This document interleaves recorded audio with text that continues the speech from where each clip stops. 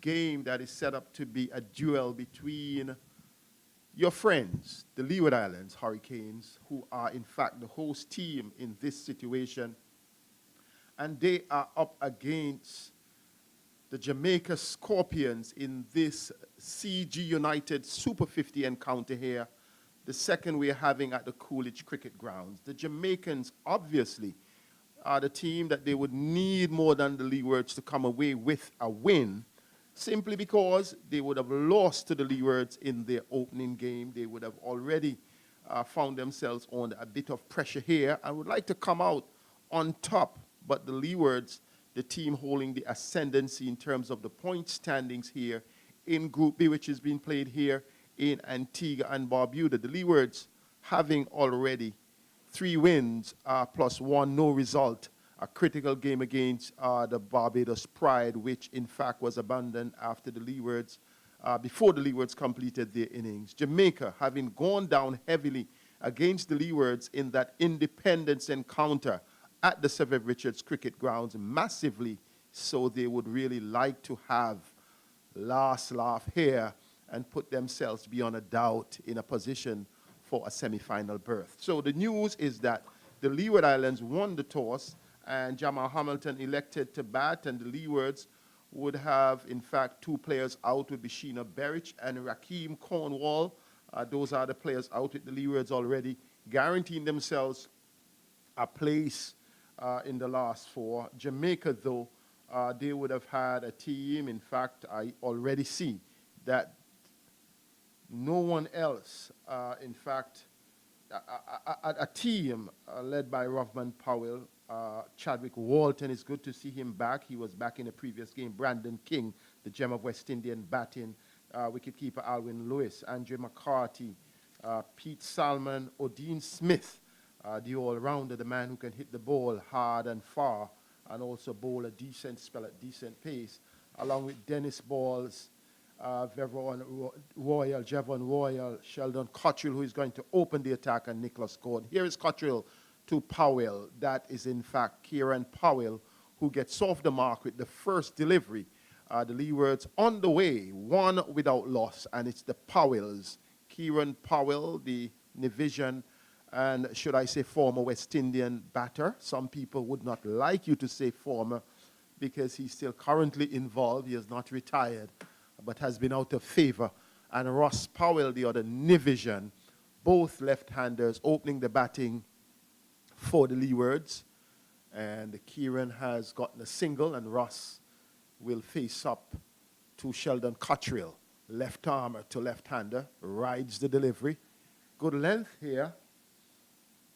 And when you look at this game, the Leeward Islands would complete their quarter against the Pride on Sunday at the Sir Viv Richards Cricket Grounds. The Pride, incidentally, would be playing against the Academy team in their game this afternoon. Powell gets a good one. That's Russ. Works it to mid-on. Odin Smith fields. And there is no run. So Russ Powell, conventionally, a player suited more for the 4-day game, but nevertheless, a young aspiring player for the Leewards. Kieran Powell, his senior, has been about, would have played both tests and ODIs for the West Indies. Here is Russ facing up and comes forward. So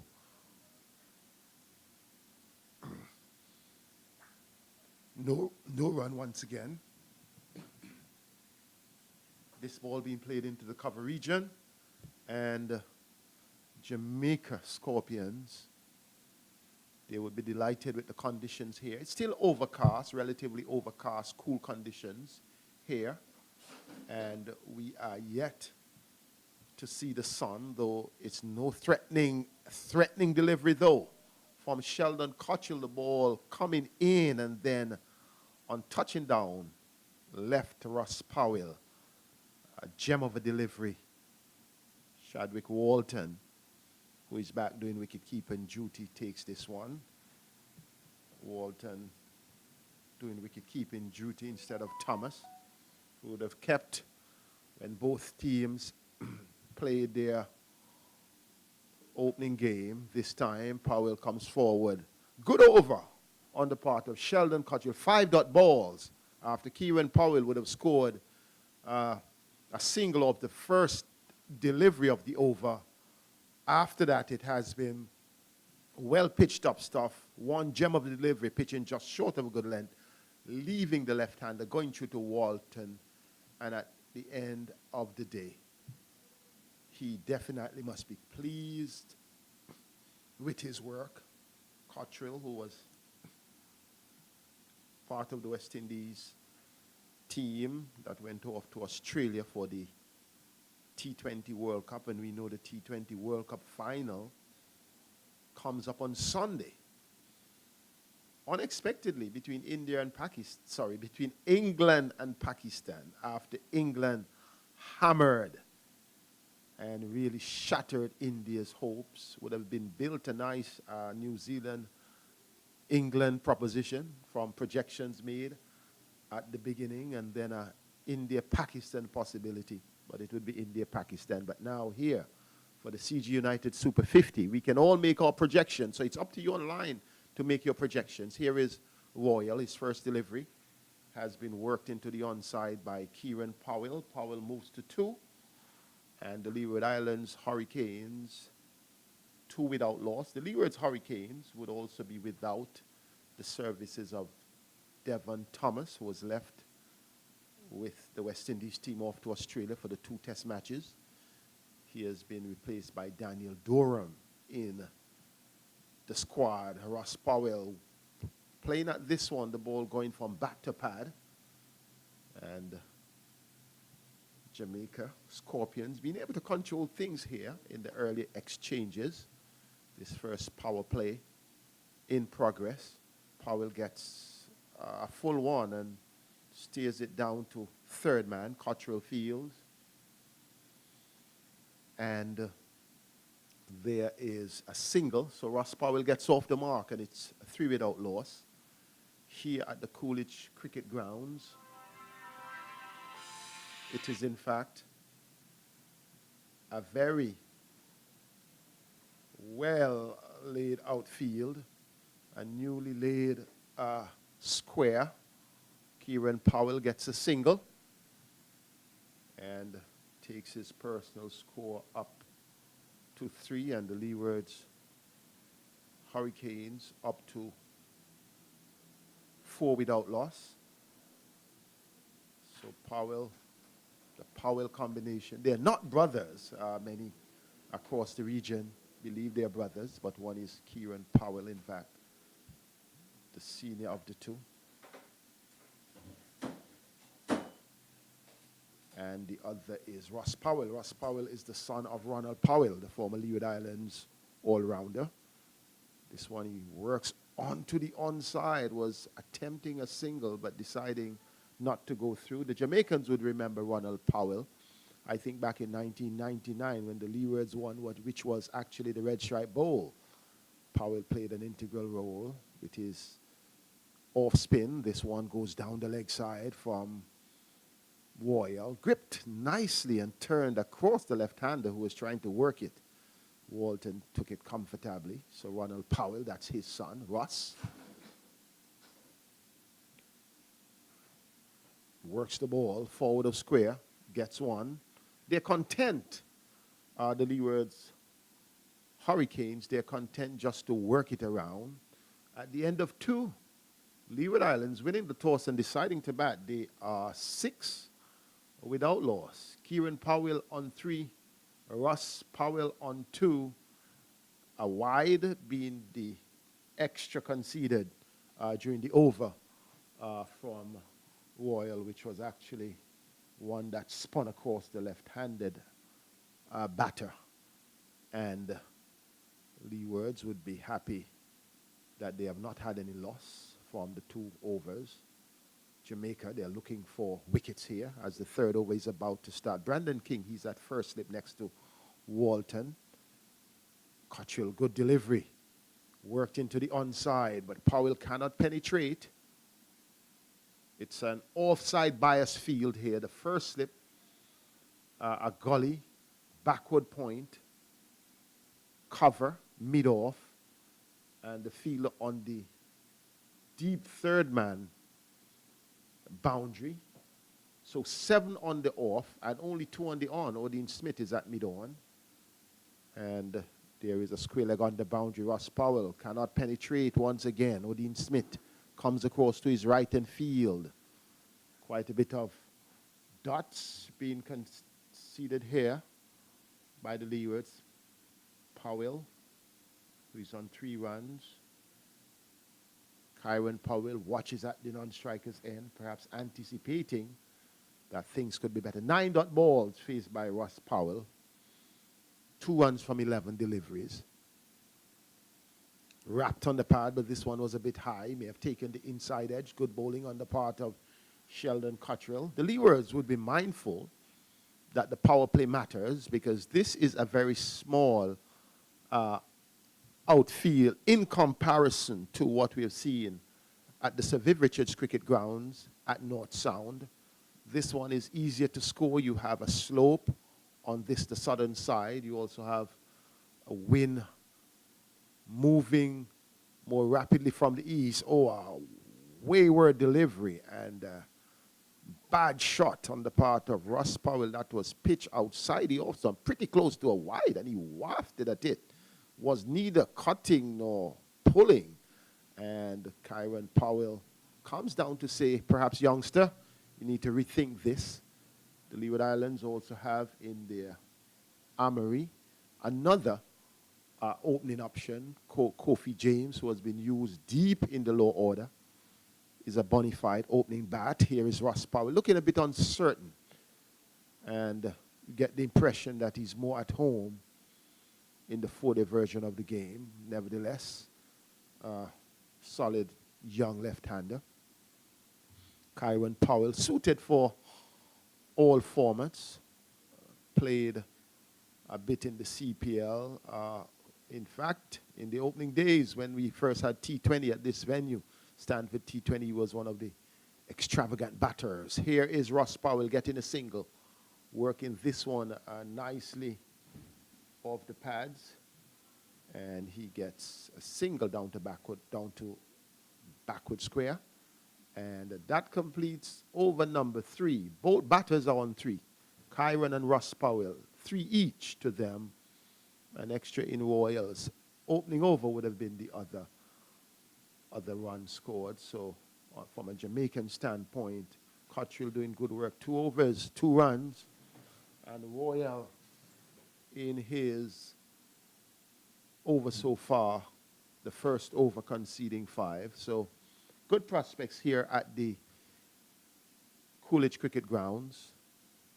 CG United Super 50 being played at in 2 countries, Antigua Barbuda and Trinidad and Tobago. 2 runs, good running between the wicket. Ross Powell gets the first 2 of the game. After having 3 singles, he moves to 5. Kieran Powell remains at the non-striker end.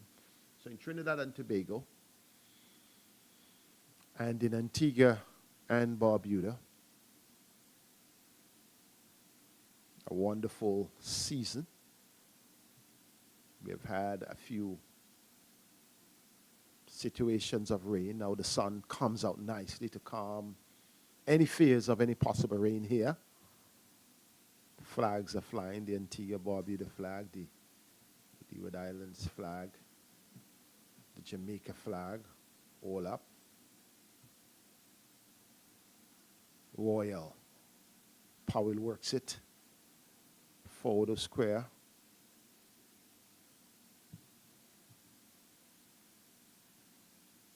So Jamaica here would recognize the importance of a win.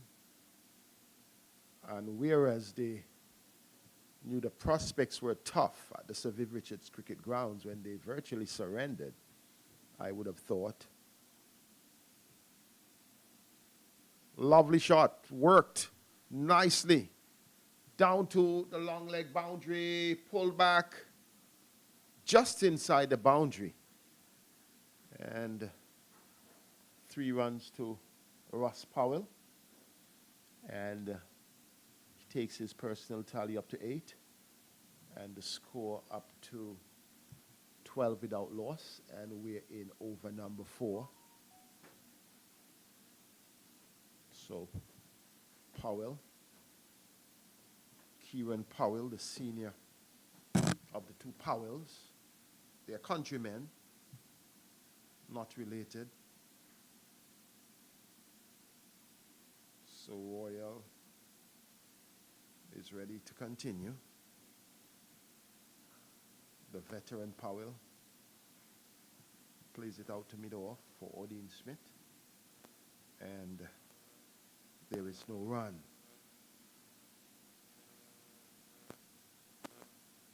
Powell goes down the track, lofts this one.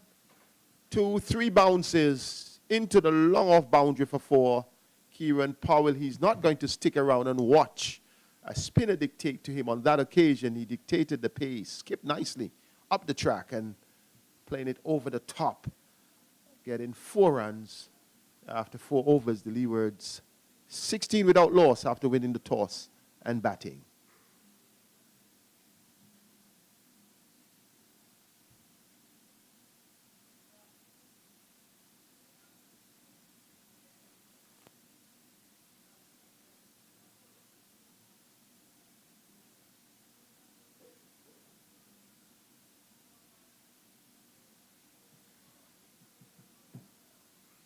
So Sheldon Cottrell is prepared to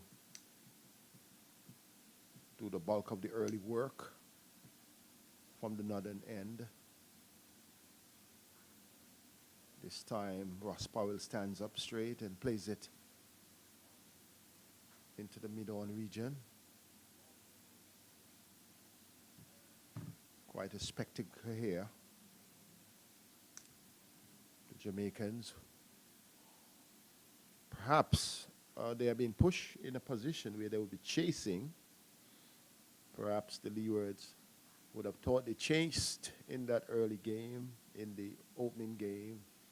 Well, in fact, that independence rally, we would call it, and they lost. This time, here is Powell pulling this one in the air, not fully in control. It could have been an opportunity, but the fielder on the square leg boundary took some time to come around. He gets a run in the end, but not a convincing stroke. It was aerial in the context that it's the power play and only 2 men are out, 1 on the on and 1 on the off. Was not dispatched in a manner that it could have been a boundary. Ross goes up to 7 to 9. Kieran, who is on 7, whips this one nicely off the pads, looks quite compact, quite in control. Kieran Powell doing rather well, scoring at 133, a good strike rate. 8 runs from 6 balls, including a 4 Ross Powell. On the contrary, he's on 9 from 21 balls, has taken up most of the strike, scoring at a rate of 42.86. He's the one in strike, as Sheldon Cottrell really tests him again. Tests him nicely with one pitch right up, and they're coming through for the single. They will get it comfortably in the end because there was a little misfield on the part of Odin Smith. The ball going to his right, and Ross was already up on Kieran, and he had no option but to trust his call. And in the end, it turned out to be a comfortable single for the Leeward Islands Hurricanes as they move up to 19 without loss here in over number 5. Sheldon Cottrell. This time, good one coming into the body of Kieran Powell. No run. Powell perhaps would have put his hand up in the past back to for selection. Last Super 50 was among the top. In fact, the 2 previous would have been among the top batters. Did not get a glance in.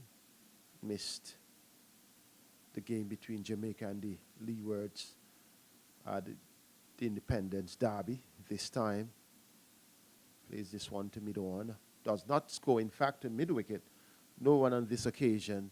Perhaps he will want to re-announce himself to boost perhaps an opportunity, because many opportunities are a-begging. The West Indies being in the World Cup T20, not qualifying, not going through to the Super 12. That would have been a concern. But also the West Indies looking forward to the 50 overs World Cup, the ODI World Cup in 2023. And they would be happy to do something special. So I guess a lot of scouting, a lot of focus on various players. So I guess no doors are closed. All doors are open. So yes, we have seen a bowling change. Javon Royal has been replaced by Pete Salmon at the southern end. His first delivery is driven by Powell and eludes his grass. Ball going out to long off, and there is a single bully, the man on the boundary. And Ross moves to 11. Kieran, the veteran, faces up and steers the ball down to Sheldon Cottrell at a deep gully position and no run. Salmon is bowling with a slip. Backward point. Powell plays this one to point where Odin Smith moves to his right from cover. And there is no run. Skipper Rovman Powell is at a wide mid-off position. Powell faces Salmon, goes back, and he cracks it into the cover region. Odin Smith feels he's comfortable. And still no run. An interesting change by Powell, Salmon. Ball being squeezed to the mid-on position. No single on that occasion. In fact, it has been only a single run being scored in the 5 deliveries so far from Salmon. Powell goes down the track, hits the ball in the air. He was not in control. He was going down the track. Salmon saw him, pitched it wide. He pulled out of an attacking shot, and fortunately for him, while he played the ball in the air, Powell had to come in. Would not have covered the ground. A single to Kieran Powell. He moves to 9, and the Leewards Hurricanes after over number 5. In fact, over number 6. They are 21 without loss after winning the toss and batting. Once again, if you have just joined us, the Hurricanes, the adjustment to their team would have been Raheem Cornwall is out, so the big guy, he is resting along with Sheena Berich, the fast bowler that is from their previous game. Here is Sheldon Cottrell. Kieran Powell. Powell is out caught. Hitting this one, perhaps showing early signs of aggression. He showed that in the previous over, being bowled by Pete Salmon, and on this occasion, there was Sheldon Cottrell really bowling a delivery that was not of any serious pace or any serious swing. One onto the middle stump, and Powell launching forward was easily taken, and the Leeward Islands finding themselves losing their first wicket with the score on 21. Kieran Powell going for 9. Pretty much a good wicket. The Jamaicans, they're in a huddle. They will be delighted. Casey Carty is making his way out, batting at number 3. And in fact, it looks like Daniel Durham. So in fact, Casey Carty, yes, Casey Carty comes in at number 3. Both Durham and Carty from St. Martin. If you were listening to cricket perhaps 15 years ago, early times, you would search hard to find a St. Martin player in the Leeward Islands team. But now they're coming and they have done well. Casey Carty, quite commendable youngster. West Indies on the 19, and then West Indies senior team remains a staple in the Leeward Islands team. Has done well, has scored a century so far in this, and also, in fact, in the opening game against the academy, and then a good knock of 50 against the Barbados Pride. But he faces Sheldon Cottrell, the right-hander, works it down into the onside, and there is no run. Carty has a wonderful story to tell. Youngster who came up in St. Martin, there was no school program. Like cricket, always wanted to become a cricketer. Told his story so nicely on video, speaking about his capacity and his desire. When he got onto the under-19 team, this one is a dead ball, slipped from the grasp of Sheldon Cottrell. Casey Carty, being the nice fella he is, comes up and takes the ball. So Cottrell, not having full control of the ball. Casey Carty's story goes a long way. Wants to do something special for the people in his country, for charity. Wants to have a permanent stake in the West Indies team. Here is he facing up to Sheldon Cottrell. A good delivery. He was looking to work on the onside, and the ball taking the outer half of the bat and going into the offside for Royal to field. And there is no run. So good conditions here at Coolidge. 21 for 1. Kyron Powell, the man out in the same over, caught Dennis Bully off the bowling of Sheldon Cottrell for 9. Cottrell into Carty. Carty plays it well, plays it off the front foot. The ball goes down for Royal to field, and there is no run. So it remains 21 for 1. Leewards losing a wicket in this, the 7th over. Sure Vernon Springer would not be happy, because Powell was calm, showed one sign of ultra aggression, and then was pulling, only pulled to Bully, the man who feels this ball being played out to the cover region from Casey Carty. So Powell, Russ Powell, at the non-strikers end is on 11. Casey Carty is yet to score. We did mention Durham coming in to replace Devon Thomas, who has gone off to Australia. Here is this one driven in the air, out caught, 2 wickets in the over. Sheldon Cottrell salutes. He's having the fielder here. Vernon Springer, after Powell would have pulled hard at short mid-wicket. Casey Carty giving it up. Sheldon Cottrell extracting a good carry on this pitch, a good pitch here at the Coolidge Cricket Ground, the Leewards, on 21 for 2 in the 7th over at the end of over number 7. Morning to you, Seth. Good morning to all of the listeners who have tuned in for this all-important game. Leeward Islands Hurricanes undefeated so far in this competition. They are 4-0. And Jamaica Scorpions, they're trying to see if they can get into the semi-final. In the meantime, the Leewards losing 2 important wickets. And their in-form Casey Carty, who really didn't get a big stride out in that delivery set. He was caught in 2 minds, the hands going, and he really was just coming on his toes. And he got trapped very early, playing more or less a loose shot. And then Kyron Powell getting out at a point in time. You know, he's not been able to get on his bike and get some action going here. So the Leewards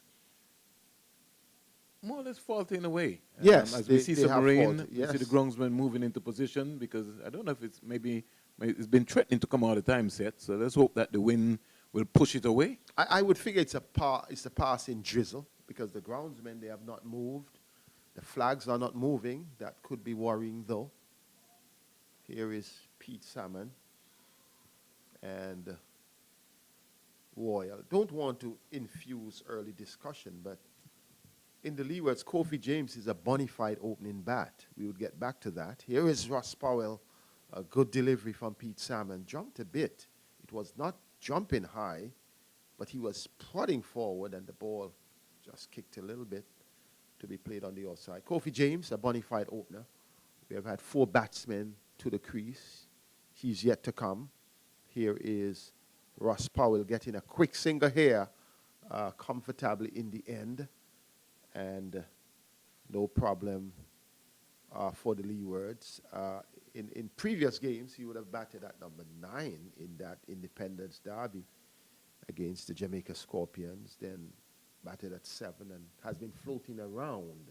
So the question would be, in a game without Devon Thomas at the top, in a game with Raheem Cornwall resting, would, you know, you can contemplate on that after the over.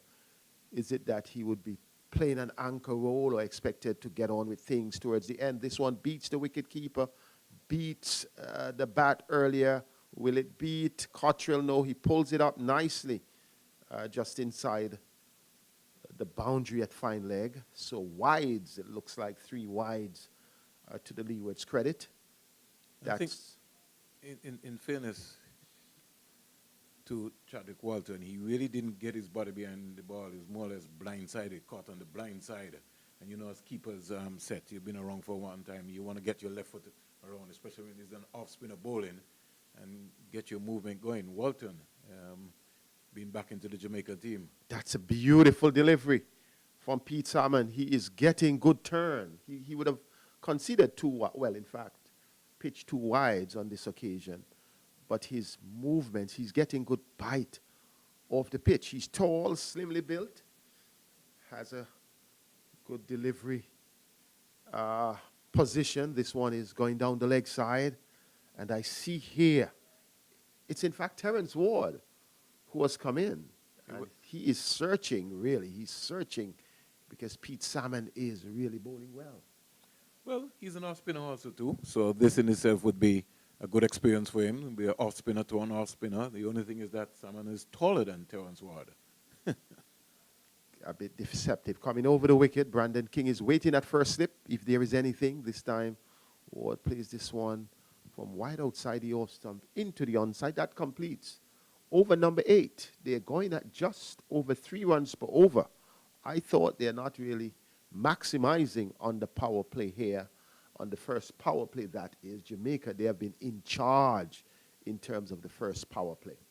Well, the good thing about it is that, remember the Leeward Islands Hurricanes, they'll be moving from Sir Vivian Richards Stadium to Coolidge Cricket Ground. So it's a whole new ball game here. So they got to take some time out. And as you rightly said, so far Sheldon Cotwell has bowled well. And as we look into the eastern area, we see the rain clouds maybe just moving around the mountain, and we hope that they can continue to move around the mountain as the Leewards start at 25 for 2 with Cotwell. This one is going down the onside, worked away by Ross Powell. And if you look at Rovman Powell, they only have 2 fielders out. One would be a wide third man and a deep backward square for Powell. Everyone else inside the 30-yard circle. Rovman Powell, the captain of the Jamaica team, keeping the pressure here on the Leeward Islands Hurricanes. This time, he gets the single. Was able to have the presence of mind to go through on the shot. Yeah, and the delivery there from Sheldon Cotwell was an effortless ball. He really tried to bang it in, and he really didn't get up, but it was well played by Ross Powell in the end, getting across and getting a very comfortable single. So I've seen some improvement in 10 from Ross Powell, where he's willing now to understand that he's been there for some time and that he has to turn the strike over. And Terence Ward, who is not yet off the mark, batting at number 4 for the Leeward Islands team, he gets an opportunity today to be able to cement his place and get a good score for the Leeward Islands Hurricanes. It's important. that the junior players take charge when the seniors are not around. Ward understands that. He understands his role, played a critical innings with Rakeem Cornwall in that first encounter between both at the Sir Viv Richards cricket grounds. They did put on a crucial 100+ run partnership after the Leewards found themselves in some trouble, losing 5 wickets for 72 at one stage. Both really carried the challenge to the Jamaican. So he would have that experience as he works into the onside and does not get any run. They'll be between two things, Vernon, between consolidation, having lost 2 early wickets, in fact 2 wickets in the 7th over, and trying to decide whether they, what approach they could take in being, in propelling the team during the power play. So they have already seen 3 bowlers. Cottrell, the one who presents the greater challenge. Good delivery from Cottrell. Ward tends to go right across the wicket and work it into the onside. Well, there's a left-timer coming into you, and so he's got good technique. He's a lot more balanced at the crease compared to the 2021 season. Terence Ward, who was played in England and also plays for the PIC Liberta Blackhawks in the Cool and Smooth T20 tournament. He's certainly looked a more accomplished player today, and he's got to be very circumspect, especially to Sheldon Cottrell, who can get the ball to come back.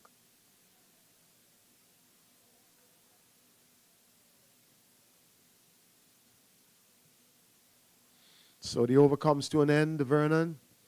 26 without loss. You wish. 26 for 2. More than a wish, it's a dream.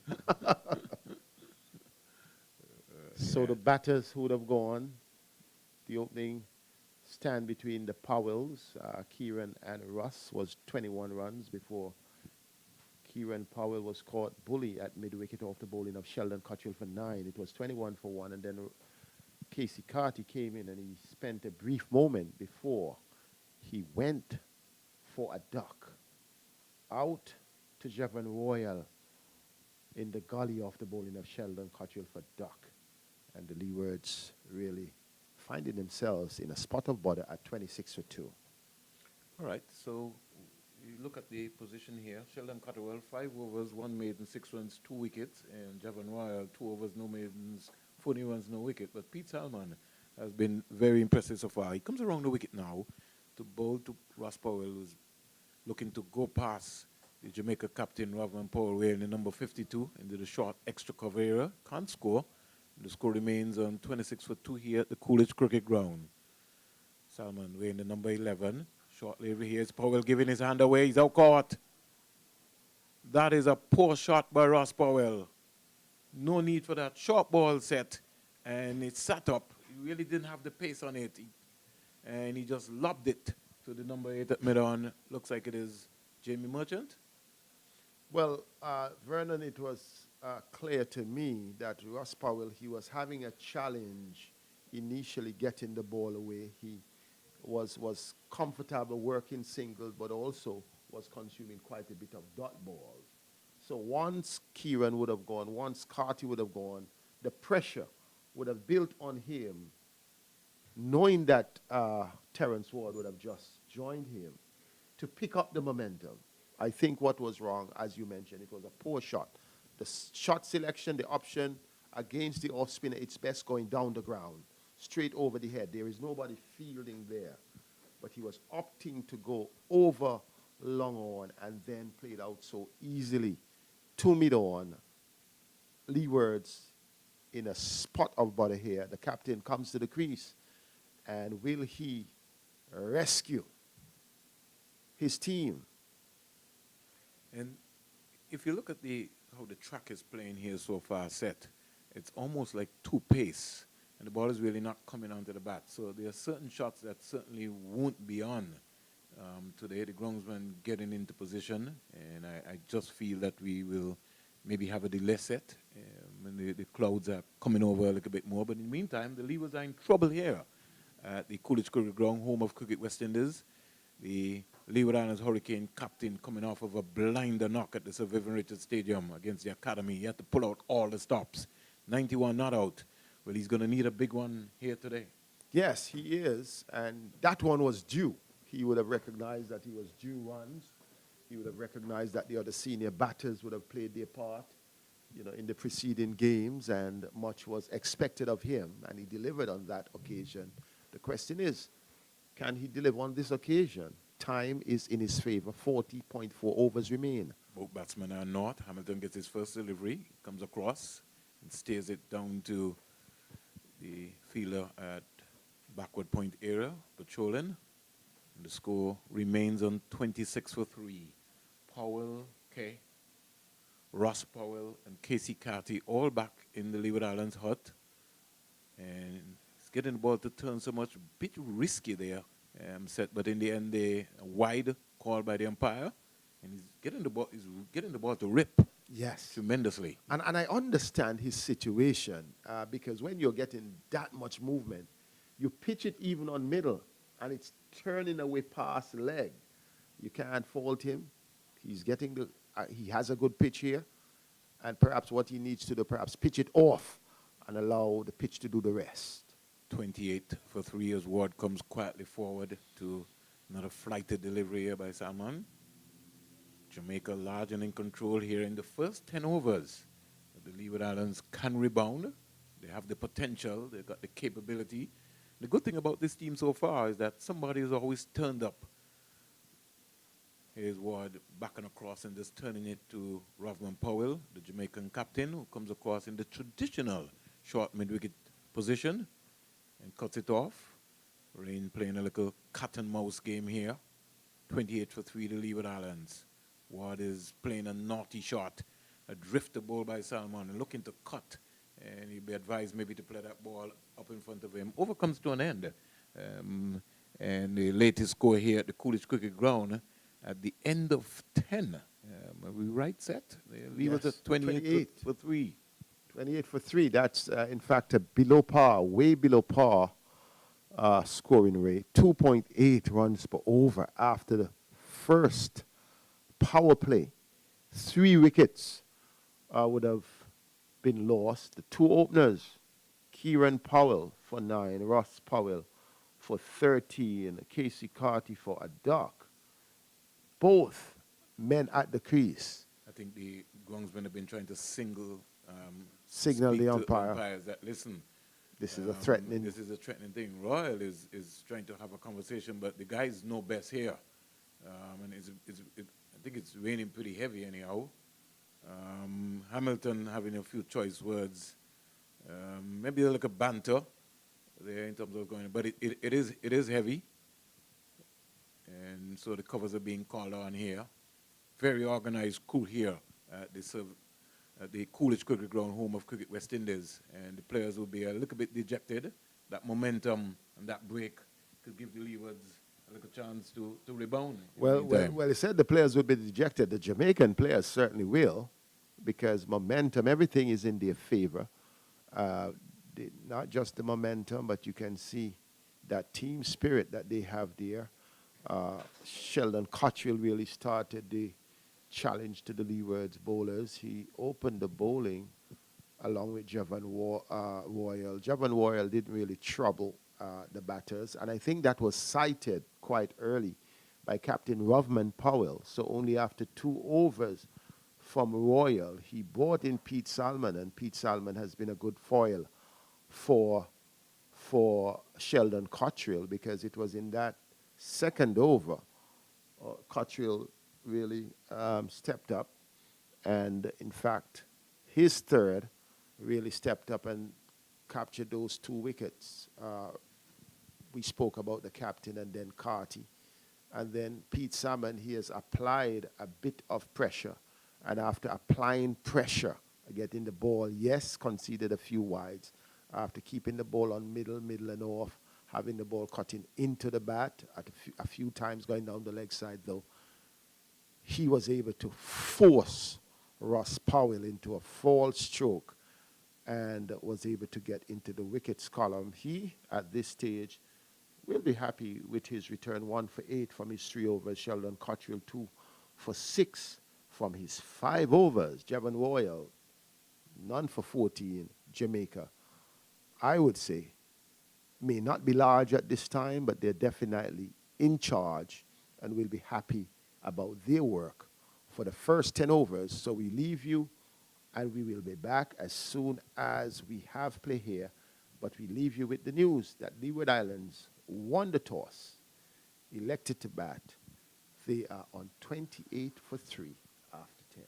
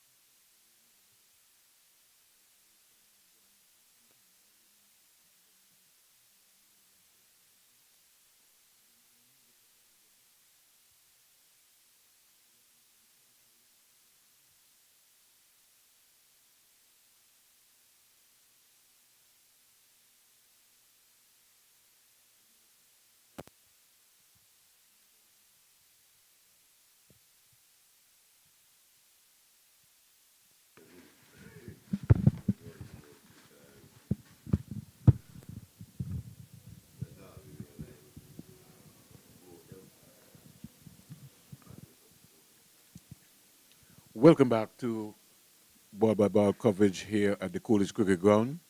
It's the Leeward Islands Hurricane just after a slight rain break, 28 for 3. The umpires are back out, the Jamaicans are back out, and I'm joined by Denmore Roberts. Just say good morning to Denmore. Morning, Denmore. Morning to you, Spring, and good morning to all our listeners. Yeah, so a rebuilding time here for the Leeward Islands Hurricanes, Denmore.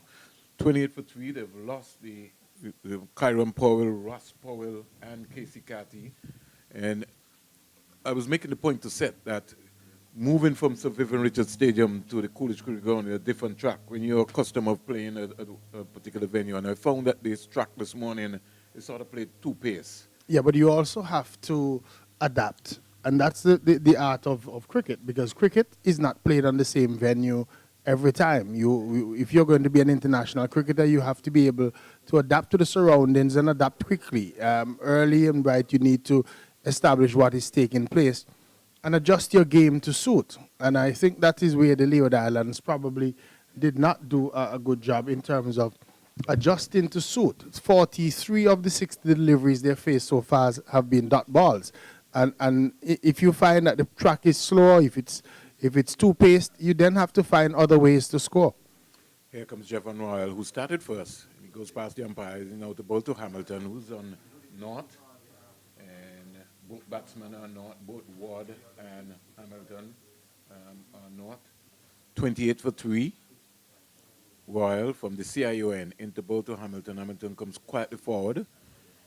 And then more, he had to come up with a blinder the other night at the Sir Vivian Richards Stadium, 91. He really batted well. And he's going to need another innings like that one, a captain's knock. Here is Hamilton driving, but can't beat Royal. Kyron Powell caught Dennis Bulleye, Bo Sheldon Cotterwell for 9. Ross Powell caught Jevon Royal, Bo Pete Salmon for 13. And Casey Cathy failing for the first time for this season. He got naught. Hamilton looking to punch, can't beat Bulleye at backward point. And the score remains on 28 for 3. Hamilton and Terence Ward, they're both on naught. Yeah. They both are not, but there's quite a lot of space on the onside. The Jamaicans having 2 slips, and they've given up that man at backward square.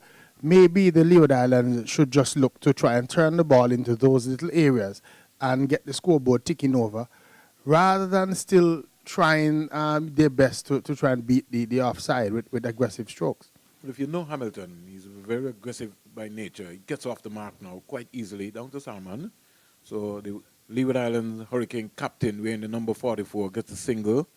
He looks up to God, and he says, don't worry, I've got that one off. In the meantime, Terence Ward can't look up to God yet because he's still a naught. Yeah, Terence Ward has faced 10 deliveries, and he's going to need to get going. He's going to have to find ways to pace the infield so that he can get himself, on the scoreboard. I think it's a good move to bring him up the order, to give him an opportunity to bat. He's going to have to reward the selectors by really batting sensibly and getting himself a good score. 29 for 3. Then I know this will be the first time you'll be seeing him, Pete Salmon, but he's bowled well so far. He's got the ball to be able to rip. He's put some good revolutions on it. Here's Hamilton standing up straight, but he can't beat Rovman Powell, who's in the traditional... I've seen him bowl before. He reminds me a lot of Salmon in now to bowl to Hamilton and gets that one to rip again. It goes past Walton. Walton has to do a better job than that. Denmore. And they got signal wide by the umpire. Yeah. Yeah. So there was no touch onto that one. I was saying Salmon reminds me a lot of Athenas, Justin Athenas. His action and his mannerisms look a lot like Justin Athenas, the former Leeward Islands off spinner. So Hamilton is on 1. And like I said, Chadwick Walton, he's got to skip across because this guy is getting the ball to rip. Obvious. Here's an easy single by Hamilton, just playing it down to long on. Bulleye comes off the boundary. Hamilton goes to 2. That's what they're going to have to do. Just chip away for these overs, chip away at the runs. Get the ball, in the gaps down to the fielders on the boundary and chip away. Get 1s, get 2s. Kenny Benjamin likes to say that 1s and 2s are a part of aggressive batting. And if you consistently get, ones and twos in overs, easily, without any risk, you're getting 8 and 10 runs per over. And that also can frustrate fielding teams. So a slip. Rovman Powell has pulled himself out from short mid-wicket. He's gone to leg slip now. McCarthy comes into the traditional field position here. This one just being turned to the left of Rovman Powell. And Ward, if he wants, he can get 3. Hamilton is not interested. Cotwell was struggling to get there. And you know that he had an injured ankle in the World Cup. I don't think he's quite fully Doesn't look as if he's doesn't look as if he's fully. He's still limping a bit. Doesn't look as if he's fully recovered. So maybe the captain too will have to be very mindful of where he plays Cottrell in terms of his feeling. Good thing about it these days, then, where you can't hide people on a cricket field. Ward is 2, again down the onside, and umpire, Mr. Reefer, will signal a wide again. I think he just needs Denmore. He's starting from a little bit too close to the stump, so he maybe just needs to, give himself some room, use the variations of the crease. But he's getting the ball to really rip nicely. And I think that is the issue that he's having. Because he's getting the ball to rip, he's trying too hard to bowl the ball for that quick rip. So he's not giving, he needs to slow up his bowling a little bit and allow the ball to turn, I think. You would have listened to you there, Denmore. Bowled a lot straighter ball there. Ward on the back foot and punching it back to him. Pretty early, Denmore, that we're getting the ball to turn so early. It's overcast. As you said, the pitch seemingly not coming on. I don't know if it didn't dry out as much because we've had some rain around the ground for the last few days. And so that might have affected the preparation. And so the Leeward Islands batsmen and batsmen in general today are going to have to be mindful of the conditions and what is taking place, and adjust and bat to suit the conditions that they're given today. I was speaking to Karim Phillip at the Survivor Stadium the other night, and just as you rightly said, Denmore, he did say that they didn't have enough sun based on the preparation to be able to get it out. And he said to me that it was going to spin. Well, certainly it is spinning so far. Spinning to the point that Rovman Powell can have 2 slips for Royal. Down the onside. I think that would be leg by signal. Brandon King pulls out from first slip. Umpire will now signal. So in the meantime, the Leewards just quietly motoring on. 37 for 3. Both batsmen in Ward and the Leeward Islands captain, Jamal Hamilton, is on tour as we say good morning to the folks in Anguilla, St. Martin, Nevis, British Virgin Islands, US Virgin Islands. Wherever you're listening to us, it's the CG United Super 50 Cup. Royal bang on target, and Ward can do no more but defend. Royal bowling well from that northern end. We call it the CIU end here. Here is Ward, good delivery.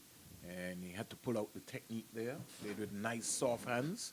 Don't know then more, but I would try something. I would say to Rovman Powell, call for the helmet and just put some pressure more on Ward. Especially since the Leeward Islanders have not gotten away in terms of their run scoring. We are in over number 13, I think it is. And so far, the Leeward Islands have only scored 37 runs. So it gives the captain of the Jamaica team the opportunity to try a few more things, especially this early on. Here is Royal just drifting middle and leg, and Ward just rolling the wrist into the vacant square leg area and getting a quite easy single. Takes the score up to 38 for 3. Ward goes to 3. Hamilton comes into strike. He's on 2. And that's what I was talking about, using that little area on the leg side, getting the ball to drop there and looking to score. Here is Hamilton getting a short ball and guilty of not putting that one away. And in the end, you'll be maybe very disappointed about that. Odean Smith, their backward point, saved that. And so Viv Richards spoke about that some time ago, that deliveries like those, you're under pressure and you get a loose delivery outside, you have to play it even a little later just to clear the man. You have to clear that man at point. You cannot hit it straight to the man. And Viv said that these are the little things. You have to be careful and mindful of where the fielders are placed and make sure that you play the ball, especially a bad delivery. That ball was wide outside the off stump, short and wide. Hamilton could have just probably played it a little later just to clear the man and get himself a boundary. But I don't think he used enough depth of the crease there, Denmore. The right foot just stayed planted, and he was just looking for power. Here is someone bang on target to Terrence Ward. And that's what I'm saying. If you're going to play it a little later, or if you're going to clear the fielder, you have to move your feet. You have to do the other things that you need to execute the stroke. Someone in out about the Ward. That is going down the onside. You can clearly see that Walton is way outside the leg stump. For a moment when he recognized where Walton was, he said, I don't think... Yeah, he was just going up, probably just momentum, a little bit of anticipation. No real hope there from Salmon. 1 for 15. He's into his 5th over. From the major center end, good flighted deliveries. Ward driving and squeezing off, going past McCarthy down at the backward point area. They can come back for 3, but Hamilton has already turned his back and said, I'm comfortable with 2. Ward goes to 5. I think the result was much better than the execution. Ward really wanted to play that one a lot more into the cover region. But again, the nature, the ball coming off the outer push on the bat and getting past that fielder at point. And maybe that was the better shot. Comes quietly forward again. He's contented with that. Salmon is into his 5th over. And sooner rather than later, they're going to have to more likely think about maybe Minley coming into the attack. Some other options. 40 for 3. Leeward Islands Hurricanes. I get a feeling we're going to see a lot of spin today in this match. We're going to see a lot of spin in the entire tournament then. And that is because it is generally held in the Caribbean that our batsmen don't bat well, don't bat spin well. I don't think that it is the ability to bat spin is our problem. The problem is that we do not concentrate for long periods, and we don't exercise patience. We tend to think that if we're not entertaining, if we're not hitting 6 and 4s, then we're boring the crowd. Then we're not playing up to the crowd. And what we need to do is to understand that 1s and 2s and 3s are just as important to the game as hitting boundaries. We say good morning to the folks in Barbados, in Dominica, St. Vincent, St. Lucia, wherever you're listening to us. And if you just tuned in, the Leeward Islands, they are 41 for 3. Kyron Powell caught Dennis Bulleye, bowled Sheldon Cotterwell for 9. Ross Powell caught Javon Royal, bowled Pete Salmon for 13. And Casey Carty, his first failure for the season, caught Javon Royal, bowled Sheldon Cotterwell without scoring. The Narrow batsman, Terrence Ward, is on 6. And Jamal Hamilton, the Leeward Islands Hurricane captain, is on 2. Bowling figures so far, Sheldon Cotterwell, 5 overs, 1 maiden, 6 runs, 2 wickets. Javon Royal, 4.1. Not for 16, and Pete Salmon 1 for 18. Royal from the CIUN in out the bowl to Ward. Ward is back and just punching that down the ground to Cotterwell, getting an easy single. And I think that Rovman Powell has to still keep the pressure on the Leeward Islands Hurricane and then more. That's a giveaway single there. Yes, I think that, like I've been saying earlier, the Leeward Islands have not gotten away. So I'm not even sure if he needs, with the way that the pitch is playing and the way that Leeward Islands batsmen are going, if he actually needs that man at long off, he probably needs to bring him up into the circle and put a little bit of doubt into the Leeward Island batsman's mind. Especially with Hamilton batting. If he wants to go, let him go. He's back and crack that 4 runs. He's looking for that all day, then more. And that's his shot. He's going to live and die with that. And once he sees it wide, Royal was wide, and he spanked that past Odin Smith at cover and down to the boundary for 4, a boundary that the Leeward certainly needed. In the meantime, they go up to 46 for 3. And that is what he should have done with the final delivery of Royal's last over. He got a similar delivery, wide and short, should have put it away. In the meantime, Smith has had to, Rovman Powell says to him, you stay out there. Hamilton looks like he's in a sort of mood to take this attack away from us. But Royal has come back good with a good dot ball. And Rovman Powell is not is minded to give the Leeward Islands any free runs. So he's still using those men on the boundaries. And they're tempting Jamal Hamilton to go for that shot. Here's Hamilton sweeping. I think he got a nick something onto it, down to the boundary for 4. And that was so quick, then more that it sped away. It was a faster delivery, trying to fire it into the legs of Jamal Hamilton. Missed his line, though. Got it down the leg side, and Hamilton was able to effectively play the sweep stroke and got himself another boundary. And what has happened in the over is that because Hamilton got that 4 down to cover with that cut shot that he played, Royal has decided to try and change his line. He was bowling those deliveries outside the line of the off stump, looking to go towards the slip, and he has removed the second slip, and now he's trying to get the ball into the legs of Hamilton to counter that stroke that Hamilton is playing, but not hitting his line on that occasion. And this is what I'm talking about with patience. If you steady long enough, if you do the right things, the bowlers will make mistakes for themselves. So the fourth bowler comes into the action, Nicholas Gordon. In the meantime, the bowling figures for the Jamaica: Sheldon Cotterwell, 5 overs, 1 maiden, 6 runs, 2 wickets. Javon Royal, 5 overs, no maidens, 25 runs, no wickets. And Pete Salman, he's bowled beautifully. 5 overs, no maidens, 18 runs, 1 wicket. Consolidation time for the Leeward Islands Hurricanes here. Their captain, Jamal Hamilton, is on 10. Terrence Ward is going to be fixing up to Nicholas Gordon, who starts from the media center in here. It is 50 up for the Leeward Islands Hurricanes, 50 for 3 on a lovely day here in Antigua and Barbuda. We bring to you the CG United Super 50 Cup. They're playing for the Sir Clive Lloyd trophy. Here comes Gordon in now to bowl to Ward. Ward is good length there, but it was more or less cramp. Cramp for room. Yes, because the right foot really didn't get deep enough on the trigger movement. And he sort of just took his stance, and that was climbing at him. He really couldn't get any power.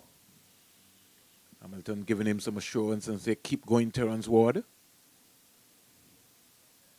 Gordon from the media center end, bounding away in now to bowl to Ward. This time is a lot more tighter. You could see a little movement to the right foot. And I think sometimes then more that comes with the adaptation of how you practice. But, you know, you just practice a particular way on concrete and you don't have to worry about anything. But sometimes you have to make that adjustment as you were talking then more. Certainly. And for those 2 deliveries, I still think, though, that if he had just played them a little bit differently, he could have just dropped them on the offside and looked to get a single. Gordon to Ward. And Ward gets a beauty. Left him in no man's land there, and he was searching. Just what you were saying, his feet didn't move. Both feet trapped on the crease, and he just saw the line of the delivery and just moved the bat with the line. No movement of the feet at all there. He kind of looked awkward playing that stroke, but luckily for him, he survived. Brandon King still at slip. He got a third man, a fine leg, sweep on the offside, and a deep backward square for Gordon to Ward. Gordon in now to bowl to Ward. Down the outside, he's whipped that beautifully out to Odean Smith. And Odean Smith comes out the boundary and just lobs it in there. Then I want to get your thoughts. In the meantime, who you're backing? England, Pakistan. You know, I got my money on England. England looks very good. But I said on a radio program recently that I believe that Pakistan has gone through their worst in terms of the tournament. They had a struggle to get out of the group stage, and I think that now that they've gotten into the finals, Rizwan and Baba Azam and co are going to put up a fight. So I have my money in Pakistan. Hamilton comes quietly forward. A real talking point then more for India. They're wondering what is going to be happening.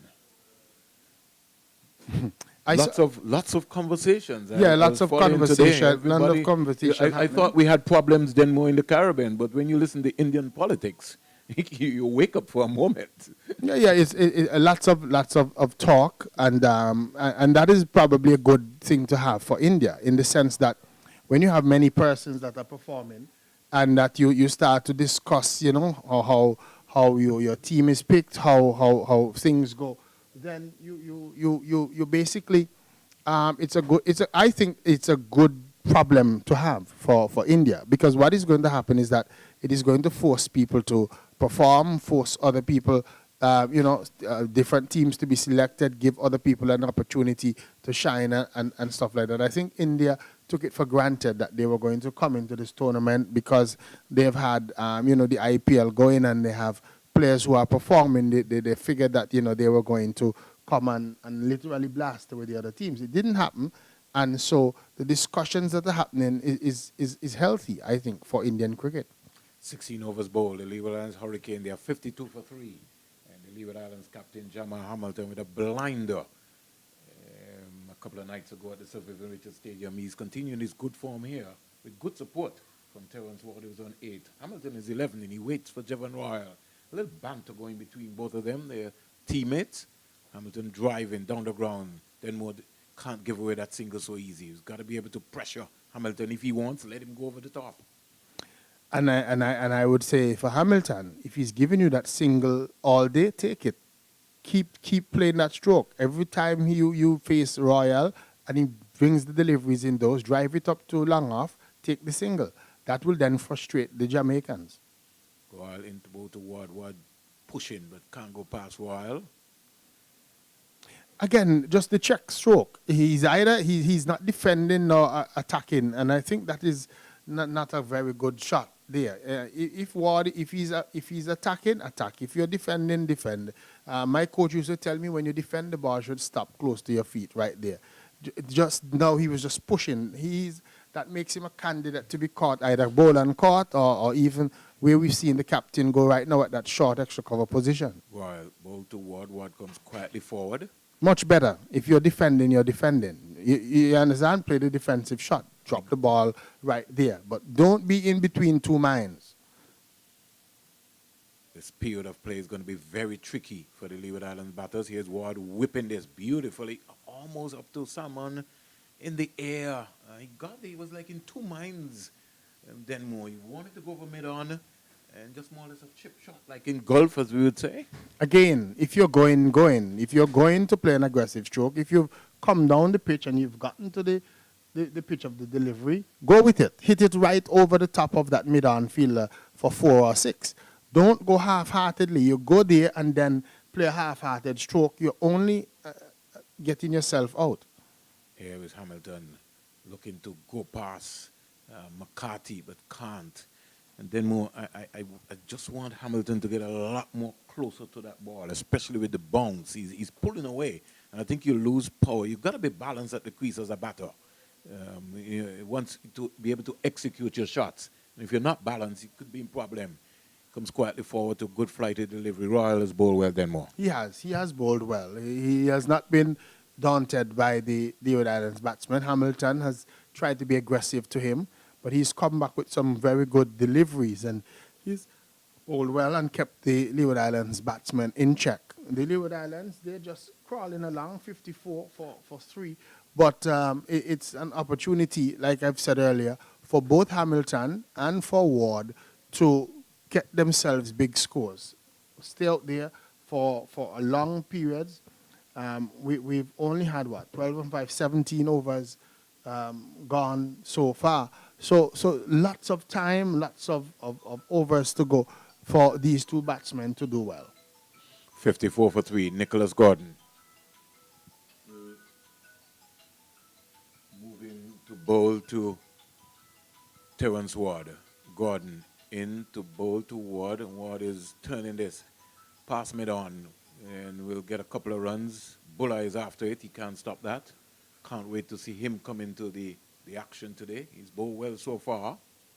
He's had success when he has bowled so far in the tournament. The batsmen have not been able to pick him well. So he's had quite a bit of success in this tournament, and he's going to be hoping that the same will happen today. 56 for 3, Ward on the march.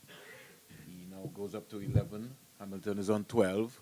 Gordon to bowl to Ward. Ward is more or less forcing that, as Denmore was saying. I think he's not got to get his feet moving. The right foot just needs to trigger movement, using into the depth of the crease, so he can just roll the wrist over there. His hands were more or less going.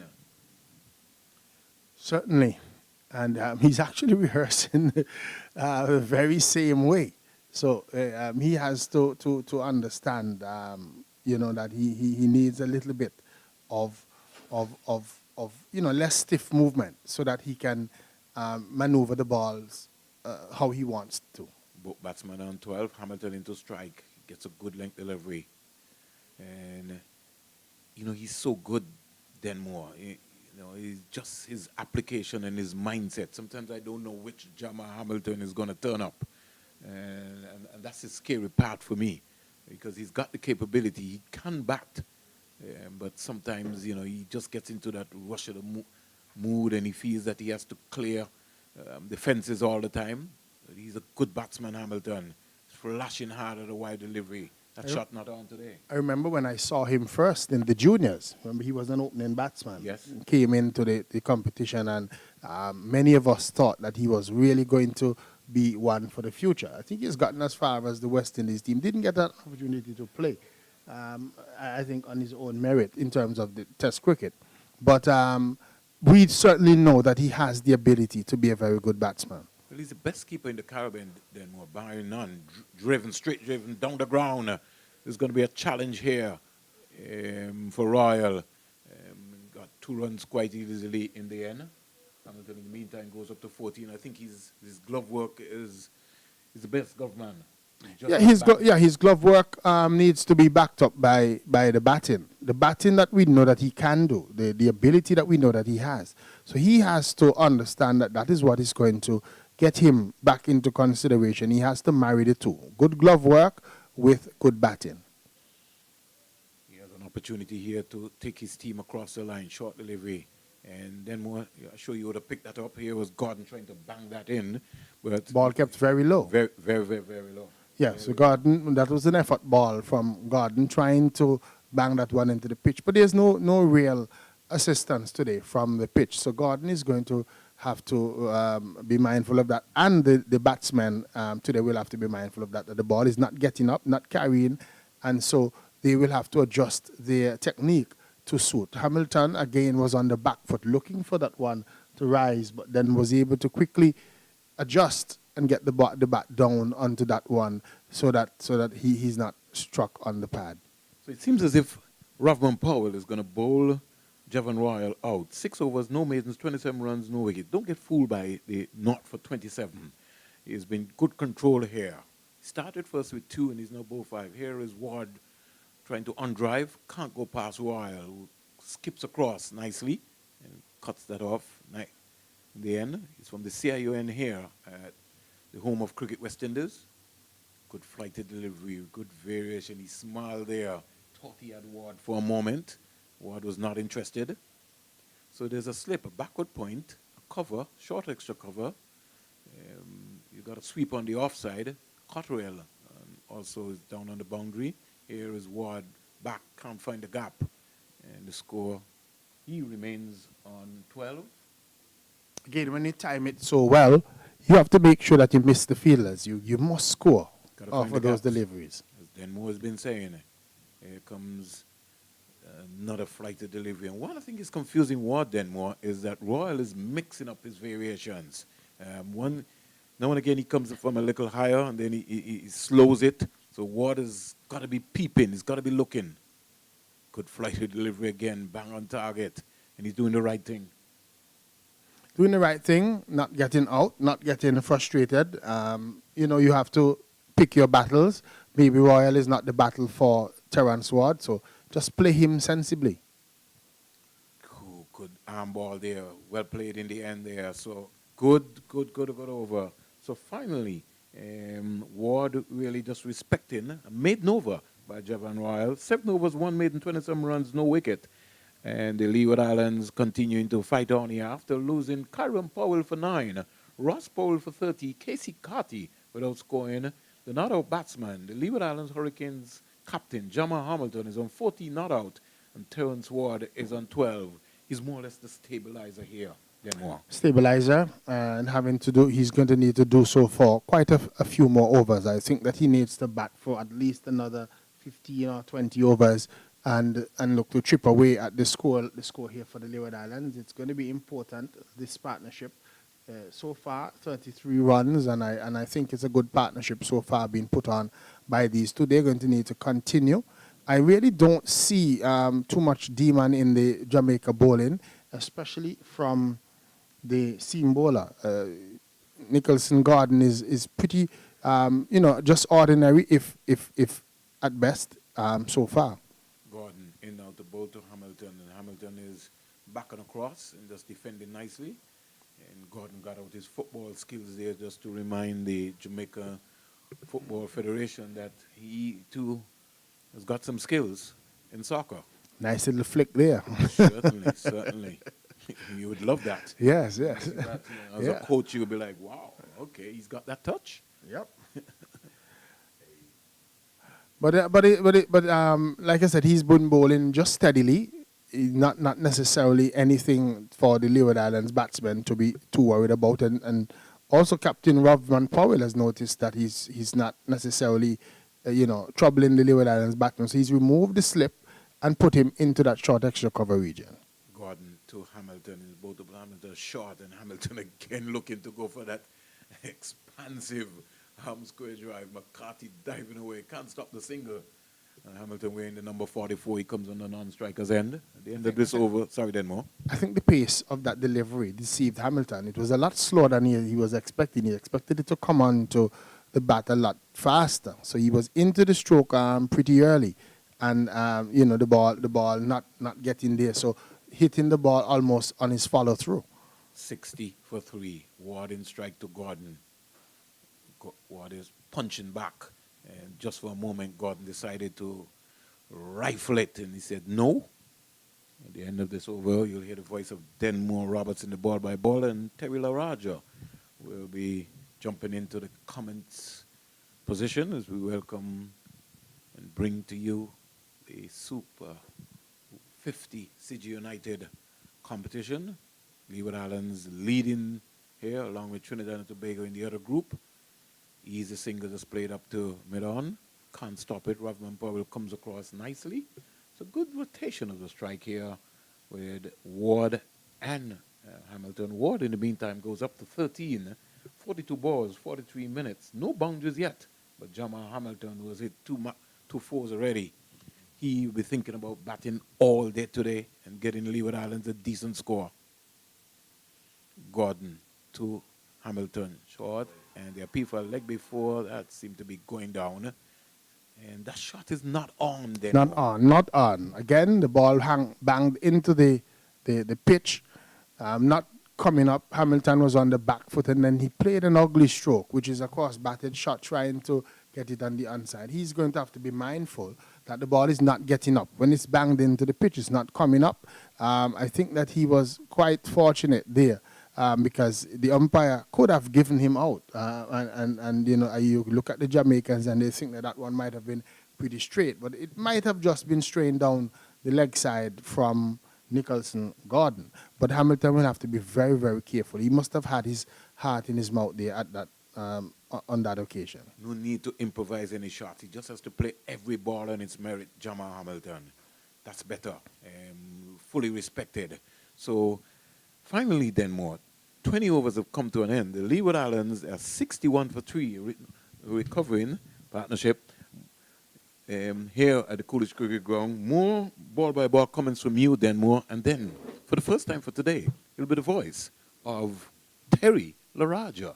Terry, how are you? Terry's coming in, and as Terry sets up and gets ready, so far the Leeward Islands partnership between Hamilton and Ward has brought about some 35 runs. Ward 13 of them, Hamilton 15 so far in this partnership, and they would need to continue for a longer time. They would want to first get to that 50 partnership, then think about 100, think about their own personal goals, and make sure that they put a decent total down for the Leeward Islands. Royal is going to continue, left arm with his left arm spin, and good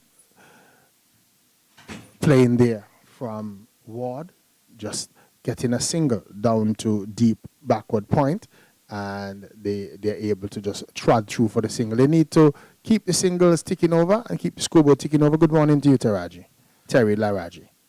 Good morning, Denmore, and good morning to everybody. You probably need to tell us the right pronunciation of your surname. Well, but you do it very well. It's only Vernon that smacks me over the mid-wicket boundary every time he goes to say it. But LaRaji. Yeah. So I had it right. Vernon pronounced it a different sort of way. But 2 runs there for the Leeward Islands. Ball squeezed down to the fine leg region and picking up 2. And this is what they're going to have to do when they get the bad balls, score from them. And these 2 for the Leeward Islands. And it's good to see that the sun out. We had some rain around the ground earlier this morning. We had a very short stoppage. And the Jamaicans looking to stifle the Leeward Islands today and hoping that they can have victory. Still with a slip in after 20 overs suggests that they are on top, and they think that they are, still having men in aggressive positions. Hamilton just trying to get that one past the diving Powell in that short square cover position.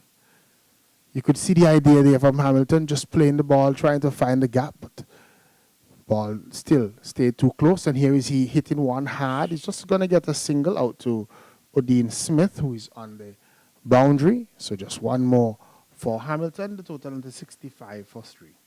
Yes, and they're going well. Denmore, these 2 in Hamilton and Ward. And of course, the Leewards would be looking for a partnership after losing those 3 early wickets. We watch, and Ward gets a flighted delivery that he's playing back along the pitch quietly for Royal to field to his own bowling, no run. 65 for 3 at the end of the over. Hamilton, he is on 18, Ward on 14. Yes, and as I was saying, they put on nearly 40 now, I believe, for the 4th wicket. And that's very good from a Leeward Islands point of view. Jamaica will be mindful of the fact that they had the Leeward Islands struggling in the first game they played in this CG United Super 50 Cup. Of course, that was at the Sir Vivian Richards Stadium. And then that partnership between Rakim Cornwall and Terence Ward of 120 on it for the 6th wicket got them out of trouble and then saw them to victory. So Jamaica getting the early inroads through Sheldon Cottrell. Will be looking to try and break this partnership and restrict Leeward as best as possible. Of course, no Rakim Cornwall today. Daniel Durham in for him. Yep, so Durham and others will have to fill big feet, big shoes, literally, of Rakim Cornwall. Rakim Cornwall probably wears a size 15. I've had the opportunity to see his boots, and they're very huge. And but a very good player in Rakim Cornwall, and Daniel Durham will get an opportunity today to show his worth. Delivery down the leg side should be called wide, and is Gordon striving a lot to try and fire the ball at the pads of Hamilton. Maybe it's something that they've discussed, the Jamaicans. Hamilton liked the ball wide and outside the line of the off stump. He likes it wide and short. So you've seen the effort, even by the spinners, to fire the ball into his pads. Nicholson Gordon again. And Hamilton is driving straight. Beautiful shot. Should get 4. That was good. Again, fired into him. And with a straight back, drove it right back past the bowler. 4 runs. Beautiful shot indeed. Yes, excellent shot there by Captain Hamilton. And it's good to see that he's continuing his form from the 91 he made, unbeaten 91, that saw Leeward Islands Hurricanes to victory over the academy team the other night at the stadium. Seemed to be suffering with a leg problem towards the latter part of that innings, but obviously it must have been just cramp, and he's in full flow again today. Nice shot. So Hamilton gets another delivery that he's driving just to the left of the mid-off fielder for an easy single for the Leeward Islands. Interesting bowler, Nicholson Gordon, though, Denmore. The fact that he doesn't really use his non-bowling arm, his left arm, very much. In fact, it's basically non-existent. Non-existent, yes. But I heard Sir Curtly Ambrose saying that when he had the Jamaica Talawas, of course, the CPL champions for this year.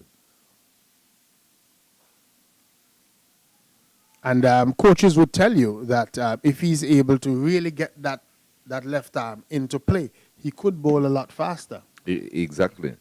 But apparently he's a very good listener, works hard on his game. The only thing about him, though.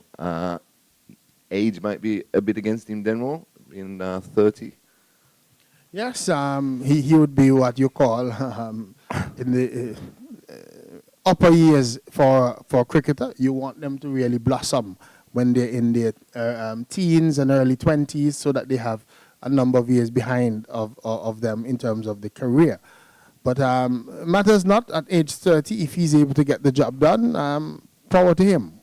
Definitely, and if he can keep himself fit, he should be fine. Because we've seen in the modern game nowadays that age is not necessarily a big factor. Players are now playing on a lot longer, a lot for a lot longer periods, well past 36, well past 40 in some instances. So even at 30 and you're able to keep yourself supremely fit, you have another 4, 5, 6 years still to be effective. Gordon, short delivery. Again, the ball not rising too high and bouncing before it gets through to the wicket keeper behind the stump. So again, showing that the pitch doesn't have too much life in it. It's not a very fast pitch. Ball not coming on, but brings up the end of another over. 72 for 3. The Leeward Islands. The partnership climbs to 46. No, and as you were saying earlier, Denmore, there was a brief stoppage for a shower that passed over the ground here at Coolidge. And, of course, we've had a lot of rain this week. So anything that was in the pitch, say, with enough sun on it now after an hour or so of play, that has definitely gone out. We're going to see a bowling change. Looks like Odin Smith will come in from the northern end. But this is good to see with the Leeward Islands, and this is what they've done throughout the tournament thus far. And the reason why they lead in Group B is that the top order hasn't really fired as yet, Denmore, but they've always created a partnership to get themselves out of trouble, and then somebody going on and getting a half century, or even in Casey Carty's place, it went on and got 100. So that is excellent to see. And Odin Smith is coming on to replace Java Royal, who had a 6-over spell. 6 overs, 1 made in 17 runs, no wicket in that spell, but a pretty decent spell for Java Royal. Odin Smith, we've seen him for the first time, just rolling his wrist over that one outside the line of the off stump, just almost like a warm-up delivery, and Ward watched it into the gloves of Chadwick Walton behind the stumps. And it's been Javier Royal and Dennis Bulai, hasn't it? The two left-arm spinners, spin twins, if you like, for the Jamaica Scorpions. They've both taken, previous to this match, 9 wickets. Royal at 17 and Bulai at 13 apiece. He's edged down to the third-man position of Ward's bat. He gets his 16th run, and the total on to 73 for 3. If you look around the region, though, Denmore, we're either going to end up with specialist batsmen that can play left-arm spin, or specialist left-arm spinners that are going to run through any opposition. There's so many of them around these days. There are many to work with, many around the region. It's just for us to find a way that we can really mold them into world-class spinners. True. Nice shot. No one wanted to chase No, they were looking. They both thought that the sweeper was out, but they're giving chase, and the batsmen are coming back for a third one. Good running on the part of Ward and Hamilton. Hamilton getting on top of a shot of a length delivery from Odin Smith and hitting it between the cover and the point fielders, and was able to get 3 runs. Takes his personal tally on to 26. And the total under 76 for 3. Not a lot of wind blowing here. If you look at the flags at the northern end, they just fluttering in what gentle breeze is taking place here. Quite a number of butterflies on the field as well. This is a good delivery from Smith, having the batsman, to be honest, just rocking on the back foot and turning it into that short mid-wicket region. No run. So just a sprinkling of spectators. I count 1, 2, 3 maybe on the western side. Some folks who have decided to come in and take in a little bit of sunshine and a little bit of cricket. Probably they look like they're probably some tourists or probably even some Antiguans that live here. 1 or 2 other fans are in the main stand where we are located as well, looking on to the cricket. As I came in, I saw some faces that I knew. They are regulars who always take the opportunity, some who are retired and have time on their hand and decide to take in the cricket. So, taking in good cricket so far, 76 for 3 between Leeward Islands and Jamaica. This is Odin Smith, and that's a good delivery. Oh, beating the batsman Ward outside line of the off stump. Again, just standing up and trying to force it away on the offside, not making contact into the gloves of wicketkeeper Walton, and that's the end of another over. At the end of it, 76 for 3. It looks as if is it drinks or we're just getting some equipment, an equipment change there for Terrence Ward. Yeah, I think just a bit of equipment change, but nice delivery that to end the over by Smith. He's first for the day. He put a bit more effort, a bit more shoulder into that last delivery and got a bit of bounce and beat Ward outside the off stump. But Ward, he's always been a gritty player, but he seems to be coming along in the last season or two, really supporting his captain well at the moment.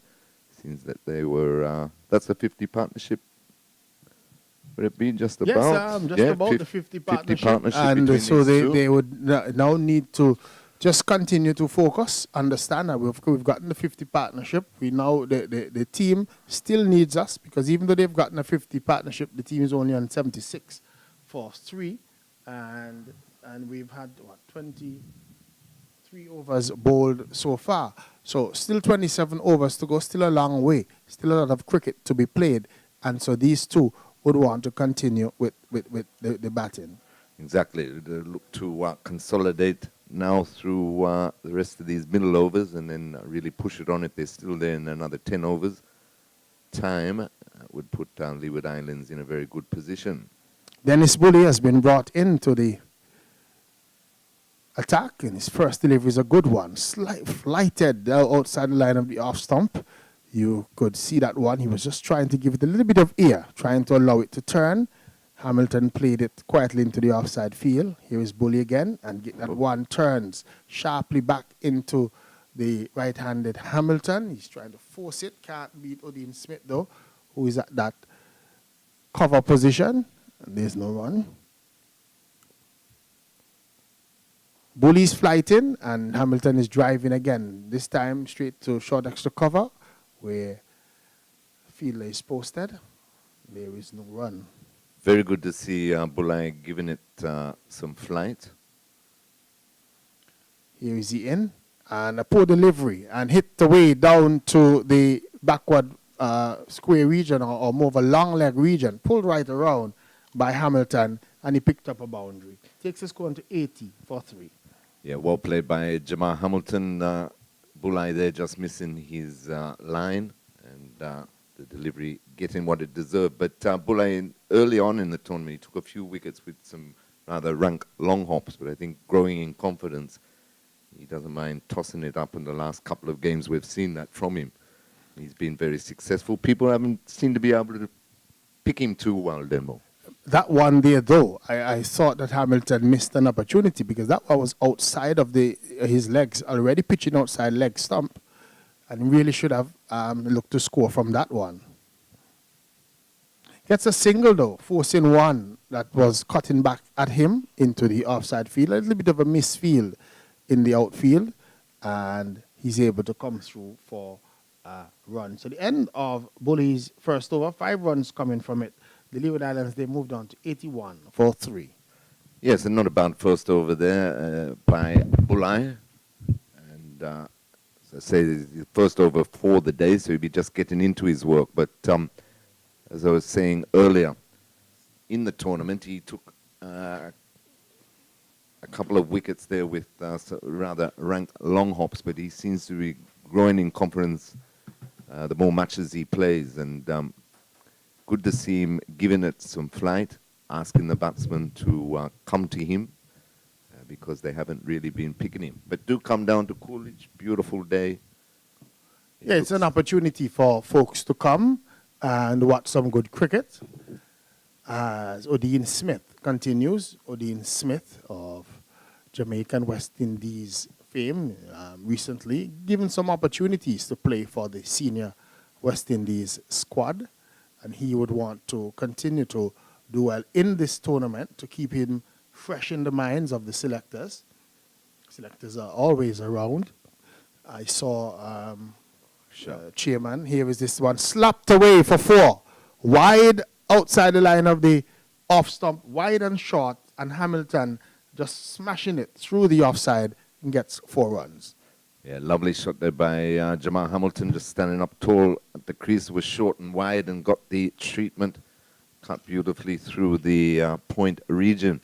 But that is the problem with Smith. Although he's got the pace and generates the pace from those rather broad shoulders of his, he does tend to lose his line and length, drag the ball down at least once or twice and over, which he'd want to work at. But what would you say, though, Denmore? He should concentrate on being a batting all-rounder or a bowling all-rounder? I think when he first started, he was more of a bowling all-rounder, but his batting has seemed to have come on, especially in the shortest format. I think, though, that the team needs somebody like him in terms of his bowling, being able to come in and give, 5, 6 good overs to help. And the batting, if he continues to work on it, that will improve. And he can become a genuine all-rounder for his teams. So this one is played away down to the wide third-man position again for a single. Not timing it, Jamal Hamilton, but he wouldn't mind because he still was able to score off of that delivery. And so he takes his personal tally on to 36. Hamilton, who has been there for a while, 50 deliveries. So he's had 37 dot balls so far, faced by Jamal Hamilton of those 50 deliveries. 16 runs he's been able to score. He would want a much better strike rate than that. Again, getting on top of that one and again pushing it. I thought pushing at it. I thought that if he drops it a little softer, drops it dead, there's always the possibility of a single. But once he's pushing at it like he's doing, he's going to hit it to the fielders, and it reduces the possibility of a run.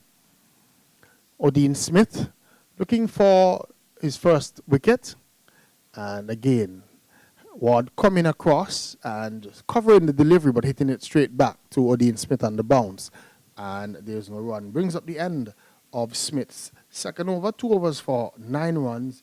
The Leeward Islands Hurricanes, they're on 86 for 3. Ward on 16 and Hamilton on 36. Yes, and a very good point you make there, Denmore. And I think that's a problem with the majority of West Indian batsmen around the region, that when they get a good delivery, they concentrate so much on defending the ball rather than, as you say, placing it, dropping the hands, always a quick single on, looking for a gap. And that is why the dot ball count, of course, continues to climb, regardless of the batting side, the majority of the time. Bully again with another flighted delivery that Hamilton plays quietly into the offside field, straight to the fielder at cover. No run. So Bully looking to give it flight. He's been flighting all day. Hamilton again just trying to give himself room there. But that ball turning back into him sharply. So turn for Bully so far. Most definitely. And once again, we're seeing in this over, excellent flight, control of the delivery.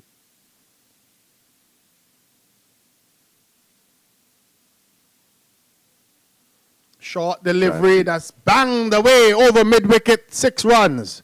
That one was hit hard by Hamilton. It was a short, nothing delivery, long hop as we would call it, and given the treatment, hammering that one over where we used to call the Sticky Wicket restaurant and picked up 6 runs there for Jamal Hamilton.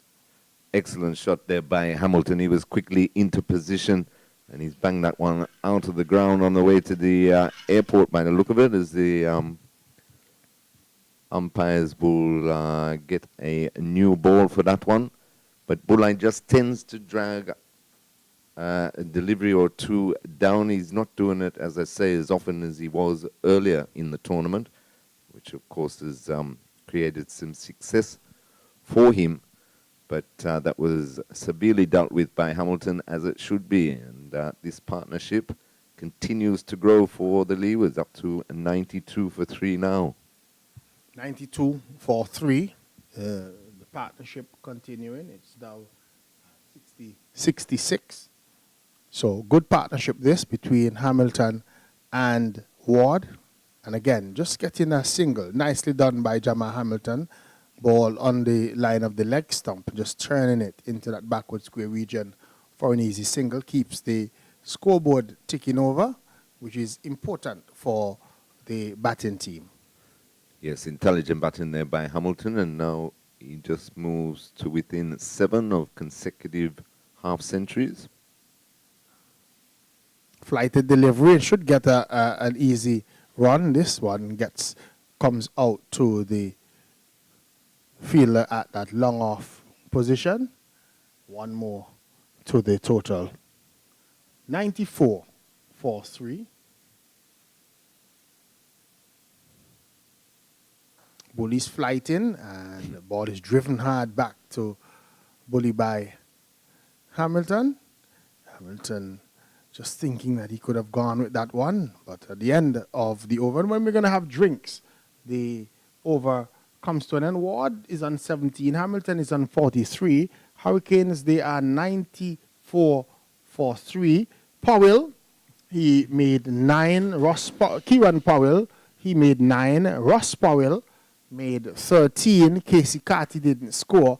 Ward is there not out on 17. Hamilton not out on 43.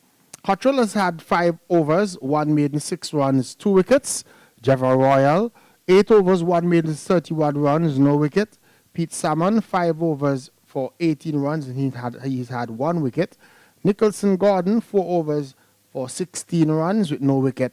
Odin Smith has had 2 overs for 9 runs, and Dennis Bully has had 2 overs for 13 runs. The Leeward Islands 94 for 3, with the partnership between Hamilton and Ward accounting for some 68 runs so far, and their scoring rate at 3.62. So you're up to date with the Leeward Islands batting so far. Terry, what's your thought on how the Leeward Islands have approached this batting so far today? Yes, well, I think after the early onslaught there by especially West Indies strike bowler Sheldon Cottrell, 2 for 6, with 1 maiden in there of 5 overs opening burst. And at 26 for 3, trouble loomed. But this partnership is, they've done very well. Hamilton obviously in some good nick after his unbeaten 91 the other night. And Ward just playing a very smart anchor role. They're just shepherding the strike, rotating the strike with his captain, and letting Hamilton continue with his scoring shots, and him just picking up the 1s and 2s where possible. But the Scorpions will be mindful of the fact that they can get both of these, or at least Hamilton, fairly quickly in the next few overs. Then that does open up the rest of the batting. And although Leewards bat deep, they're not going to bat as deep today, as we say, with Rakim Cornwall not in the 11. So to come is Durham, Gore, Archibald, and Louis. So they'd fancy their chances, although all of them can handle the bat. The Scorpions would fancy their chances to run through once, or if they can break this excellent partnership, which has yielded some 68 runs. Certainly. It's been an even morning. The Leeward Islands would probably feel that they should have been further along in terms of their scoring. 24 overs for 94 runs. They would want to bring that scoring rate up closer to 5, even possibly get it up to 6 as they go along. But as you said, that the Jamaicans would be hoping for a breakthrough because with Kareem Gore and Daniel Durham and even Kofi James and others still to come, the batting today for the Leeward Islands is not as long as we've seen it in the past. And somebody like a Kareem Gore, who had a rough go of it with the bat so far in the tournament. He's bowled well, but he has not necessarily lived up to his billing in terms of the batting. And so they would feel that, there was an opportunity with a young man who's to come, that's on a little bit of pressure in terms of not scoring with the bat. So the Jamaicans would be hoping that, we're at a stage where we have the Leeward Islands under control, and they're hoping that they could continue in that vein.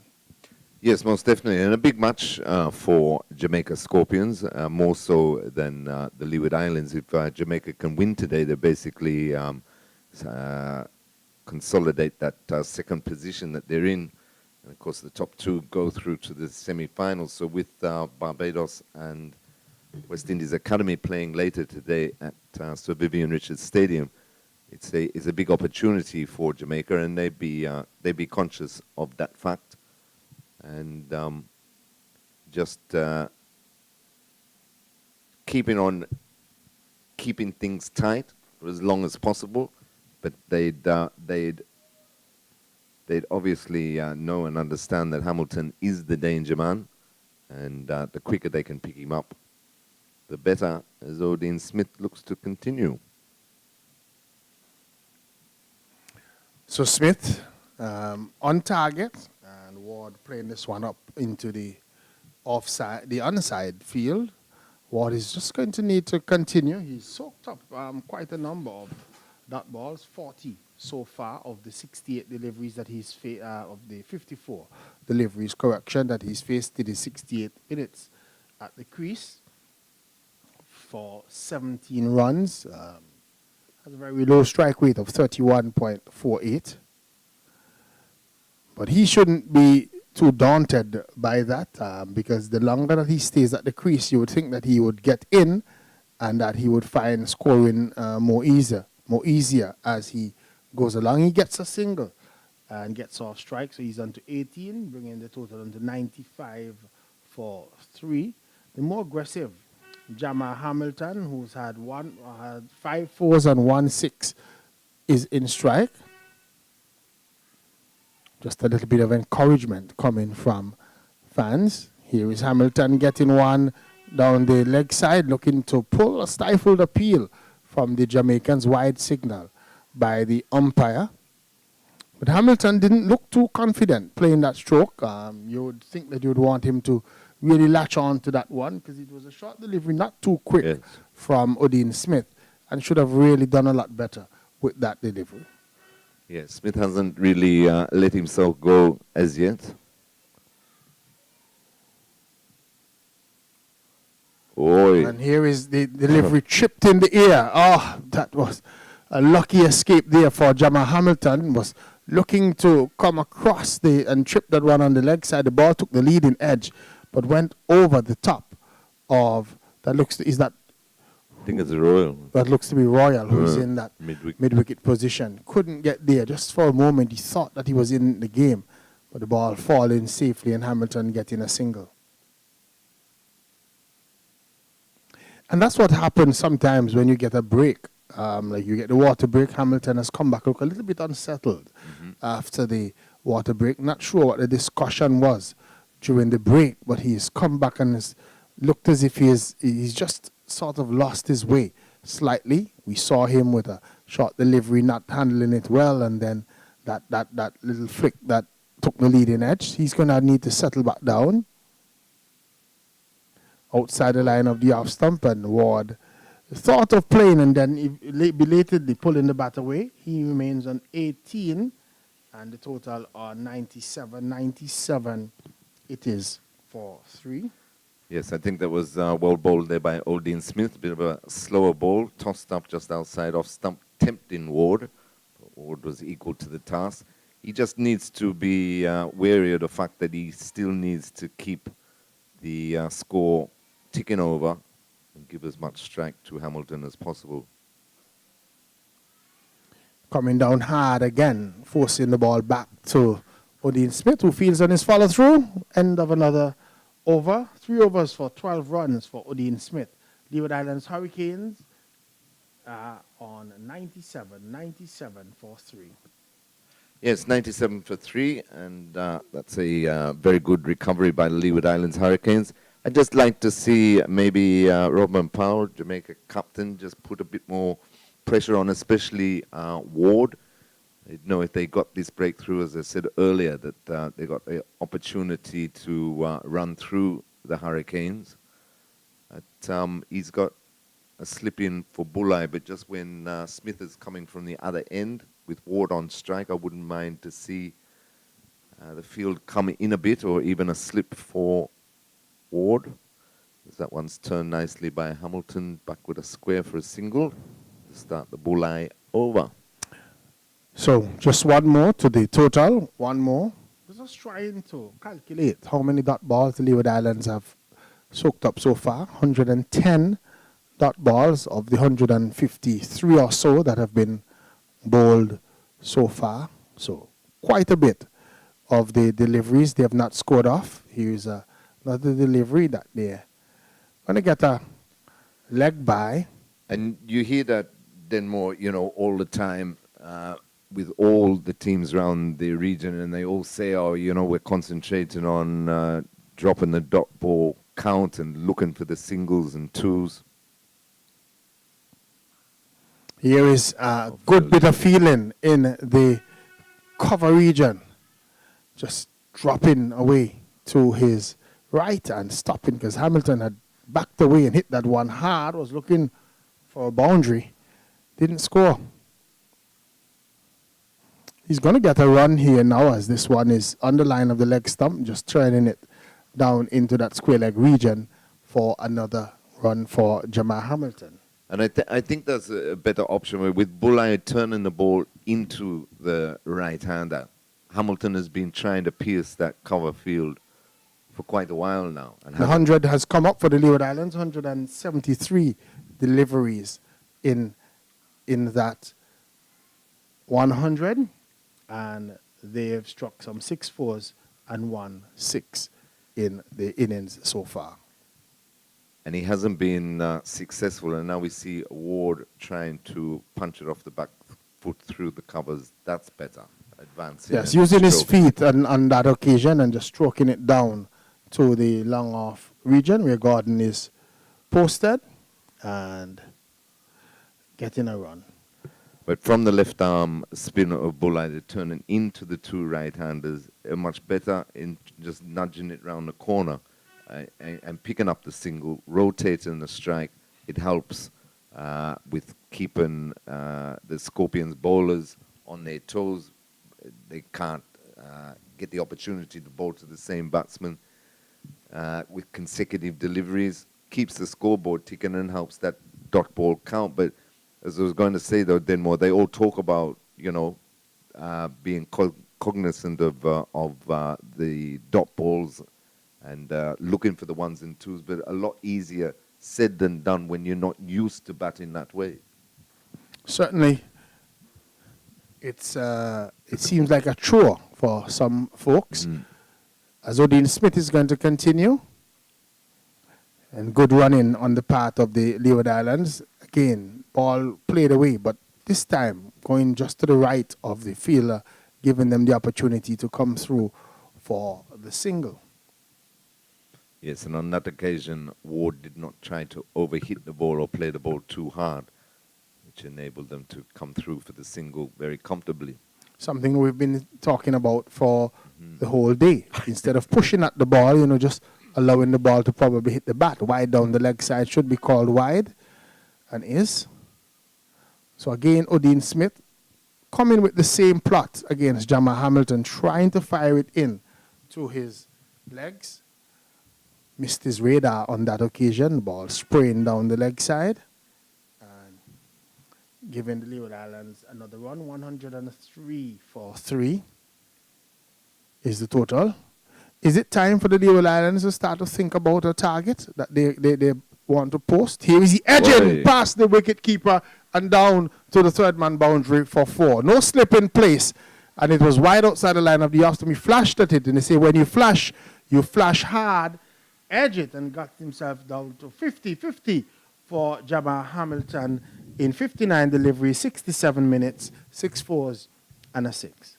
Well battered captain Jamal Hamilton, consecutive 50s now in the CG United Super 50 Cup 2022. But they can hang their head there, the Scorpions, just past Chadwick Walton, the wicketkeeper. As I said in the previous over, you need to break this partnership. I would have liked to seen a slip in for Smith. Hamilton gets on top of a short of a delivery down to the fine leg region for another run. And you're right, because the Leeward Islands Hurricanes have not gotten away. They have not blasted away. They're not running away. So I think that Captain Powell could probably afford a slip to Odean Smith there. So could be an option that he would want to take up.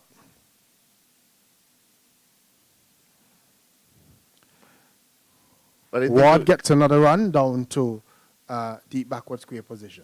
Well, I think the way you can look at it, Denmore, is that if you got a team 20-odd for 3, and you know that the next man coming in a Jamal Hamilton is in form, and you need his wicket, and a partnership starts to form. But as you say, they're not going helter-skelter. They're not belting any bowler out to the attack or anything. They're just going about their business nicely. You still need that wicket. Now the partnership is past 50. They just had a drinks break. Why not give him the slip? And he's been pitching the ball up. He's been trying to force both Ward and Hamilton to drive the ball. I think they missed an opportunity then. Odean Smith, short of a length, and Jamal Hamilton is dragging this one. Should be 2. And they come back now for the second and gets it easily. They feel in that mid-wicket position, having to do a lot of work around. Had an on-the-arm throwback to the bowler's end. 2 more to Hamilton, 2 more to the Leeward Islands, 112 for 3. A great thing when you're batting with Jamal Hamilton or Hayden Walsh Jr., they make you run them more. Certainly. And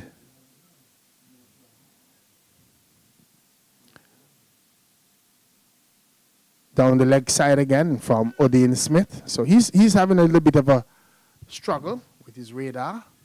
Might want to call the folks up at the tower in the nearby airport to have his radar adjusted, because he's been all over the place, wide outside the off stump, then straight down the leg side. Well, I wonder if it's the breeze coming across the ground that's troubling him. It's a very gentle breeze, so it shouldn't be. But what happened is that you can see that the Jamaicans are bowling to a plan when it comes to Jamal Hamilton. They're trying to attack the stumps.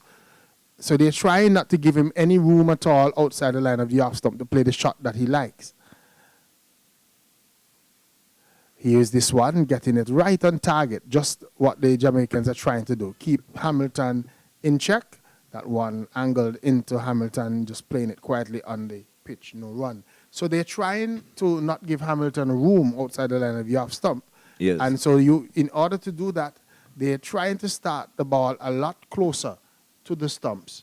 And with Odean Smith, who's trying to fire it in, if he gets it wrong, he fires it down the leg side. Smith comes in once more to Hamilton, and Hamilton gets a full-pitched delivery above waist height, no ball. On that occasion, he took his eye off of it for a short while and then just paddled it down to a fine leg region. And so umpire signaling no ball and free hit. Yes, that one definitely slipped. But you're right with the plan that they've got. Nicholson Gordon from this end, the southern end or commentary box end here, Coolidge was bowling to the same plan, but he seemed to have more control. why I thought maybe the breeze, maybe a change of ends for Smith. Smith is in with this free hit delivery. And Ward is driving, but just going to get a single as he hit it straight to the fielder.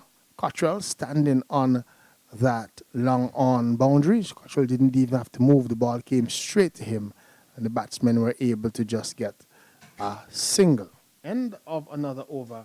At the end of it, the Hurricanes, they are 116 for 3, 29 overs gone. So I'll do one more, and then when you, after that next over, you might hear the voice of Vernon Springer, and he's going to have a discussion with who? Is it Terry Laraji or Terry Laraja?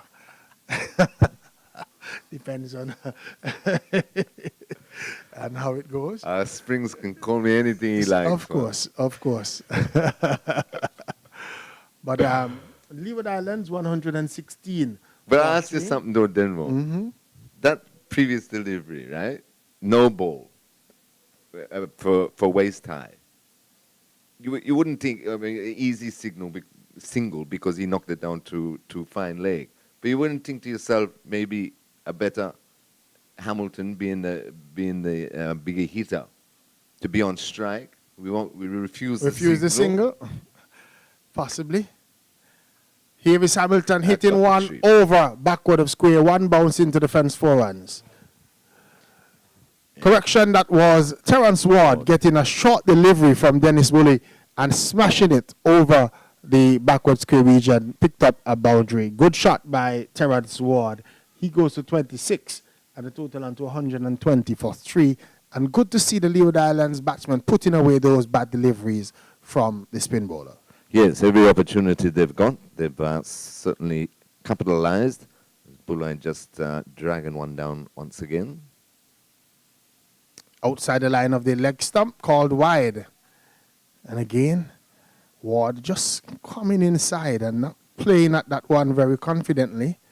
I think you just need a nudge on those ones, especially the ones that start outside your leg stump. Ward trying to use his feet, a better delivery. The bully saw him coming and just dragged it down a little bit. Ward can't score, so the total remains 121 for 3. We're in over number 30 of 50. The sunshine has come out in its glory with a gentle breeze, so just enough breeze to keep the fielders cool. And here is he pulling this one into the mid-wicket region and beats the fielder and hits the ropes, and that's 4 runs. Not a good effort is that Salmon? Yes, it looks like it's Pete Salmon who is out there on that deep mid-wicket boundary. Another boundary for Ward. He goes to 30 and the total on to 125 for 1. But Captain Powell will not be happy with that effort from Pete Salmon. Bully's in and delivery that turns short of a length, and what the batsman Ward, who was just backing away, gets it out to that long on position and gets another run. He goes on to 31, brings Hamilton, who is on 54, into strike, and Leeward Islands 126 for 3. I think that might be the 100 partnership, is it? Yes, it is. The 100 partnership. Just missed that.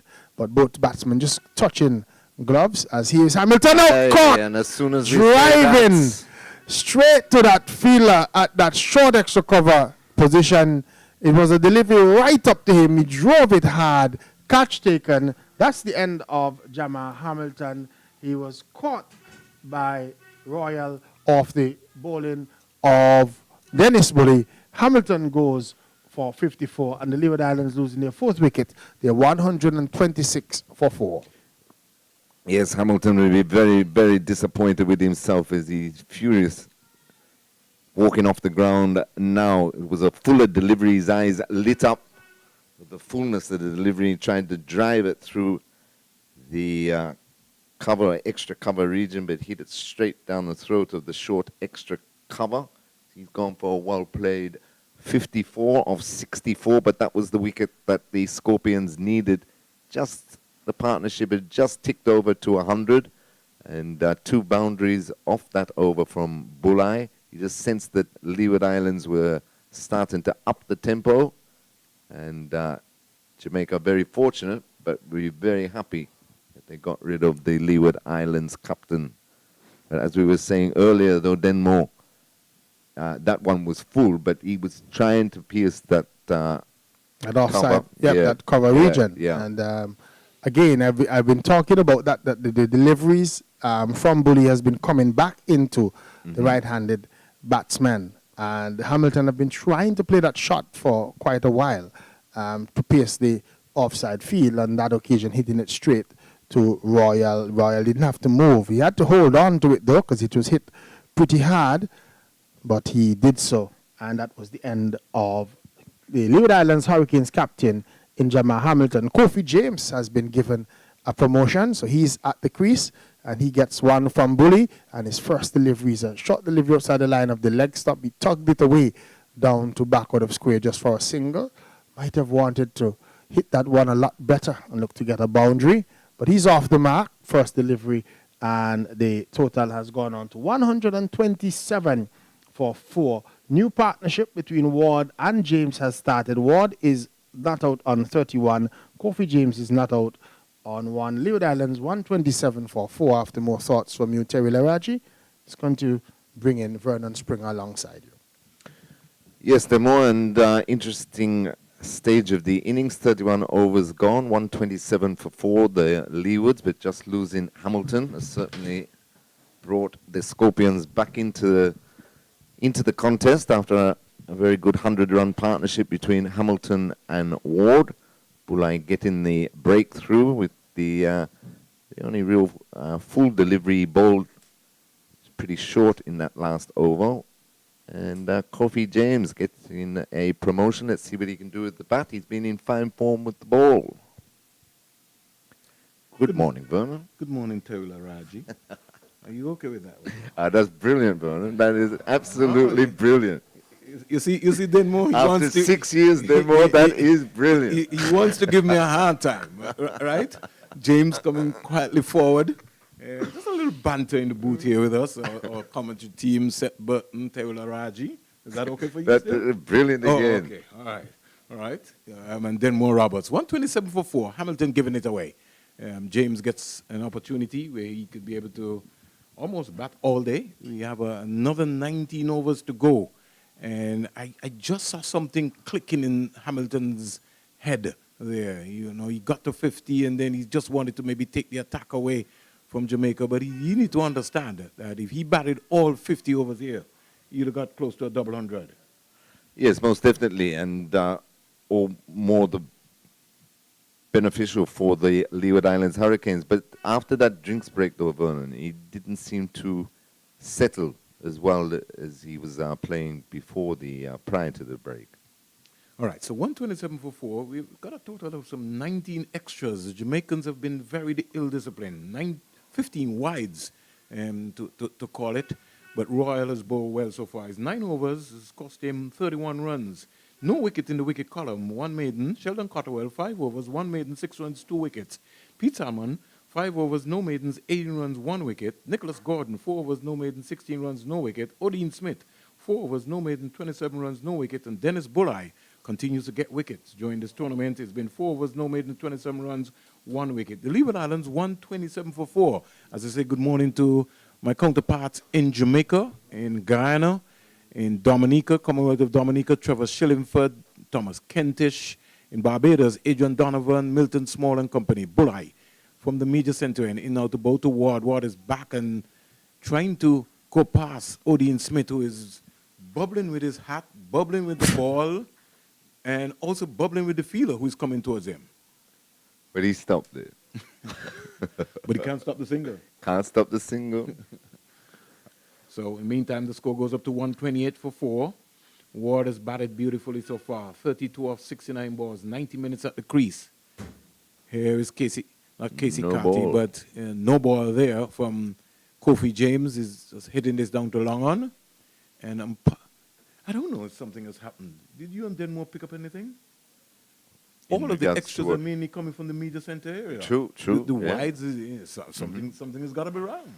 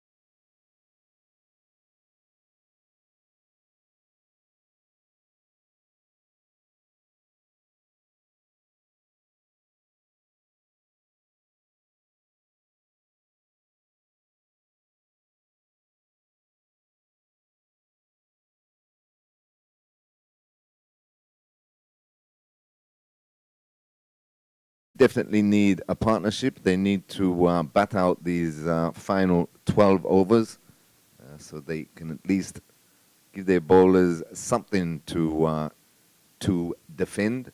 But very interesting. See, I don't think as quick as you, Vernon. That's very interesting. So from now on, or you know, even more so in a couple of years' time, these passing showers, we can say, well, you know, it messed up our flow and everything. You can blame climate change for our poor fielding or the way the bowling went south or whatever. Is it? I never realized that. The players also need to get a brain. Because you can do all the coaching that you want in the world. If the players don't go out and read the match awareness situations to understand the context of the game. And, you know, Denmo was making a point this morning when he was on. And I think in the Caribbean, what we seem not to understand, sometimes the fans, is that you can get a scratchy 100. Mm-hmm. You maybe might only get 2 boundaries within that 100, but you got 100.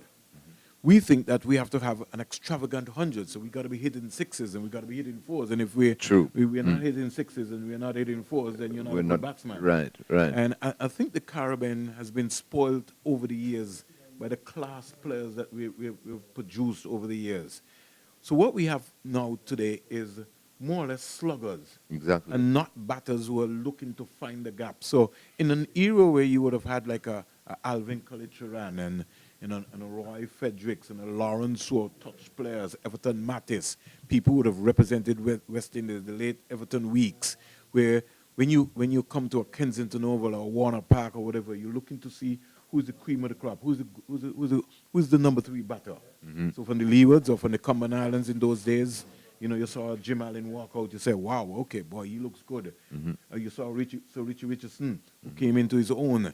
People, when they come to cricket in those days, you were always looking for a touch player. Mm-hmm. You always wanted to see who the hooper was, forward backers. Somebody that was going to, lift you up. Today, I'm not seeing that. We don't have it, no. And this is what I've always been on about, and you too, Vernon, that, we more or less took the shorter route, right? And we picked talent to see how far and how hard and how well they can hit a ball, which is why we've got a bunch of sloggers these days and not batsmen, and why every player should play first-class cricket before representing West Indies, in my opinion, because that gives you the basis, that gives you the batsmanship, and then you have a defense that you can build on with your array of strokes or whatever. We've done it the other way around. But Terry, it doesn't matter what game you're playing. T10, T20, 50 over. Before T20 came in, right, we played 60 over cricket. Mm-hmm. You know that, right? In the English League in England. Yep. Then it went from 60 overs to 50 overs. Mm-hmm. In fact, you also had a 40 over competition. So I'm saying, Terry, it doesn't matter what competition or what context of cricket that you're playing. Mm-hmm. The fundamentals applies. It's the same basic So principles. as a batsman, your objective is still to understand that you have to defend a good ball. Mm-hmm. And you can't hit everything out of the park. The issue what we're having is that most of the batsmen, they can't defend. Exactly, yeah. They don't have any defense. No. Out of defense comes proper attack.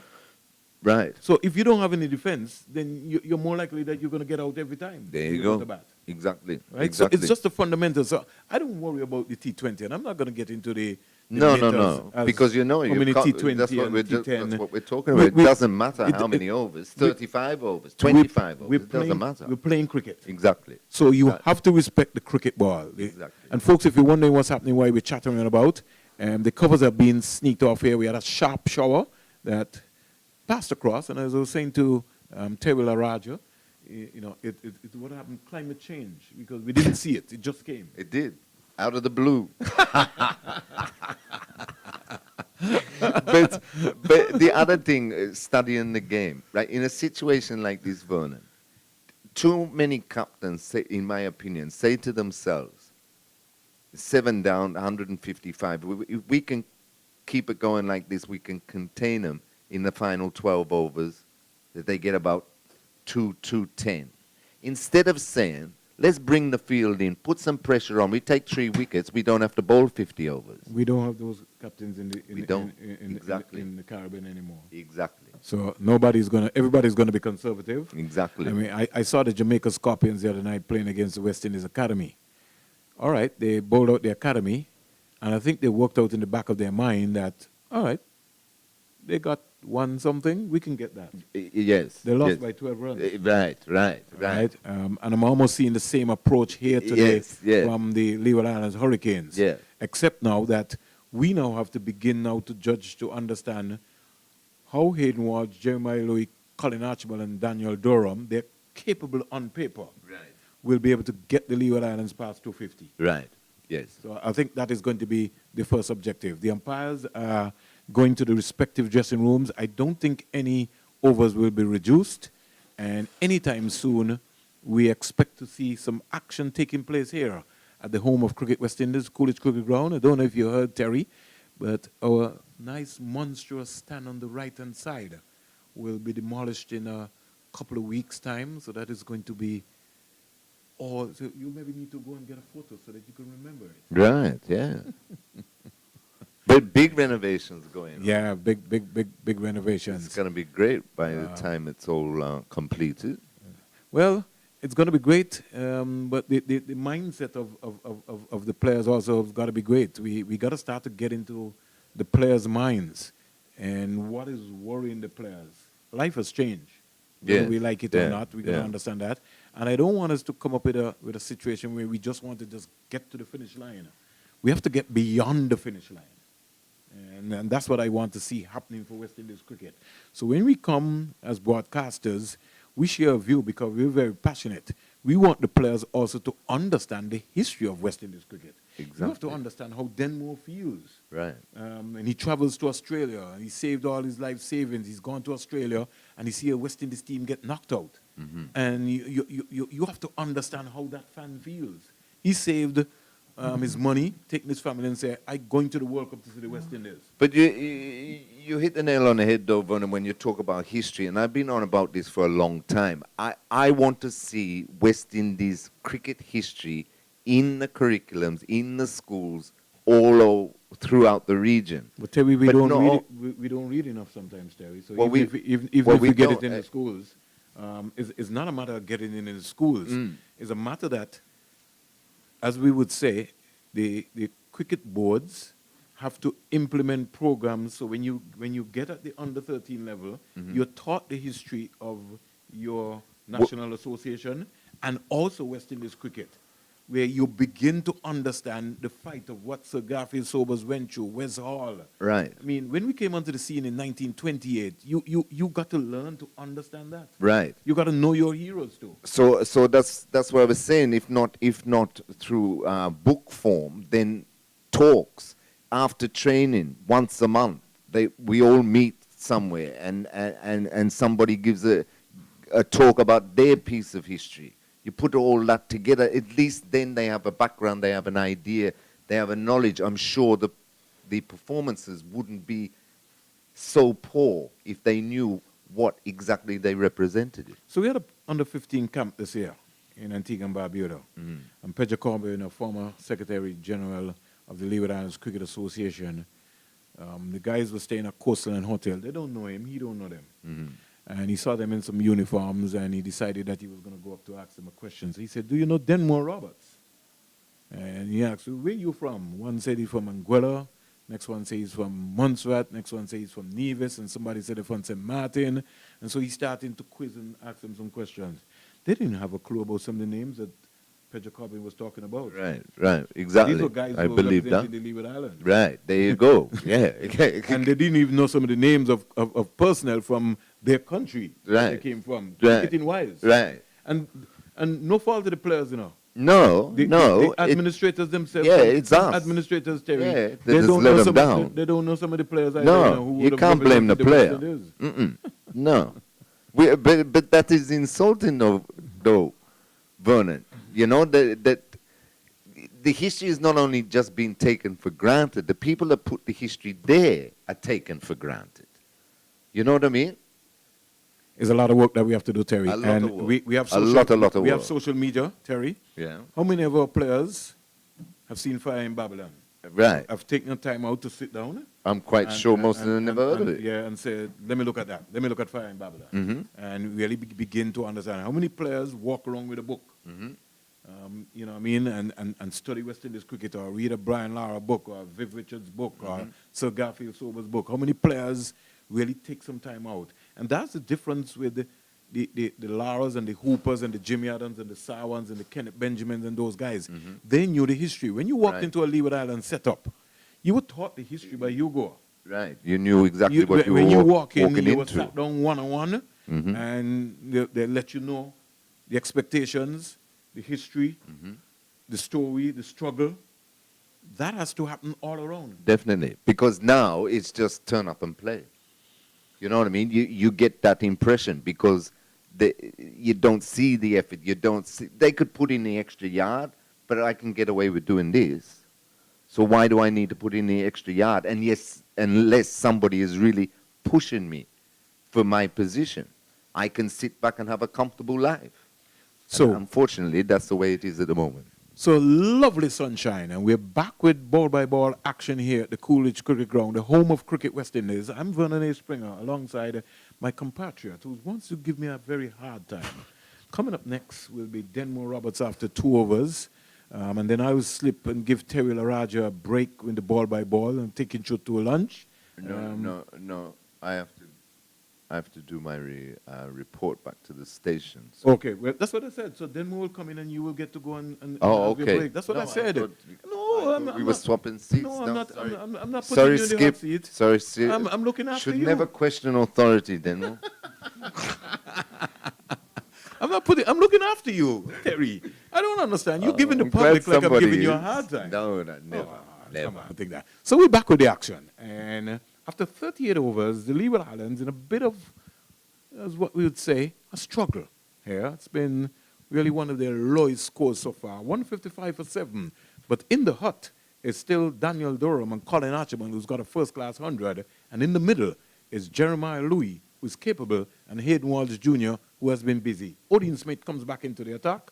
His first 4 cost 27 runs with 13 dot balls, and he will start from the CIUN, Citizen by Investment Unit N in Antigua and Barbuda. He's bouncing around like a boxer.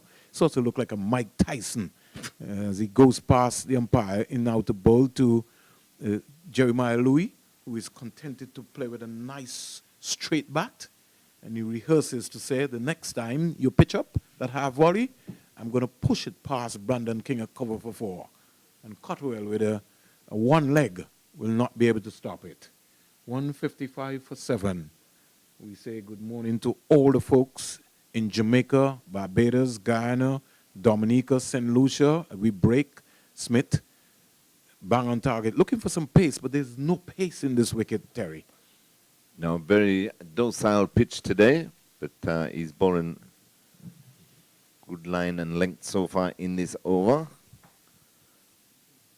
Louis and Walsh Jr. will just be looking to get themselves in once again after the break for that shower. 39 overs being bowled. Here is Louis looking to go past Brandon King. He can't. He was inside the 30-yard circle. Just to let the folks know that the England women team will be bounding their way to the Caribbean to take on the West Indies women team. We wish also the West Indies under-19 team all the best there as they get prepared for the under-19 World Cup. Down the onside, turned away by Louis. To the leg side, getting an easy single. Odin Smith is shouting 1-1-1-1. Bowlers always behave like that, right? Definitely. They hate to be scored on. It's always everybody else's fault. So then like when- the batsmen when they get out. So when they're feeling, they need to feel the ball. They need to fit. Exactly. You can't have it all one way, Bernard. But talking about World Cups, see, I've enjoyed this CG United Super 50 Cup so far, but I'd like to see a bit more urgency or awareness that these are a huge opportunity for any one of these guys to force themselves into West Indies team and make a World Cup. Unfortunately, it looks like we're going to have a qualifier again, but we won't know that until a bit later down the track. But at this stage, but even so, at least, you know, you put consistent performances in and show you want it, then there's a World Cup beckoning. Walsh just ran a Odin Smith delivery down to third man. It brings the right-hander, Jeremiah Louis, back into strike. Louis is on driving beautifully. Couple of runs here. Ravman Powell, he looks like he's injured too. And I think he had a slight hamstring injury and they come back for 3. All right. So a lot of injuries in the most of the teams around. Raheem Cornwall is resting today, and he would have done quite a bit of work there. Jeremiah Louis was also rested at the end of over number 39, 160 for 7. Louis is 9, Hayden Walsh Jr. is 5, and Odin Smith's 5 overs so far has cost him 32 runs with nothing much to show in the wicket column for 16 dot balls. You're talking about a World Cup. One of the things which I'm pretty disappointed about, Terry, in that in 2021, I think there might have been only 11 centuries score. And that is my major concern. I'm not seeing our batsmen hungry enough to get big scores. And I'm concerned about that. I mean, our batters have to stand up. We've got to get 150, 160. If you can't make 100 at this level, I don't know how you're going to get 100 at the World Cup level. Exactly. And that's what I mean by, you know, really putting in that extra and taking it by the scruff of the neck. I'm not seeing that. They're satisfied, as you say, with a good 50. They're satisfied even with a good 30 or 40. But they're not pushing themselves far enough. And so how much do they really want it? It comes back to what a lot of people say. We, as in supporters and broadcasters and everything like that, and the love of West Indies cricket, want it more than the players, it seems, these days. The thing about it, then, Denmo and Terry, is that you're rewarded for mediocrity. Right. There you go. He comes in out the bowl too. Louis almost got himself into a tangle as the ball was darting back into him. It's going to need to get deep into his crease and with a nice straight bat and punch it past cover. Jeremiah Louis, he's a capable all-rounder. So because of that, then you've got chairman and selectors, Desi Haynes, and you say, he picked this one, he didn't pick that one. Who would want that job in the first place beyond me, right? You're never going to satisfy everybody. I would love that job. Well, there you go. Because some people won't be playing for the West Indies. Well, that's what I was going to say, but he hasn't got a choice because... Oh, he doesn't? Well, he's got less of a choice, put it that way. Yeah. Because there's only a certain group, as you say, if you're willing to put up with mediocrity. If somebody is going to average 25 or 30 and end up a test player, ends up playing 50 or more test matches, there's your problem right there. The issue is that our local competition, there are not enough players putting their hands up. And what you need is competition for places. Right. And that's the issue that we've been having. Here's Walsh getting a nice delivery where he could have been able to punch past Sheldon Cotterell at backward point. He missed it. And Chadwick Walton just saying to him, if you nicked that, I would have been taking that one. Well, banter between these two teams. The sportsmanship has been good in this tournament. Here's Walsh back and slapping that. Again. And out to the sweeper, Salmon. And they got themselves into a little tangle. I think there was a mix-up between Walsh and Louis. And what has actually happened is that Louis was trying to run on the grass side rather than onto the clay. So he tried to run off the track and sort of bumped into Hayden Walsh. But they got one run in the end. Walsh goes up to 6. Jeremiah Louis comes into strike, is on 10. I say good morning to his parents, his dad and his mom.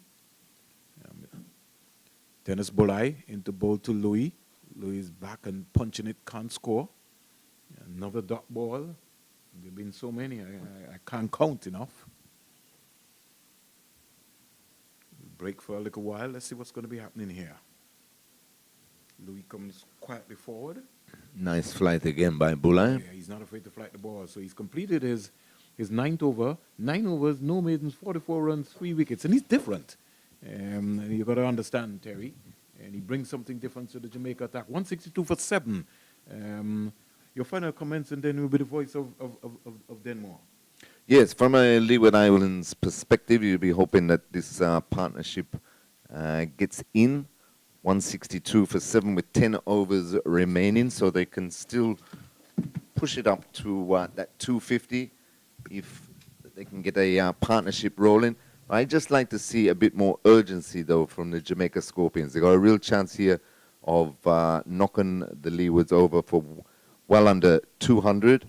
And as we were saying earlier, really cement their place number 2 on the table. So all to play for. Let's see what happens. Smith is going to start his 6th over, just making sure that his fielders are in the exact positions that he wants them. Just bringing up that man at that fine leg into the circle, sending the long on back. Gets one, and Hayden Walsh drops it and takes off, gets a run. Hayden Walsh very quick between the wickets, so once the communication is good between himself and Jeremiah Louis, always backing Hayden Walsh in making his ground. Made it easily in the end. One more to the total, 163 for 7. So Hamilton, Ward, Kofi James, and Karima go in a quick 4-wicket span for the Jamaicans. That 100 partnership between Ward and Hamilton before Hamilton was caught in the extra cover region for 54. His eyes lit up with a flighted delivery from Bulai, and he hammered it, but straight at Royal, who held on very well to that catch.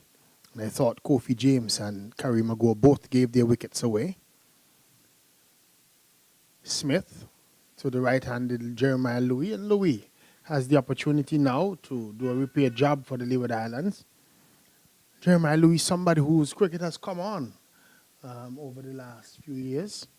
His name has been in the contenders circle recently. Vernon? Well, he's the only bowler in the Caribbean that is swinging the ball both ways. And it's unfortunate that he's not played for the West Indies as yet. He's getting a slow bouncer, looking to try and pull it over the mid-wicket region. The ball much too slow and bounced past Jeremiah Louis. No damage done, so no run to the total. It remains 163 for 7. And Odean Smith has settled into a lovely groove then more. He's bowling more very slow on this track here. Edgin gets it down to a third-man position. Wanting the second run is Hayden Walsh, but Jeremiah Louis shouts out no. He started off and he's bowled within himself today. He's not tried to bowl express pace. He's recognized that this is not a pitch for express pace. And so he's bowled controlled in terms of his pace and has bowled within himself. Odean Smith, 34 runs off of his 5.5 overs.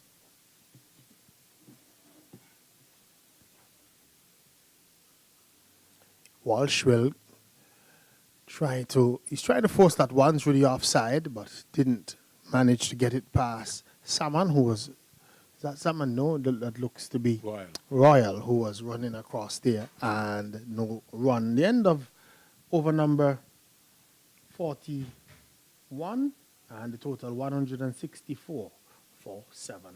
Denmo, Jamaica have used 7 bowlers. And in the 2021 tournament, Andrew McCarthy was one of the feature of spinners who quietly did some positive work for the Jamaica Scorpion team. I think for this tournament, he's hardly bowled. Probably trying to concentrate on his batting. Full pitch delivery for Jeremiah Louis, not making use of it.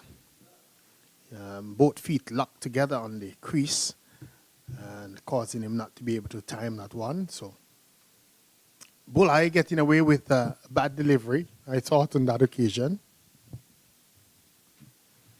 He's just getting ready to go again.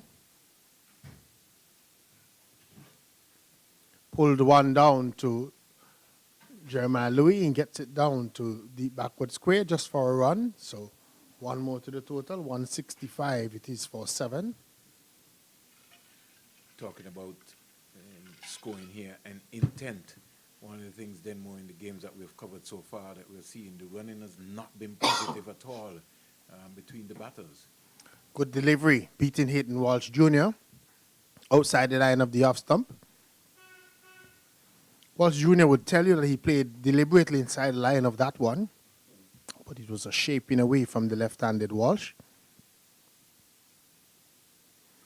Bulai has gotten turned today.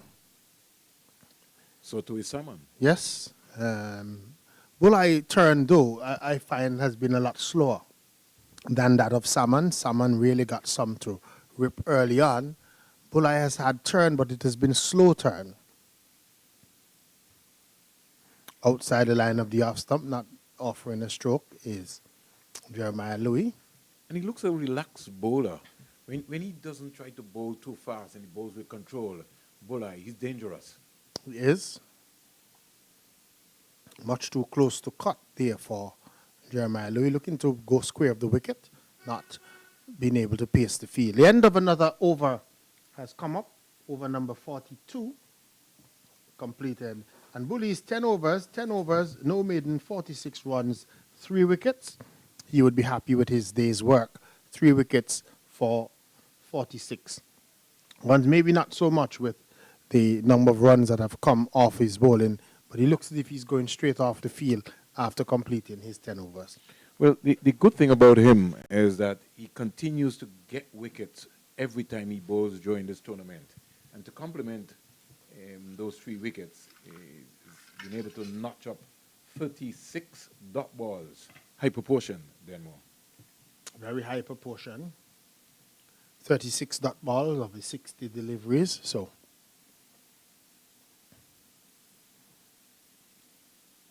Walsh getting another single, just getting on top of a short of a length delivery as Odin Smith starts a new over, gets it down to a third man position, picks up another run. Hayden Walsh Jr. has had a pretty decent time with the bat in this tournament. Something that many persons have always felt that he can do, can improve his batting, his ability. Sometimes when we've seen him for the West Indies, he's not always looked as if he's interested in batting for long periods. I guess maybe sometimes the position of the game sometimes too. He comes in and he has to end up looking like a slugger rather than playing proper cricket shots. But certainly for the Leeward Islands, he's looked much better. Here is this delivery, smashed away over mid-wicket for 4. That was up to Jeremiah Louis, and he gave it the full treatment. Didn't try to keep it down, deliberately smashing it over mid-wicket 4 runs. And the good thing about it is that he waited on it. It was a slow delivery. He got deep into his crease, kept his eyes on it. He was balanced, and there was no mid-wicket fielder out there for the Jamaica Scorpions. And a boundary for the Leeward Islands at this time, taking them to 171 for 7, and they still can maybe get a decent 220, 225 score. You tend to think that that would be the revised target at this time, getting somewhere over 200, maybe, as you said, 220, 230 runs with 7 overs to go after this one. 42 deliveries. They would hope that they can really set a target, set a score that could challenge the Jamaican batting. Jamaicans, no doubt, would want them to dismiss them for much less.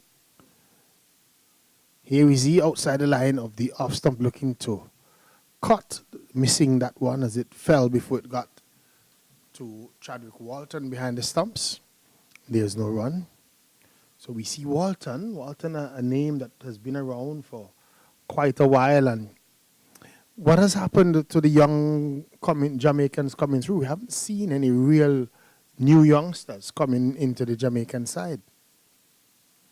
I was concerned about that then more when I was looking at the West Indies Academy game, Jamaica game, and I was saying that Jamaicans over the years have always produced some young player. Yes. It goes as far back as maybe even a Delroy Morgan. You know, they always had some touch players. They always had some young players coming through.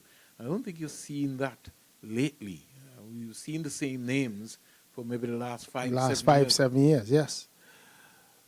Getting on top of delivery is Jeremiah Louis in playing it into the offside field, getting a single. So 172 for 7. And I think it's important that we see youngsters coming through all the teams in the Caribbean. There's some youngsters that have taken longer to blossom than others. Good to see Alec Athenes, somebody I thought looked good coming out of the Youth World Cup, that he's finally getting some runs for the Windward Islands. But there's also a stifle of growth when the young players come also from the West Indies under 19, Denmore. We'll get back to that. This delivery, again, a single, easy single. That single is there to be had. Slower delivery. Hayden Walsh again getting on top of it, just playing it quietly down the onside for a single. 173 the total is for 7. And that's brought us to the end of over number 43. So 7 to go. And you're making the point about the youngsters being stifled coming out of the under 19? Well, when you look at the talent base at the West Indies under 19, and sometimes when you look at our first-class competitions, franchise levels, a lot of the young players end up finding themselves being as net bowlers in some of these franchises.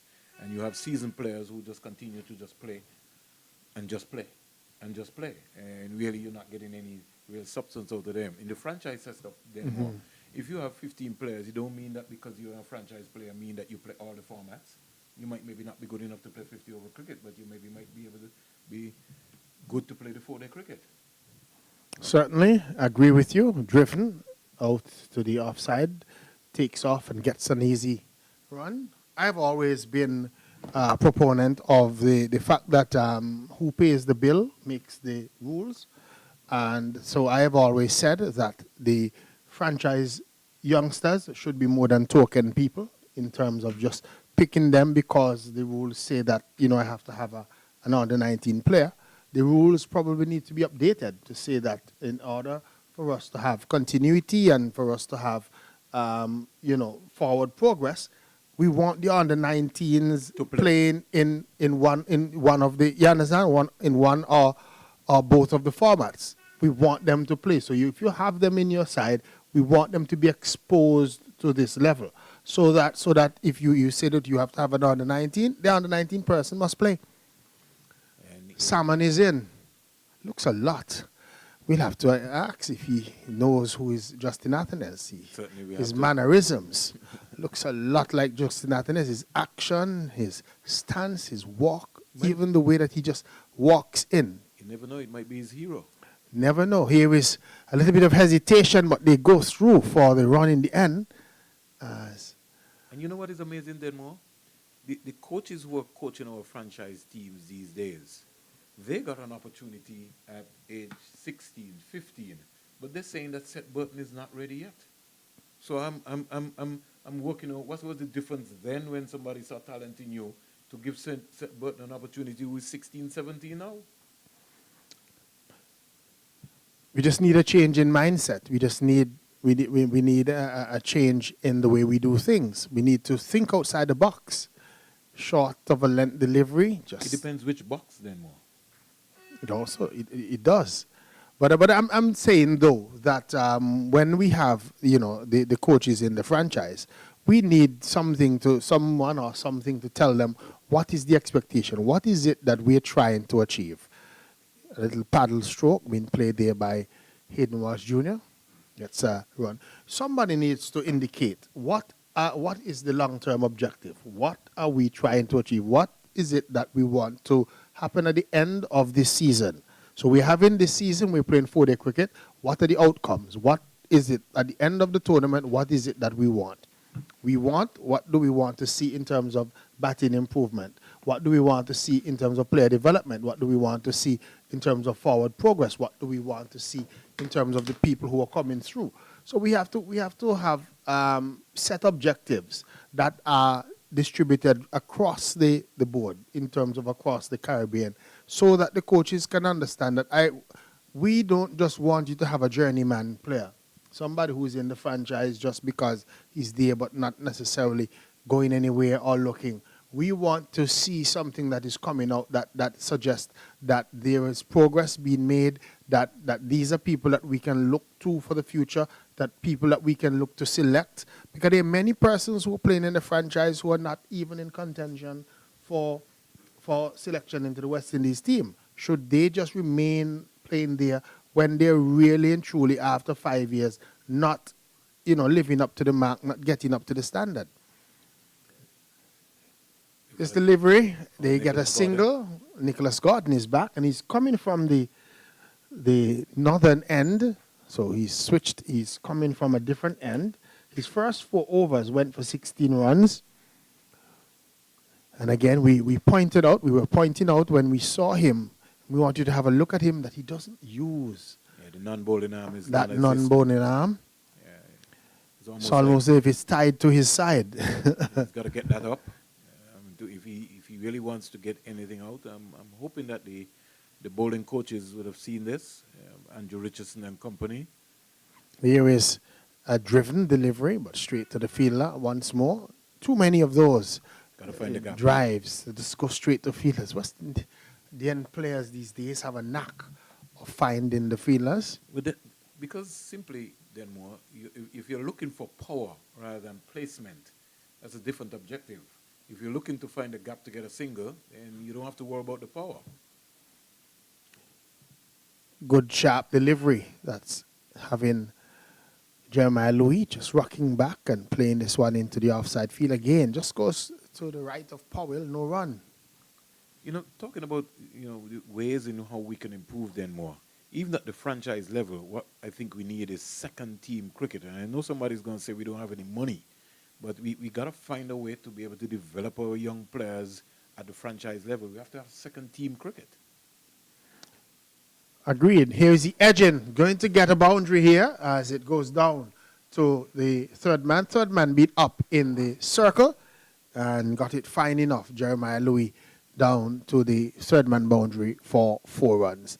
I agree with you. And I think that even not just at the franchise level, at the general level, even at the local level, we need to have second team cricket where some players, players can be playing over a period of time, getting an opportunity to play. I think the more cricket you play, the more the possibility exists that you will improve.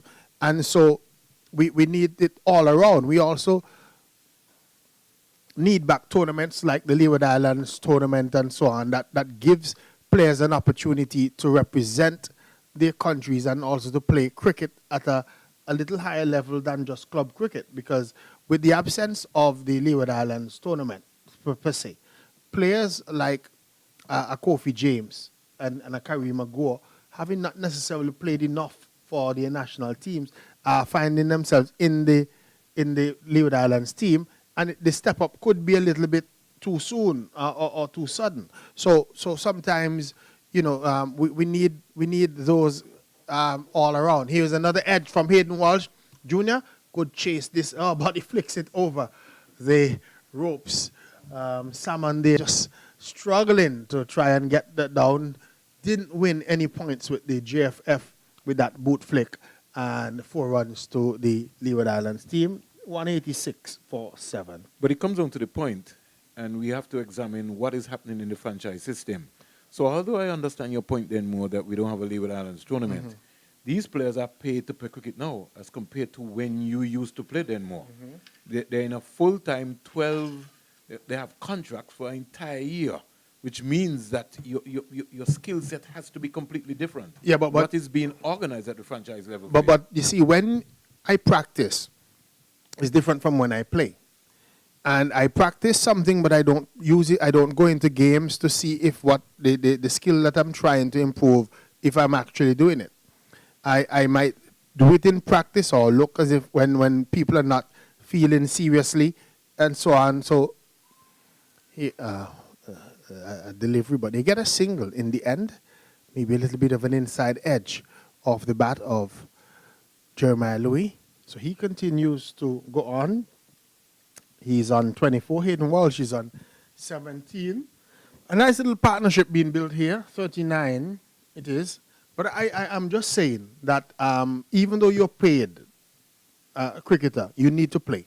And if you're just practicing, and you're not necessarily playing regularly in terms of competitive games, maybe you're not necessarily improving because you're not putting your skill against somebody. Here's he dropping it onto his stumps. Hayden Walsh getting that one off the inner portion of the bat and chopped it onto his stumps. He's been bowled by Pete Salmon. Hayden Walsh goes bowled by Salmon for 17, and the Leeward Islands Hurricanes losing their 8th wicket. It's now 187 for 8. So 187 for 8, and it could be a cardinal sin then more if the Leeward Islands is being bowled out here. Hayden Walsh is very, very, very much upset with himself. Was trying to play a forcing drive, got an inside edge onto his pad, onto his boot, onto the stump, and the bail just popped off. It now gives Kesvon Archibald an opportunity, who scored his maiden first-class 100 this year. So he's really, as we consider, he can bat.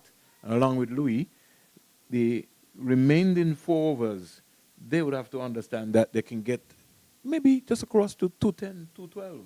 Yeah, a much revised target for the Leeward Islands, but the job needs to be known. The assignment needs to be clear in the head of Archibald and Jeremiah Louis. What is it that the Leeward Islands need them to do for the next 4 overs or so? So the assignment has to be clear, and once they understand the assignment, they should be able to negotiate the remaining overs and get the Leeward Islands to a total a little over 200 and make sure that it's a situation where the Leeward Islands have something at least to defend, something that they can work with.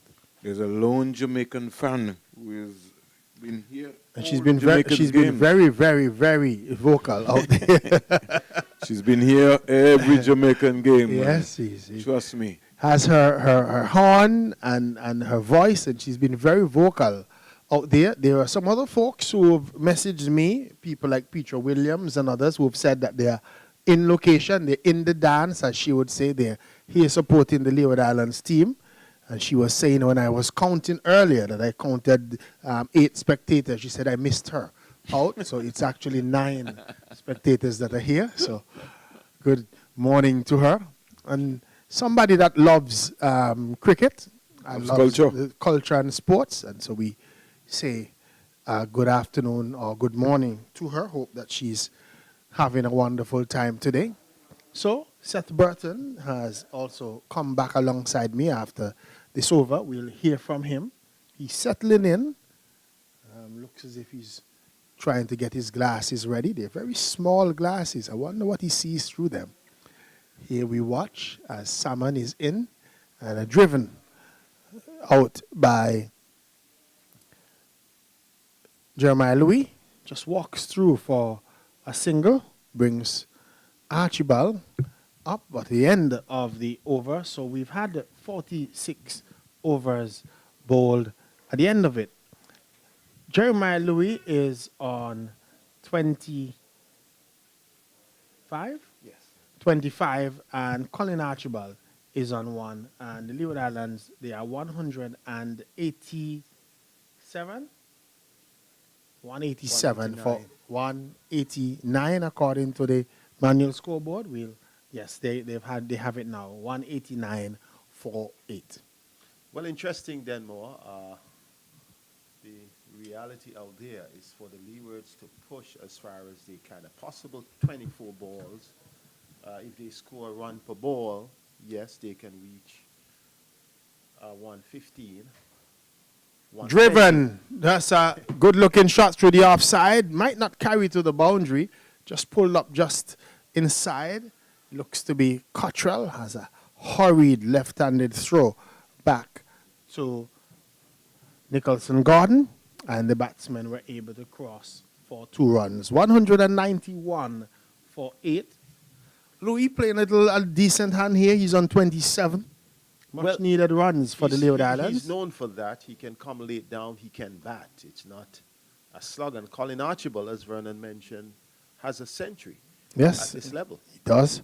Here is he driving straight, but getting the boot down and stopping what would have been runs was Nicholson Gordon there. So, Well, we looked at too. You spoke about the Jamaican fan. I remember at the Independence game. Well, we had to leave here and then hustle to the Saviv Stadium.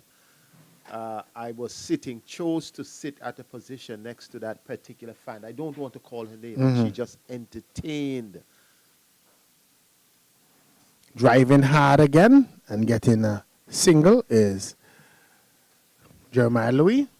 192 for 8. The total goes up. She entertained for the entire day. She kept us alive during the rain. She says no, when they were going down, she was calling out, she was blowing the horn. And that's the sort of atmosphere, that's the sort of drama that you're accustomed to in cricket. Archibald, I have a lot of respect for this young man. When he bowls, he puts everything into it. When he bats, you're going to get the full. And so you should, as a professional cricketer. You should look to put your all into your game, give it a full go. We also saw him getting an opportunity. I think it was for the President's 11. Yes, West Indies A. West Indies A, yes, as well. So opportunity abound for him. So he too has to put the effort in just to justify the selectors giving him the opportunity. 193 for 8. So any projection then more? Do you think the 225 would work? Or do you think it may be a 215? It to me, it looks more like a 215 the way that they're going. Louis is trying, but he's been hitting the ball very hard, but straight to the fielders. Easy driving again, just for a single. Cottrell out at that mid-off position, comes across to his right. He's a left-handed, so he had to run around the ball. That's when they're able to get a single, and Louis gets his 29th run. So maybe a revised total of 215 or so for the Leeward Islands. What has concerned me, though, in this whole tournament is the lack of runs in terms of teams not getting big scores. And that's a problem in this day and age. Here is he driving. That's a beautiful shot for 4. It was up to Colin Archibald, and he drove that one exquisitely through the extra cover region for runs. Yes, splitting the cover and the mid-off, and it had not just placement and timing, but power. It was uppish, and he was down on one knee, really showing his capacity. He's a wholehearted cricketer. You mentioned about not having the big scores, would have been a concern, but the Jamaica Leeward Islands game on Independence Day, that had some scores. When you also watch potentially that game between Barbados Pride and the Leewards on Sunday at Saviv, that had the potential initially to be a big score, but what may have been some of the issues, the rain interrupting on a few occasions, and how do players retain concentration, I think that has to be a critical part going forward. Getting another single is Jeremiah Louis, just playing the ball just away from the cover fielder and taking off and getting a single. And we saw that even today, where we had a water break. And after the water break, Jamal Hamilton just seemed to have lost concentration. Came back and looked very unsettled after the break. It was a strange sort of phenomenon. Here is Archibald just looking to slug one, not making contact. It's a cycle. I don't know why. You saw Devon Thomas at 94. Shortly after the rain break, he got out. It was a peach of a delivery, I mind you, on Sunday. That trend, and then the batters between there could not continue. So I think one of the issues may be focus, concentration in spite of the adverse circumstances. Archibald coming down and wanting a quick single, and if that one had hit, maybe it might have been difficult. But the 200 has come up for the Leeward Islands. 200 of 300 deliveries in 180 minutes. 200 up for the Leeward Islands. 200 for 8.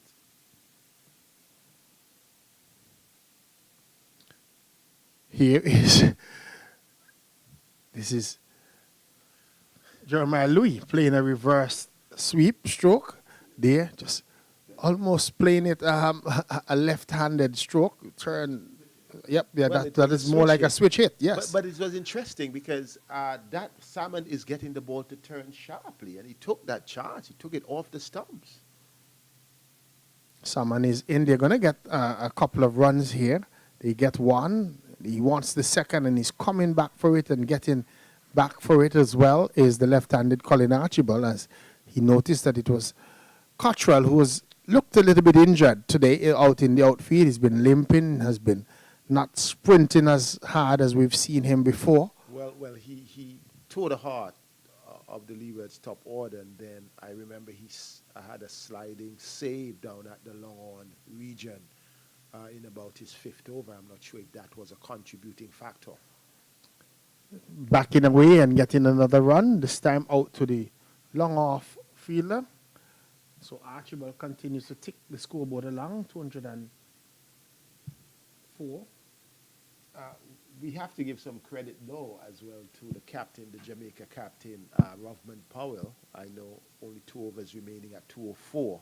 Not just for just regular captaincy matters, but at this stage, Odin Smith is an option. But he recognized how Pete Salmon was bowling, and he didn't take it out. Usually, towards the back end of the innings with the big hitters, most captains want to have their fast bowlers on, want to ensure that the spinners are not on, and he has done the opposite, and I think that has been rewarded. But I think it has also been because he has wickets. The 8 wickets have fallen, so it's more of the tail enders coming in for the Leeward Islands that has allowed him, with no real recognized batsman per se at the crease. It gave him, all the options available. Jeremiah Louis would not like to hear you say no recognized batsman, neither would Colin Archibald. Short delivery. Archibald looking to try and smash this one over mid-wicket, not making contact. But in the essence of, based on the position that they came in the order, they would be considered lower order batters. So hence my comment. And because of that, because he also has the 8 wickets, that's why Captain Powell is able to use some of his spinners like Salmon towards the end.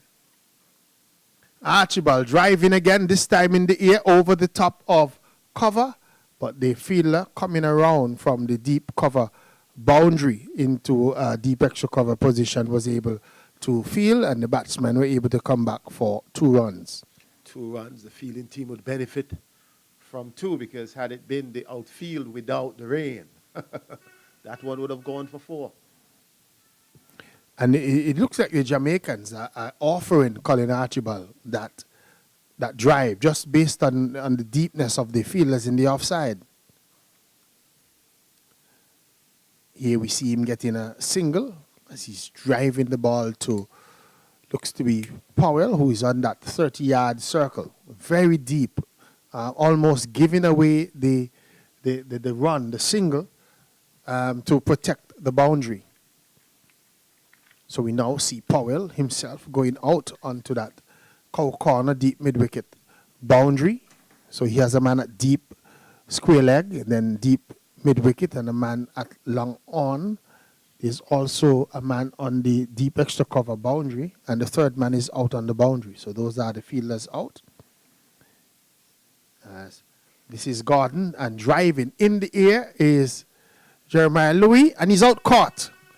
The ball went high up in the air, and running back was the fielder there for the Jamaicans. The ball just seemed to be hanging in the air, and he gave it enough time for the fielder to make the ground, and the catch is taken. We're just trying to identify the fielder who took that catch out. And we're told that it's Cottrell who made the distance back and took a smart catch in the end. Yes, he made it look rather simple because the ball was going over his head. He was running back, and running back he was able to clutch it rather easily. Louis, I think the intent was good. He wanted to go down the ground over the top, but at the same time the ball seemed to have come off part of the bottom edge, and lobbed in the air. Intention good. What will be critical though? You don't want to be bowled out. And Durham, who is joining Colin Archibald, would understand that this becomes a critical. So just 8 deliveries to go in the innings, and the Leeward Islands wouldn't want to get bowled out within their 50 overs. Here is Daniel Durham, and he's bowled. First delivery, couldn't get the bat down, knocked him over. Did Nicholson Gordon right up to Daniel Durham. The bails have been removed, and Durham is bowled. First ball, the Leeward Islands have been bowled out for 207. Durham going first ball without scoring and leaving Colin Archibald stranded on 13. Leeward Islands bowled out for 207 in over number 49. Well, just as you were asking or expecting them to bat out the other 8 balls, they have been bowled out with 7 remaining.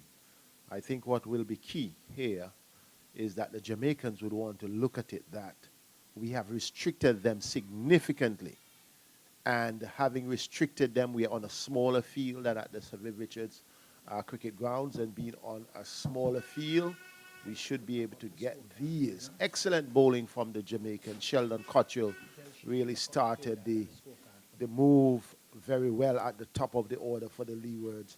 And once he would have gotten out Powell and Carty, then the need for consolidation, the Leewards, but they found themselves in a little tight spot when Ross Powell, though he opened the innings with Kieran Powell, found himself wanting to go over the top, and then he himself, when the Leewards are struggling then, and once you are struggling at 22 for 3, then the prospects would not look good. But I'm sure then more that partnership between the captain Hamilton, Jamal Hamilton, and Ward definitely gave them some hope.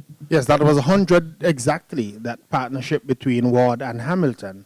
And that would have given the innings a little bit of impetus. Right, and when you consider that Hamilton would have scored his 54 off just 64 balls, striking at 84, they needed him to go on. They needed him to push on. But once that did not happen, the rest of the middle fell out. Yes, and Hamilton was followed quickly by Ward. Let me just give you the Leeward Islands scorecard. Kieran Powell was caught Dennis Bully off Sheldon Cottrell for 9.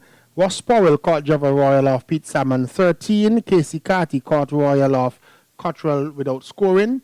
Terence Ward caught Brandon King off Dennis Bully for 32.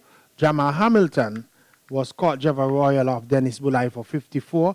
Kofi James was run out for 7. Harima Go caught and bowled Dennis Bully for 9. Hayden Walsh Jr. was bowled by Pete Sabon for 17. Jeremiah Louis was caught Sheldon Cottrell off Nicholson Gordon for 31. Colin Archibald was left not out on 13. And Daniel Durham was bowled first ball off Gordon without scoring. Cottrell 5 overs, 1 maiden, 6 runs, 2 wickets. Royal 10 overs, 2 maidens, 35 runs, no wicket. Pete Salmon 9 overs, no maidens, 32 runs, 2 wicket. Nicholson Gordon 6.5 overs, no maidens, 38 runs, 2 wickets. Odin Smith 7 overs, no maidens, 41 runs, no wicket. Dennis Bully 10 overs, no maidens, 46 runs, 3 wickets. And Rovman Powell had 1 over for 7 runs. So Leeward Islands bowled out at 207, which means that the Jamaica Scorpions need 208 for victory in their 50 overs at the crease. Certainly, and the Jamaicans would have contributed some 22 runs in extras to that. 17 wides, 3 no balls, 2 leg byes. So the 22 extras could well or may have made a difference. So as the groundsmen are paying attention to the pitch to prepare for the Jamaica innings, you will join us here in 30 minutes as we bring you the Jamaica run chase.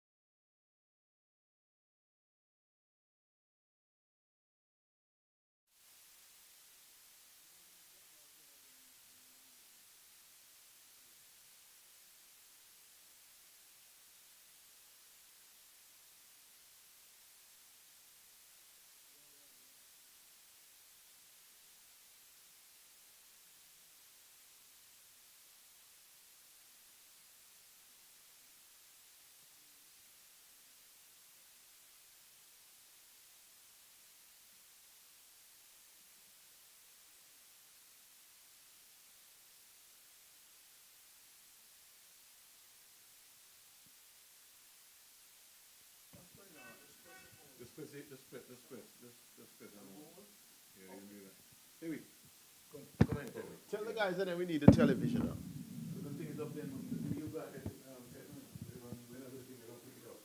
10, 9, 8, 7.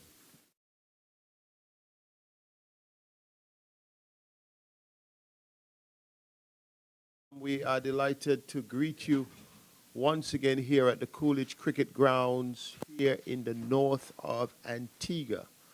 Today's game, the Leeward Islands Hurricanes against the Jamaica Scorpions, started out well in cool conditions, but the weather did intervene during the innings, and the Leewards, as a result, closed their innings on 207 all out from 48.5 overs, with the principal scorers, in fact, the leading scorers being the captain, Jamal Hamilton, scoring 52, and also Terrence Ward supporting with 34, both putting on a 100 partnership that sort of got the Leewards together. Apart from that, a low order knock from Jeremiah Louis helped the Leewards as they slumbered, whatever Terry may call it, to 207 all out. Jamaica doing well, Cottrell getting amongst the wickets, also Pete Salmon doing his part, Nicholas Gordon also towards the end, and the Jamaicans setting themselves in a good position now, Terry, needing to chase 208 for victory. That's just over 4 runs per over. Your thoughts? Yes, good afternoon, Seth, and good afternoon to everybody listening to what could be an absorbing match. I think Leeward Islands Hurricanes did well to fight back after the loss of those early wickets through the 100-run stand with Terrence Ward and Captain Jamal Hamilton. But then missed the trick once Hamilton was dismissed. Well, here is Kareem Agor starting to Brendan King. Looks like a good delivery that have had him covering up the left armour. Kareem Agor slides it through quite nicely. He's a good starter for the Leewards. Brendan King cuts, 4 runs. Lovely shot, responding well. Excellent. Yes, put that ball away. It was short outside the off stump, and Brandon King wasn't going to miss out on that. Quickly onto it. Beautiful square cut. But this is a partnership, though, Seth Chadwick Walton in his first match the other night against the Academy boys looked quite good. And they set that victory up with a 90-run opening stand. So Leewards will be looking for an early breakthrough. Go once again to King, a better delivery. King driving, Gore fielding. Chadwick Walton always looks good. Whether he scores 10 or he scores 100, he's that type of player who always looks in command. Brendan King working this one, good diving save. Going to his right, Ross Powell. Brendan King also the heart of the West Indies white ball batting. So an experienced player, cut through the covers for 4. A bit of poor work, it looks like. Is it Louis? Casey Carty, no. In the cover position, he cracked that one. The fielder went down, but wasn't in command. And 4 runs to Brendan King. Successive, well, not with successive deliveries, but 2 4s so far in this over. 8 without loss. Yes, King has started very ominously, but that should have been fielded there. Here is Kareem Agor once more down the leg side, wide signaled by umpire Duguid. So it's umpire Duguid and Leslie Reefer Jr. carrying today's game in the orange and black hat. Black hat in the hot sun. Before time it used to be the umpires in white before the white ball started. And this one is played into the cover position. Fielded comfortably by Carty. First over, 9 runs. Well on the way. Yes, good positive start there by the Jamaica Scorpions. Of course, they'll fancy themselves hunting down this 208 for victory. I think Leeward Islands, after opting to bat first, will feel that they're at least maybe as much as 50 runs short on this pitch. So Jamaica Scorpions definitely in with a big chance and a good positive start there. Well, this is important for them in terms of the context Definitely. of the tournament, They can because the select the Leewards second spot, could yeah. say that we are already sealed off spot number one. Mhm. But a win here would help them Most seal definitely. that second, well, not even second place, because they would both have a final game, but at least to secure a place in the top two and eventually into the semifinals. Yeah, most definitely. So Group A, also Trinidad and Tobago, well, looking good, the Red Force. Here is Colin Archibald, a good delivery just outside the off stump. Walton shouldering arm and allowing the ball to go through for Hamilton. Hamilton hitting some form for the Leewards. King is always in form. He may not always get the score you want, but he's just that batter that never looks to be in trouble, never looks to be out of sort. And Walton is also another graceful player. Positive opening pair for Jamaica. This time playing away from his body. Hits that one into the ground. Yes, not a bad start here by Archibald, but you talk about the Group A in Trinidad. That is very wide open, because I think Guyana got CCC, who were winless in their last match, but it could come down to Windward's Trinidad, yeah. Yeah. And that's what you want. You want to be going Definitely, into the yeah. final game, Mm. wondering, okay, which one? A defeat, a terrible defeat, could make it tough. Archibald onto the body of Walton, works the ball around. Leg by signal by the umpire. So Archibald must have seen something. His first two deliveries were outside the off stump. This time he went towards the body. He has changed his attack now that he will be bowling to Brandon King. He was testing Walton over the wicket. Now with King, the left arm is coming from around the wicket. Yeah, around the wicket, try and angle it back into the right-handed King. Good one. King comes forward. Did not really move the feet, just anchored there. One coming into him. He's already on 8. He has had 2 fluent scoring strokes, both going through the covers along the ground. One going between cover and backward point. The other one basically went through the fielder at cover. Second over here in this game. He drives at that, over the top, 4 runs, 1 bounce into the long off boundary. And Brandon King, he is going on a rampage. He's not going to take it easy. When he gets deliveries like that over pitched outside the off stump, he's very strong outside the off stump. Yeah, very strong set, half volley. That one, he hit it aerial, but quite safe, well over the head of Casey Carty there at mid-off, who's inside the circle. But there's a very good positive start here by Brandon King. Archibald. Good response. One just back of the length and angling into the batsman. Good defense on the part of Brandon King. Over number 2 completed. Jamaica, 14 without loss. Yes, and another good over there for the Jamaica Scorpions. Brandon King, as I say, he's looking in fine touch. He's had some good scores without making a big score. I think his highest score is about 41 or so in the competition so far.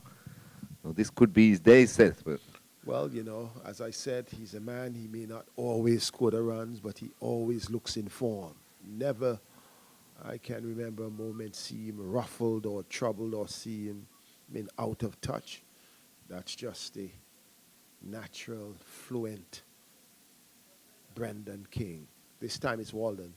Walton, who faces up to Kareem Agor, gets a single, and there must have been some miscommunication there or expectation difference between Kofi James at cover and Casey Carty at cover point. And the single was easily taken. Yeah, I don't think there should have been a run there. It was hit forcefully into the cover region by Walton. An adjustment to the field. A single. Sorry, after the single. So Hamilton making an adjustment, calling a play into the Jeremiah Louis to a deep gully position. He already has a first slip. Fluent drive by King, but only as far as Durham. And there is no run. So Karima Gore is bowling with a slip, a deep gully, a point, backward point, a cover, an extra cover, and off all, and then three fielders on the onside, the long one, the mid wicket, short mid wicket, and the backward of square. Plays it down to long on and gets a single. They're content to work it around. I'd like to see a bit more urgency, though, from the Leeward Islands Hurricanes. They look like they're just sitting back a bit, waiting for a mistake from one of these batsmen. That's right. This time Walton sweeps at that one. The ball is going down to fine leg for four. Poor bowling, angled down the leg side. I guaranteed it may have been an attempted arm ball, but getting too much drift on that one. And 4 runs to Chadwick Walton. Jamaica moving up to 50 leg bys. Leg by signal by the umpire as I took my eyes slightly off play. Fortunately, it wasn't a wide. At least he got something, part of the body onto that one, the pads. So Jamaica cruising here. Gore once again. Walton reaches it. Turns it out to Ross Powell. The Leewards, without a few experienced players, Devon Thomas has marched on to, similarly, and Kuma Bunner would have marched on for the Jamaicans to the West Indies team in Australia. And Raheem Cornwall taking a rest today. 20 without loss. Jamaica, after 3 overs, pretty much a good solid start. I was going to ask you that, Seth, about Devon Thomas. He's gone to Australia in the squad, of course, for the 2 test matches. All the talk, of course, is on Tej Narayan Chanderpaul making the West Indies squad for the first time and looking to open with Craig Brathwaite. But with the 2 practice matches before the first test, I wouldn't mind seeing, just because of the occasion, you know Australia going to come hard at him. I wouldn't mind seeing Devon Thomas. Archibald to King. King defends well on the march. Carty fields, and there is no run. Well, their options Open in the first test, I mean, as opposed to Chanderpaul. I think take the pressure a bit better. I don't know what the selectors would do, but Chanderpaul offers that left-hand, right-hand combination. I think could be advantageous. True. And he deserves to his West spot, I'm not Indies. saying that. Yeah, he deserves that spot. The question asked, Archibald comes into King, works it off the pads. Durham fields, and there is no run. So the left-hand, right-hand combination is important. When we were broadcasting the match, Bangladesh against the West Indies, we thought that was the ideal time to have gotten Taj Narayan Chanderpaul in. And instead, the selectors opted for a number 3 in Raymond Reefer. We also thought Archibald comes into Brandon King, steers it down to 3rd man. Good, robust feeling by Hayden Walt Jr. Send the return in, striking Walt and both players waving hands to each other. We also thought that was the opportunity as well for Devon Thomas to have gotten in at number 3. That didn't happen. And, you know, selectors, they know what they have in mind. We who follow cricket know also what we think should be. So may not be a clash in minds, it may not be a clash in ideas, it may just be what folks think may work best. Archibald to Brandon King. King comes forward. Hayden Walsh Jr. would not be beaten in that point position. and there is no run. So both I would play. Taj Nareen Chandapal, I would play him as the opener. Devon Thomas, I would play him at number 3. Solidly, he is technically perhaps the best option you have out there of all the batters you see. Brendan King is not playing in that game. When I mean that, he's not offering up that opportunity for Test cricket, which I would love to see. Comes forward, King works the ball nicely down to the mid-wicket region. Ross Powell in pursuit, slides, 2 runs to Brendan King. King is just naturally talented and gifted, and I would love to see him playing the red ball. Yes, most definitely. I would love to see a combination of those 2 players, King and Thomas, in a West Indies Test middle order. The other player who I think has not transformed into a Test player, though he's the outstanding ODI player, Shea Hope. I have a lot of time for him. An awesome right-handed batter. King comes forward. And no run on that occasion. 22. 22 without loss after 4. So the options, the question is, where the thinking is, I just would not have gone for that number 3.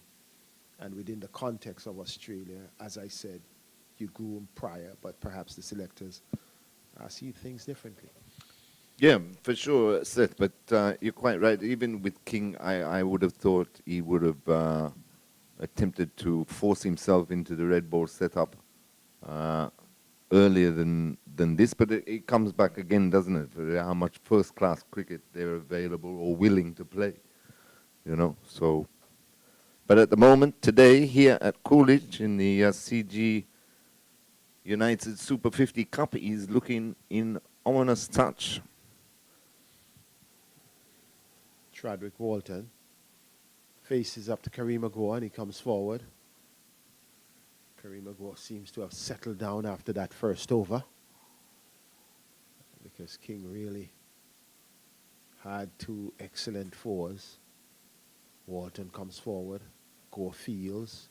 Kareem Agor, in case you're listening, is that little player from Antigua. Well, originally would have had his international debut with the USA.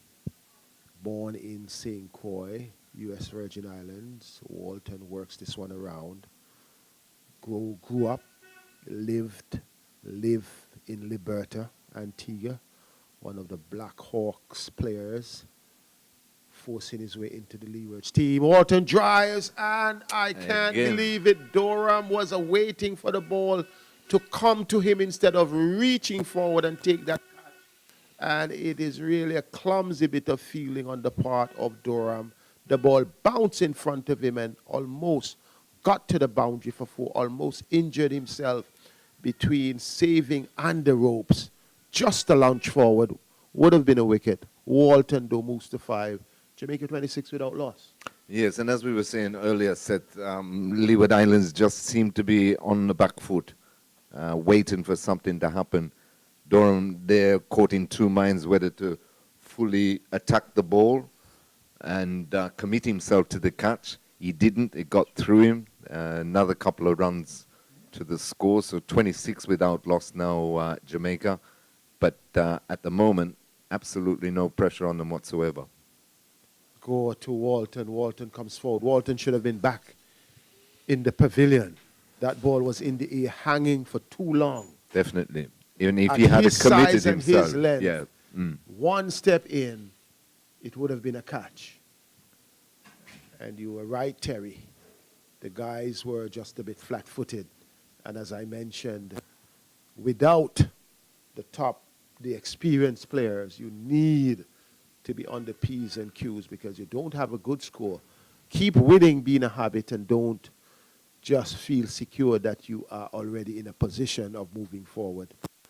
And they could well, find themselves in a challenging situation. Colin Archibald is ready. 5 overs, 26 without loss. So. Yeah, so it's a good positive start by Jamaica. Archibald continue around the wicket to King. And Archibald looks good. Archibald looks good, has his angles right. King would have played a lofted drive over mid-off of Archibald. Apart from that, he has not quite measured him. He has defended well.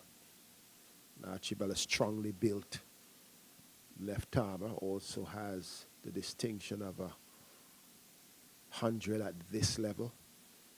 Batting at number 10. Has the capacity to go on.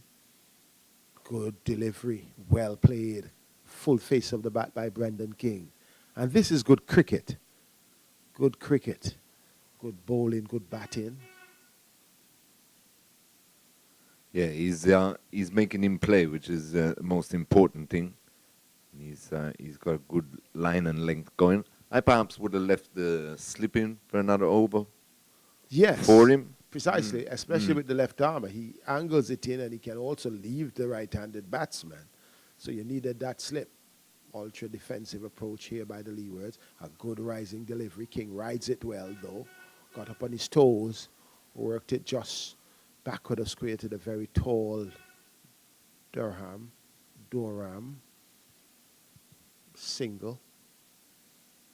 Brandon King moves to 16. 16 from 20 deliveries. 3 fours in those 16. Chadwick Walton, who will face, is on 5 from 13 deliveries, being calm, calculated.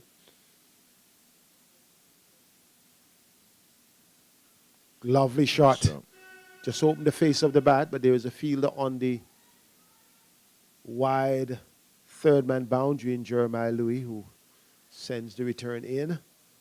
Walton moves to 6. yeah, nice shot there. Just open the face, as you said, Seth, and steered it past backward point. Both are touch players, real classic touch players. Walton would have had a few opportunities in the white ball cricket for the West Indies. Did quite capitalize based on his quality this time. That's a good one. Good one from Colin Archibald. Slow delivery, though. Brandon King, in good mind, has a sense of presence. Playing it back to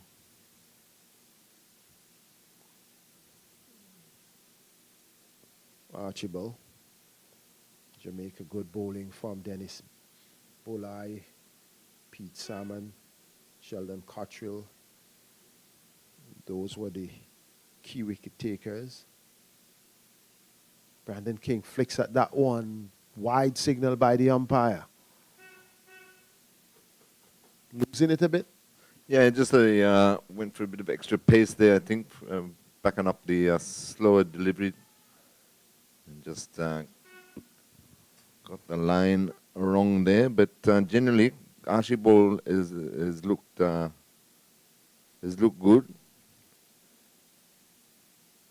6th over just about to be completed. 29 without loss. Good delivery. King covers up well. And the ball goes to mid-off fielder. No run after 6 overs. Jamaica Scorpions needing 208 for victory. They're well on the way. They're 29 without loss. Brandon King is on 16. Chadwick Walton is on 6. Kareem Agor has had 3 overs done for 15. Colin Archibald, 3 overs done for 9. Denmore Roberts will join you, Terry. No problem, Seth. And yes, just what Jamaica Scorpions would have been looking for. A good, solid start. There's nothing in this pitch. A docile pitch today here at Coolidge, and they're going along quite nicely through Walton and King at this stage. Good afternoon, Denmore. Good afternoon to you, Terry. Leeward's persisting with Kareem Agor. Roughed up a little bit and also not benefiting from a bit of poor feeling. Saw balls going through the legs of fielders, and then effort, lack of effort for drop catch opportunity. But he's continuing. He's in his fourth over. 3.3 overs so far. 15 runs from his bowling. New to this type of cricket. Here is a sweep shot being played. Just a little bit of hesitation. So, Walton, I was just looking up his stats and didn't really shine at the international level when he got the opportunity. I was surprised the other night when they said he's 37. That crept down. It crept up on him. He had 2 tests with 4 innings, only 13 runs at an average of 3.2. And ODIs, he had 9 ODIs, 8 innings, 53 runs at an average of 6.6. So not getting off at all when he got the opportunity at the international level, Chadwick Walton. He walks a single as the 30th run has come for the Jamaica Scorpions. Remember, they're trying to chase down the 207 made by the Leeward Islands. They are on 30 without loss. Yes, and quite a tidy over there by Kareem Agor, who seems to be settling into his bowling rhythm now. But wickets is what is required by the Leeward Islands. I can't imagine with the Scorpions batting lineup and here at Coolidge, rather small ground, that they'll be able to contain the Scorpions for less than 207. So they'll be looking to bowl them out. Wickets they need, but nothing in the offing so far between King and Walton as Archibald comes in again.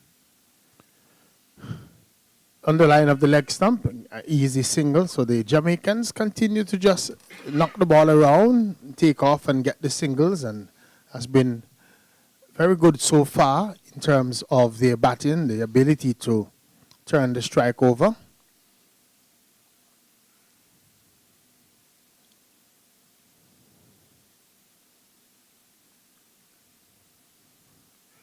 In the Leeward Islands innings today,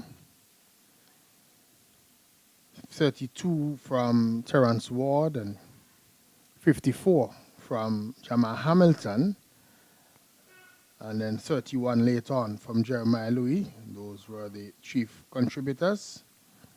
The batsmen not necessarily getting off at all today. Yes, and that drive there by King, a little bit uppish into the cover region as it straightened on him, coming in with the angle of the left arm Archibald, which is again why I think Hamilton should have kept the slip in for Archibald.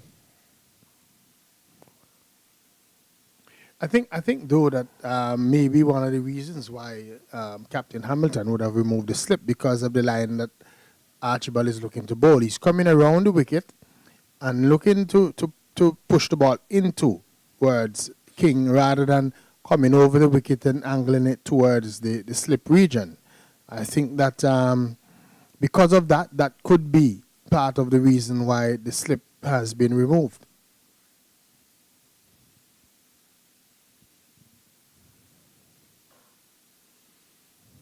King looks a touch player. He's driving very nicely all along the ground. But again, he too is having the same issue, like we saw with some Leeward Islands batsmen. Playing very nice looking shots, but straight to fielders. Straight to fielders, yeah. And you're quite right what Archibald is attempting to do, although he does have that one that does straighten. But is he being told to bowl the wrong length type thing, that looking to contain rather than take wickets? Is he driving straight to Carty at that mid-off position? So, of course, no run. It's been the spinners that have basically dominated the competition so far. But it'd be interesting to see this being a day game, one of the few day games in the competition. The ball seems to be a bit different at night, type thing under the lights. So it'll be interesting. But at the moment, I just like to see a bit more energy from the Hurricanes. I agree with you. I agree with you. And I also agree with the point that you made earlier that the Hurricanes are not going to just contain the Jamaicans on that 207. So they must come up with inventive ways if they're going to take wickets. So it will be very interesting to see how they approach things here. And so far, it has just been pretty ordinary. So we are hoping that we see a little bit more of an impetus, a little bit more invention from Captain Hamilton, almost trying to buy a wicket from the Jamaicans. Because you tend to think these two batsmen are going to be key in the Jamaica run chase. Yeah, for sure. These two, and then, of course, Captain Powell to follow, will be where Jamaica Scorpions will be looking to get the majority, if not all of these 208. Gore continues, starts his fifth over. 16 runs so far from his bowling. Had a couple of loose deliveries. Gore. This one is dragged from the offside. It says, get a run. So the Jamaicans trying to just work it around. They're still inside the first power play.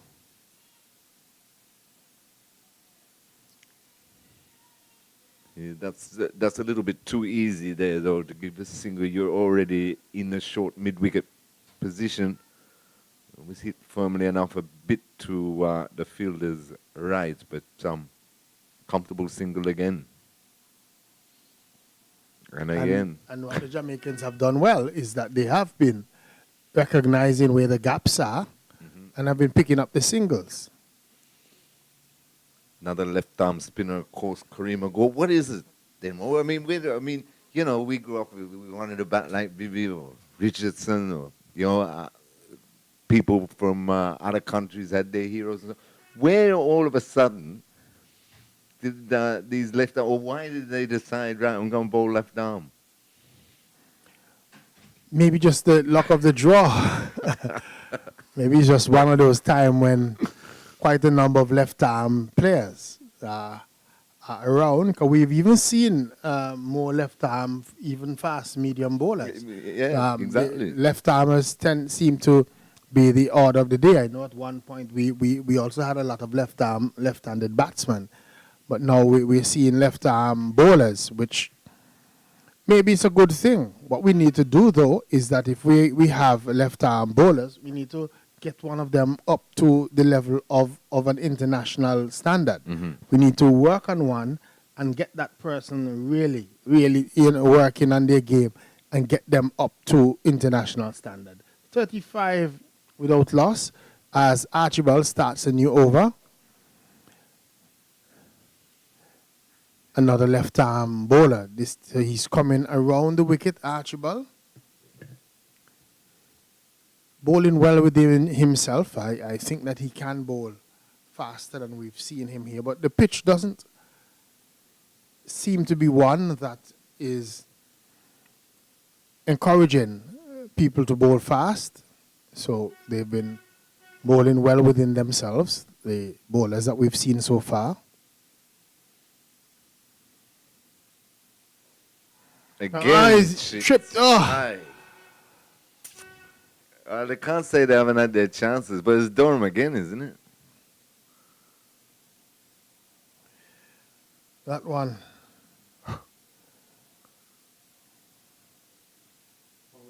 Looks to be Powell, yeah. I was saying looks to be Powell who is in that location there. Didn't get there. Again, just the ball left the bat in the air. It was in the air for a while, but Powell just couldn't get to his right enough to effect the catch. It would have been a smart catch had he gotten there, but the batsman survives. Good ball, well played. But again, as you say, Denmore, Kieran didn't get there, but again, they're flat. You don't see or hear any chirping going on. You don't see any encouragement. They're just standing around waiting for something to happen. But talking about left-arm bowlers, you're quite right. If you could develop one, it'd only take one. Left-armers are always trouble. They're always difficult, you know. So if you can get one up to even close to the mark, you'll be doing well.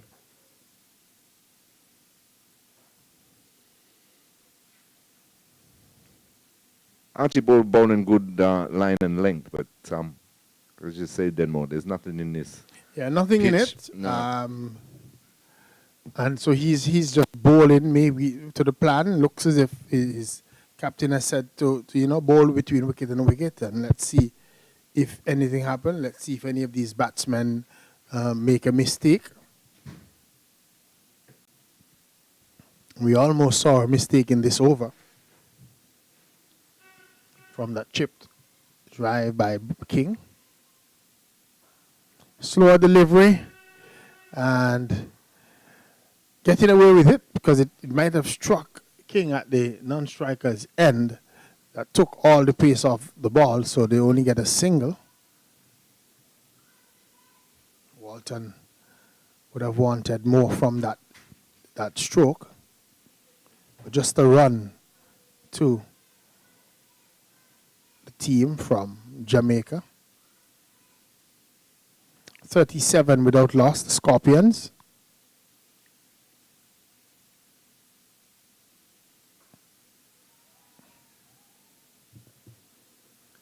And again, just trying to get it with singles, just guiding the ball away into the offside field. Brings up the end of over number 10. So at the end of over number 10, Jamaica Scorpions, they're 37 without loss.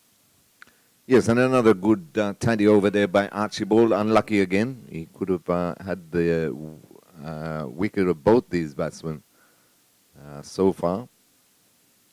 But Leeward Islands fielders haven't been backing up their bowlers thus far in the field as they should be. But desperate to break this partnership as it's just starting to form now, up to 37. Hamilton is continuing with Goa. So Goa in his 6th over. Remember, they have Kofi James, Hayden Walsh Jr., Daniel Durham, Terence Ward, even Jeremiah Louis at his disposal. Yeah, and Kofi James has been in fine form with the ball. He's gotten some wickets in this tournament. 10 wickets at 10 apiece, and one of the leading wicket takers. Ball beating the infield once more, so they're going to get more runs. Comes back for 2. Again, just not sharp enough in the field. Leeward Islands. Just allowing a ball that you just tend to think that should have been fielded to run through. Looks to be Kofi James who is in that cover point there. Didn't throw himself at that one. Here is a loud appeal, striking him on the pad. Umpire is unmoved. Leeward Islands. Hamilton can't believe it. But I think it might have been just struck just outside. Hamilton still looking, wondering why the umpire didn't raise his finger.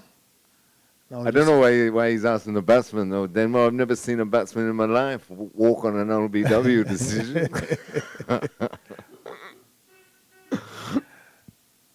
Probably just asking him, did you play that one? And every batsman would say yes. That came off the middle of the bat. Delivery that is driven out into the offside field. And Hamilton just trying to lift the spirits of the Leeward Islands players. Like you've said, they've been very flat since they've been out in the field.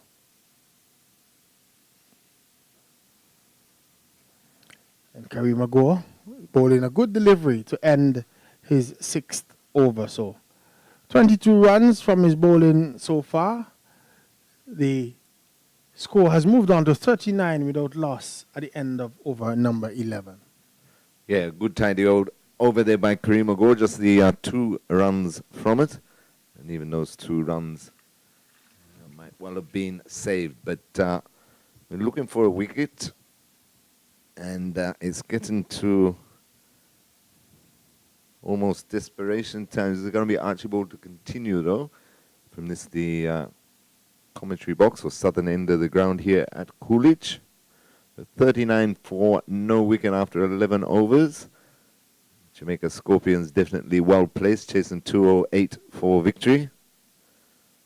Leewards just need a couple of wickets to get back into this contest.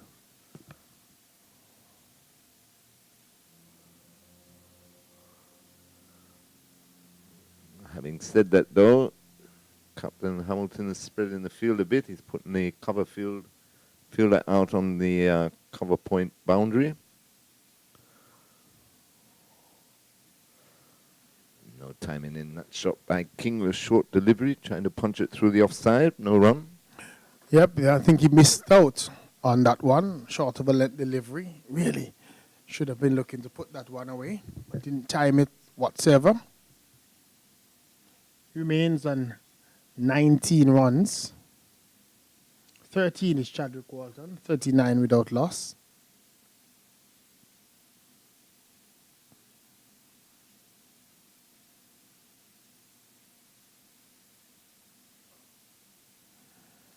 Again, just getting a run as he just working the ball into the onside. So 1 more to King, 1 more to the Jamaica total, 40 without loss. You think that the Jamaicans would want to have victory here just to have a little bit of a psychological edge going into the semi-final stage. Yeah, you wouldn't want to have 2 losses against the same opponent that you're going to or could meet possibly in the finals. Yep. Yeah. Called wide outside the line of the off stump. Archibald just flirting with that line that is marked to indicate the wide line, and Archibald just outside of it, and so called wide by the umpire. 41 without loss. Archibald into his 6th over, so you'd probably say that this could well be his last in his opening spell. And once again, I'd just like to see Hamilton bringing in somebody in a catching position just to be in the eye line of these Jamaica Scorpions batsmen. Shot. Pulled away, but there's a sweeper on that mid-wicket boundary in Kofi James, so he's there, gets the ball back quickly to Hamilton. 1 more to Chadwick Walton. He's on to 14, and the total on to 42. 42 without loss. So we've lost the sunshine just for a little bit here at the Coolidge Cricket Ground. We just keep our eyes, no movement in the area of the groundsmen, so probably just gone. The sun gone behind some clouds. Far too easily, though. King just picks up another run, just turning a straight delivery into the onside and taking off and getting the single for his 21st run. Yeah, very, very comfortable these 2 are looking. I can see Hayden Walsh Jr. there at the backward point region, just rolling his arm over as the ball's returned to Archibald. It might be time for, I think it will be time for a change at the end of this over. Wide delivery. So just train. And just as I said, I didn't see any movement in the region of the groundsman. It's just darkened a little bit, and it looks as if there's a little bit of a drizzle across the field. We just see the groundsmen getting into position today. They've been busy today. Yeah. This would be an opportunity for them to just run out the lunch that they might have had. And like you said, in the days of climate change, you don't see the clouds, but the rain coming.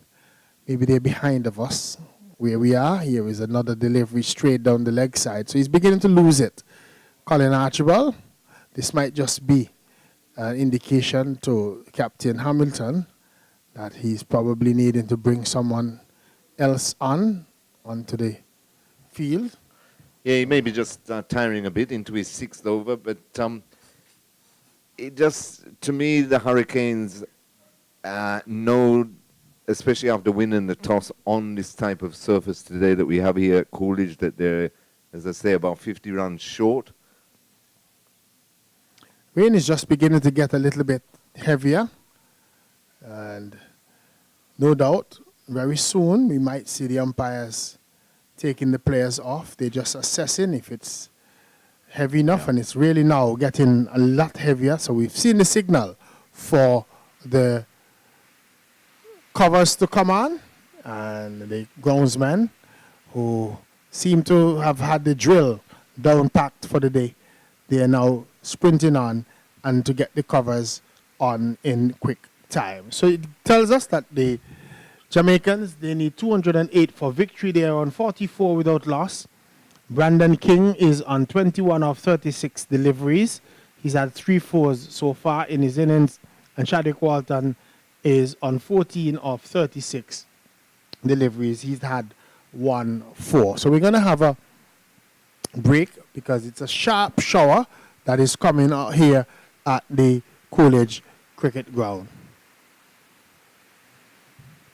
Yes, and kudos to the ground staff. They do a fantastic job, and they have been busy not only today, then more, but throughout the week with the amount of rain we've had in the matches up at the Sir Vivian Richards Stadium.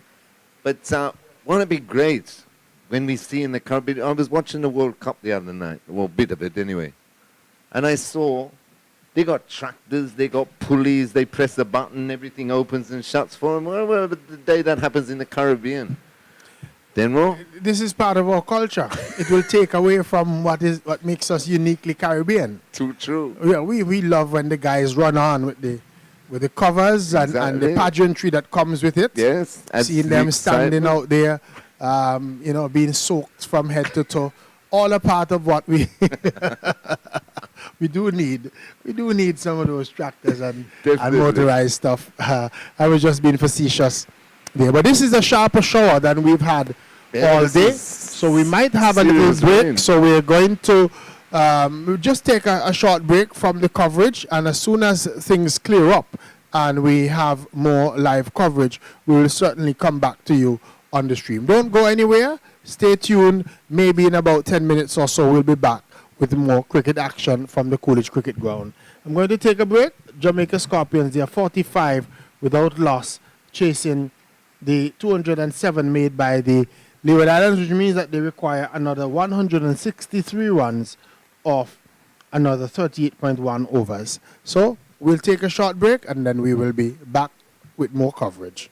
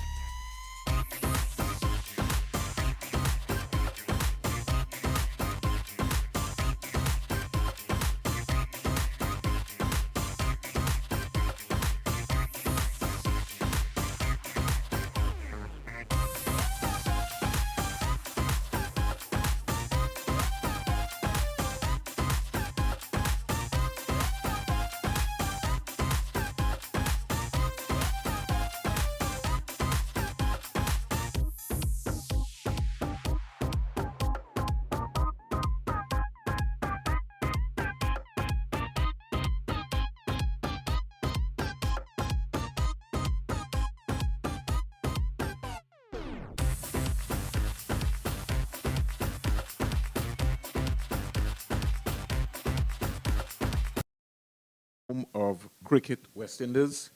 And we are back after the rain break to just give you a very quick update. And if you're wondering what's happening with the Leeward Islands Hurricanes and the Jamaican Scorpions, we've lost some 57 minutes of play. And my name is Vernon A. Springer, along with Terry LaRaja. Good afternoon. Welcome back after the rain break. Good afternoon, Vernon, and good afternoon to all our listeners. This could juice things up a bit, Vernon. You think reducing overs, reduce target. Reduce target? It's all happening here. So, according to the match referee, Mr. Van Roy Burns, and the umpires, play is expected to start anytime soon, by say about 3:10. And we have the reduced overs of 45 overs. It will now be a 45 over game, which means that the revised Duckworth Lewis target will be 195 for the Jamaica Scorpions, which means they would need in 33.1 overs, Terry, another 150 runs, game on here. Yes, most definitely. So they're at 45 without loss now, and 33.1 overs to get 150 with all 10 wickets remaining. Sounds like a easy equation for the Jamaica Scorpions, but as we know and as we've seen in this competition so far, a couple of quick wickets, especially the key ones of Brandon King and then later on Captain Robman Powell, anything is likely. But having said that, Vernon, I'd like to see a bit more of a spring in the Leeward Island Hurricanes step when they step back onto the ground. Well, the thing about it is that they've qualified already as the semi-final team, but you just don't want to qualify as a semi-final team. You want to make sure that, and I was always set and then more, is that you treat every game like a final. And so far, I think the Leewards didn't bat well in their first innings here. And let me just give a recap on the scorecard for the Leeward Islands, just in case you've just joined us. Karen Powell caught Bulleye, bowled Cotterwell for 9. Ross Powell caught Royal, bowled Salmon for 13. Casey Carty caught Royal, bowled Cotterwell without scoring. Terrence Ward caught Brandon King, bowled Bulleye for 32.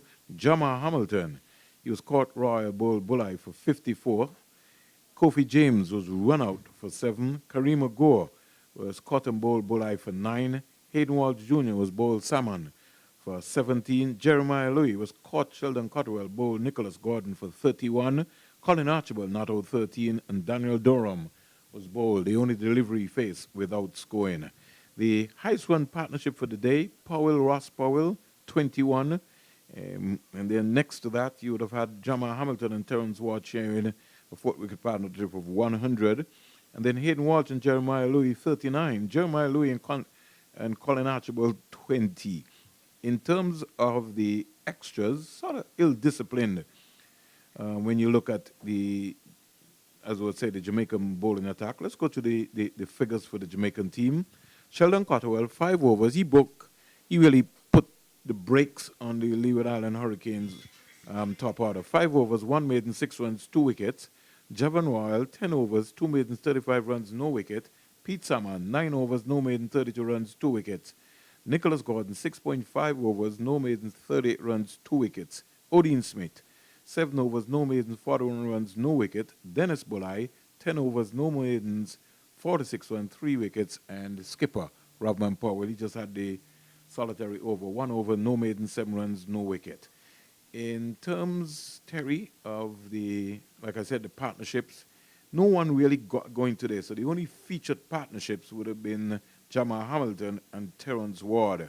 Outside of that, 39, 20, 21, the Leewards would want to put this behind them in terms of batting. Yeah, most definitely, Vernon. It wasn't a good start. They were 20-odd for 3.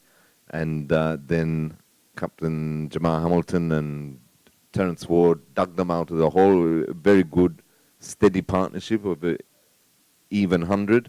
But then once Jamar Hamilton threw his wicket away, you must say, once he got his second consecutive half-century for the tournament, threw his wicket away, and they went back into a bit of a slide, losing wickets in clusters again. So overall, after winning the toss and electing to bat on what must be said a pretty docile pitch, a bit of a below par performance there by the Hurricanes with the bat. And if you're wondering what has happened so far, Jamaica, they're 45 without loss. Yes, Jamaica 45 without loss. Brandon King is on 21 not out. Chadwick Walton is on 14 not out. To come will be Andrew McCarthy, Alwyn Williams, Pete Salmon, Odin Smith, Rovman Powell, Nicholas Gordon, Sheldon Cotterwell, Dennis Bulai, and Javar Royal. The bowling figures so far, the Leewards have just only used 2 bowlers to date. Kareem Ago, 6 overs, no maidens, 22 runs, no wicket. And Colin Archibald, 5.5 overs, no maidens, 18 runs, no wicket. There have been 2 chances, Terry, which could have turned the difference. Both batters in Walton and King have offered lives already. The Leewards have not been able to capitalize on it. And I just hope that Hamilton can get his team going in the second part of the game. Most definitely, Vernon, because they looked pretty flat in the 11 overs or so that they've bowled so far in this Jamaica Scorpions innings. And as you say, they could have had both Chadwick Walton and Brandon King back in the shed.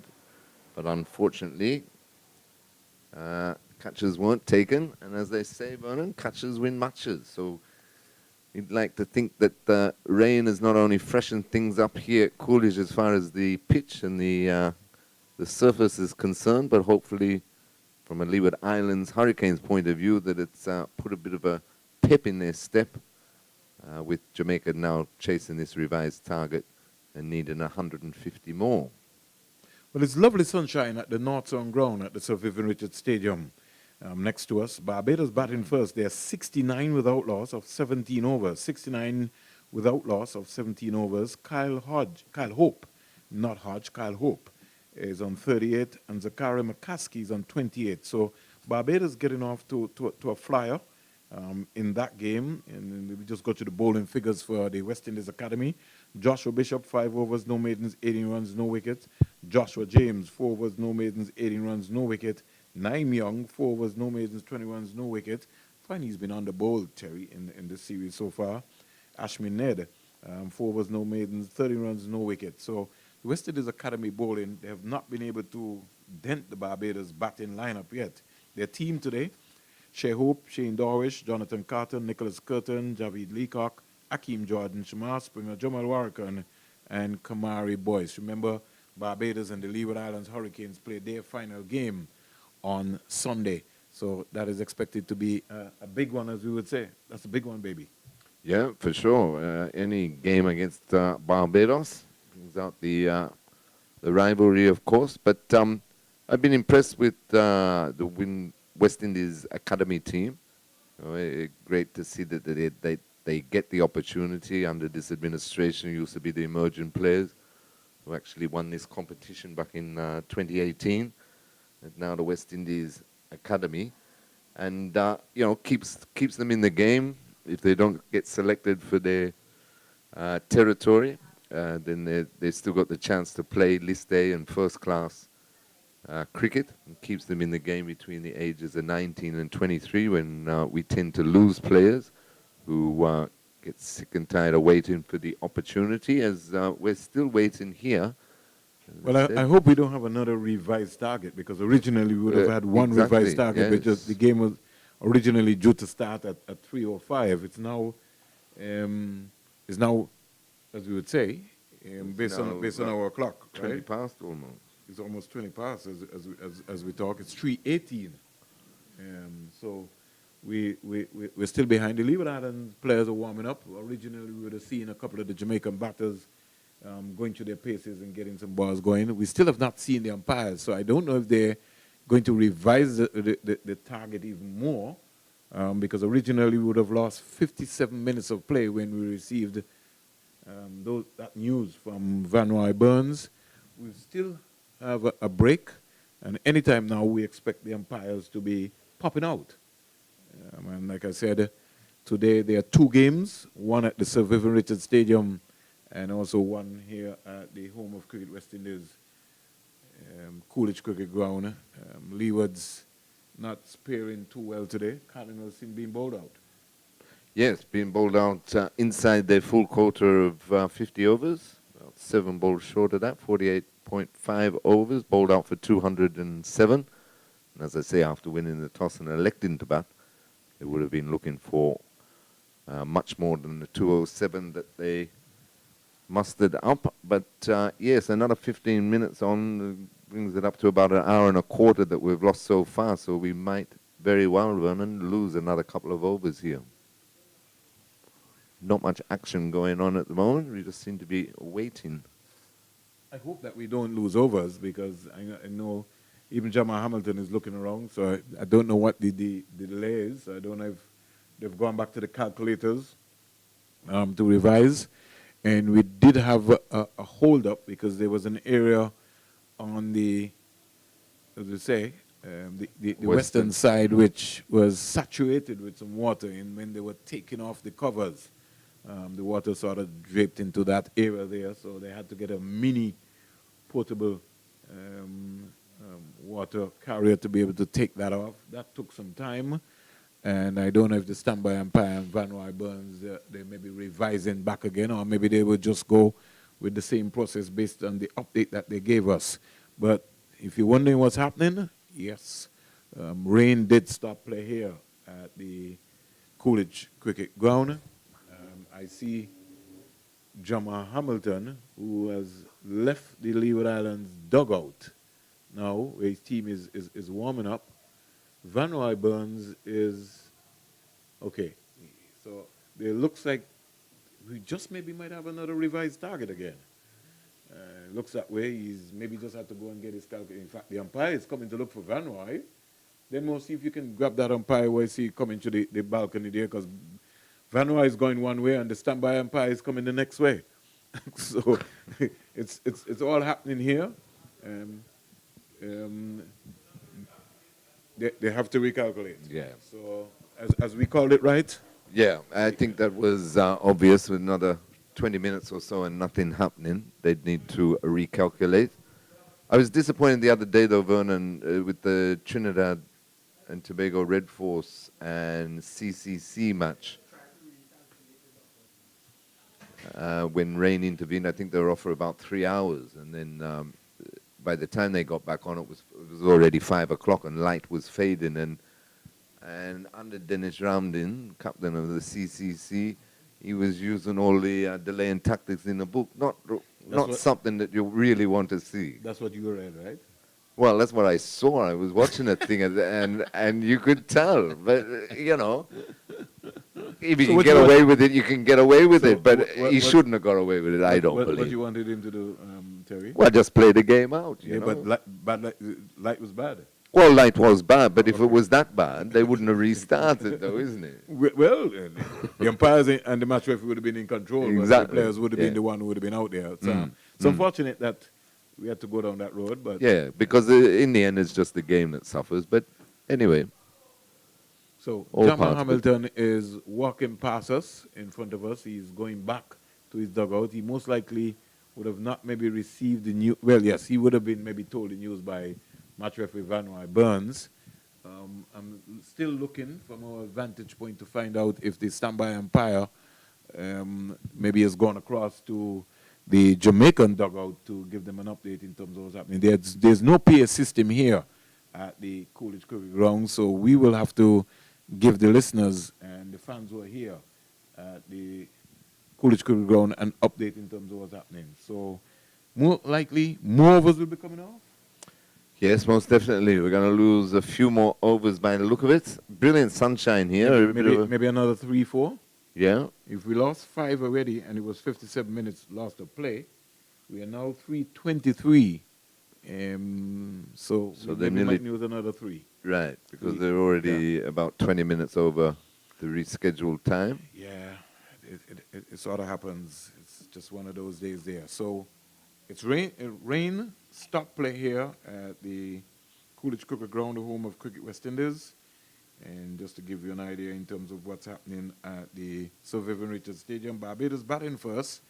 They are 72 without loss.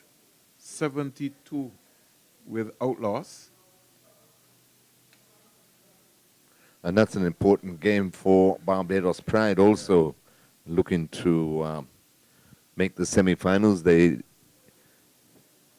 desperately need a win today, and then depending on the outcome of this match between Leeward Islands and Jamaica, If Jamaica wins, they go through. they will go through. Yeah. If Jamaica lose, If then Jamaica lose, it could on come Sunday. down to Sunday's match. Yes, between Leeward Islands and Barbados. Pretty interesting. Pretty interesting. So we are waiting. I think I heard in the background there the match referee Van Roy Burns next to us in the scorers. We are just waiting on our own score. Nigel will give us a revised target is 40 overs. So we're now down to 40 overs, Terry. Right, another The 5 final loss. target will be. Okay, so our score Nigel is giving us an update. It's now, we originally were 45. They're now down to 40 overs, and we're starting back at what time? It's now 3:25. So okay, so they start back at 3:30, Terry. Right. We just waiting on the on the target. Where are we down to? 40 overs. So if we're down to 40 overs, it means that the target. And there are no wickets down, right, Terry? Yeah. So the target 45 without loss at the moment. 45 without loss. It's just amazing of this new system produced by Mr. Duckworth and Lewis. But we'll wait. Our score, Nigel, will come back to us with the good news. And That's one adjective you could use for the system, Banroy. one adjective. So what do we got? 28.1 or something like that? It should be about Are we up to? 28.1 now, Yeah. right? Because originally we had 33. So it's now going to be 28.1 overs. And we're just waiting on the final revised target to see. When it was 45, it was 195. So let's see what Mr. Duckworth and Lewis is going to come back with. The umpires, Denmore's reckoned that it will be 186. The standby umpire has gone over to speak to Jama Hamilton, the Leeward Islands Hurricane captain. So he's having a conversation with him. In the meantime, the Jamaican dressing room, they were instructed of the revised target. And play is expected to start in 4 minutes' time. But I think it's going to be game on. Well, definitely. It should be game on now. Jamaica be looking to press on the advantage that they've got with this solid start. But as we say, a bit of rain around, it juiced things up a bit. It'll be interesting to see how the Leeward Islands Hurricanes go about defending this total now, which is obviously going to be less than the 195.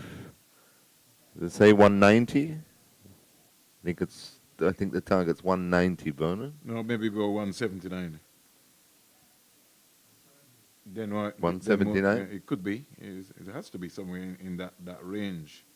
The ticklish situation is that, all right, so Van Roy Burns and the match referee and the standby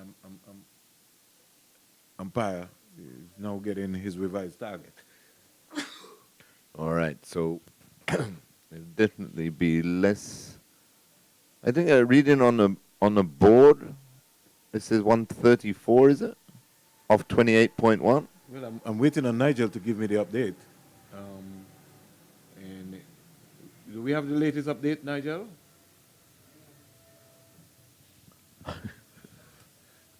So we still waiting. And just to let you know, the rain has delayed the revised target here. We're just waiting on the final calculation. 179. All right, so Denmo was right. So we have Right. 179.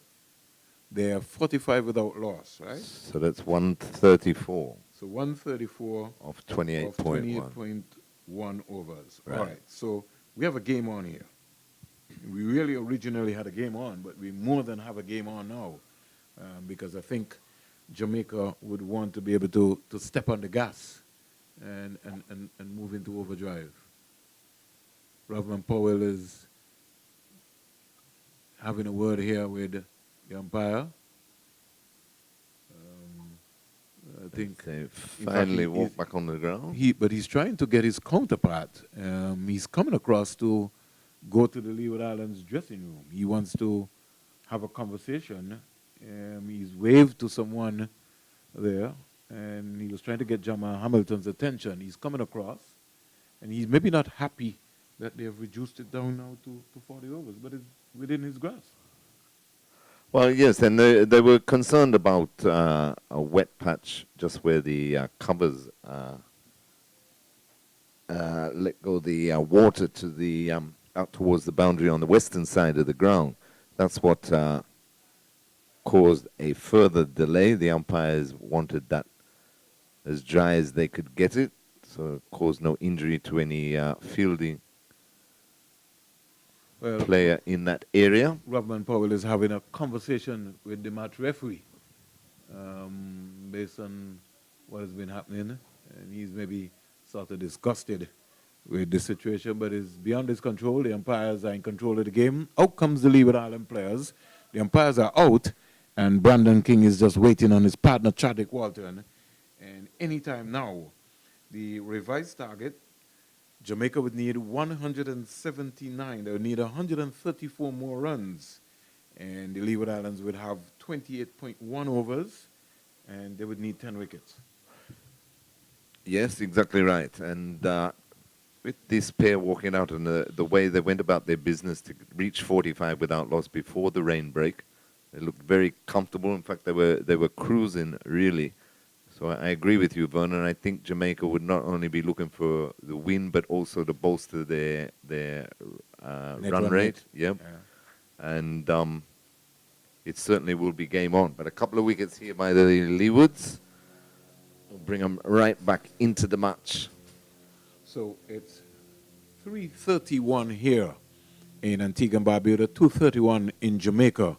And we can say to you that the Leewards, Colin Archibald starting from the media center in here, mid-on, mid-off, cover, mid-wicket, a backward point, fine leg, third man, sweep on the offside, and a deep backward square on the leg side. So the Leewards starting in a very defensive position, Terry.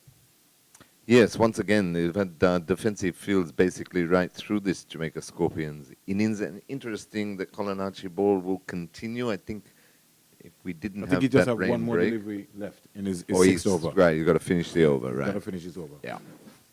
So we're back with the action, and we start back right here at Coolidge Cricket Ground. Archibald is slapped down to backward point, can't beat Hayden Walsh, and so the over comes to an end. So 12 overs bowled. Jamaica are 45 without loss, and they would need 134 more runs from 28 overs with the revised Duckworth-Lewis method. They need 179 runs from 40 overs. Yes, and at 45 without loss, that equates to about 4.8 runs per over. They're currently going at basically 3.8. So as we say, wickets are needed by the Leeward Islands Hurricanes. And speaking of wickets, Hayden Walsh Jr. for the first time today looks like he'll be coming into the attack from the northern end. And I feel from the media center in here, Kofi James, who has been really, was bowled well and was very unfortunate not to have picked up 5 wickets. Yes. It was just amazing, right? Because so many catches dropped during the period. Exactly. For Kofi James to get 5 wickets. Exactly. and that was the only way Academy ended up posting, some sort of a respectable score. They switched off a bit, though, the Leewards, towards the latter part, even when they played Jamaica in the first match. That last wicket partnership battered out the 50 overs. There were 160 odd for 9, ended up 200 odd for 9. And then against the Academy again, they couldn't finish them off as quickly as they would have hoped for. So Hayden Walsh started well, and we've seen a ripper from him first up to Brandon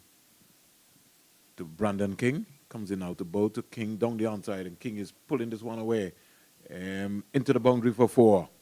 Short delivery.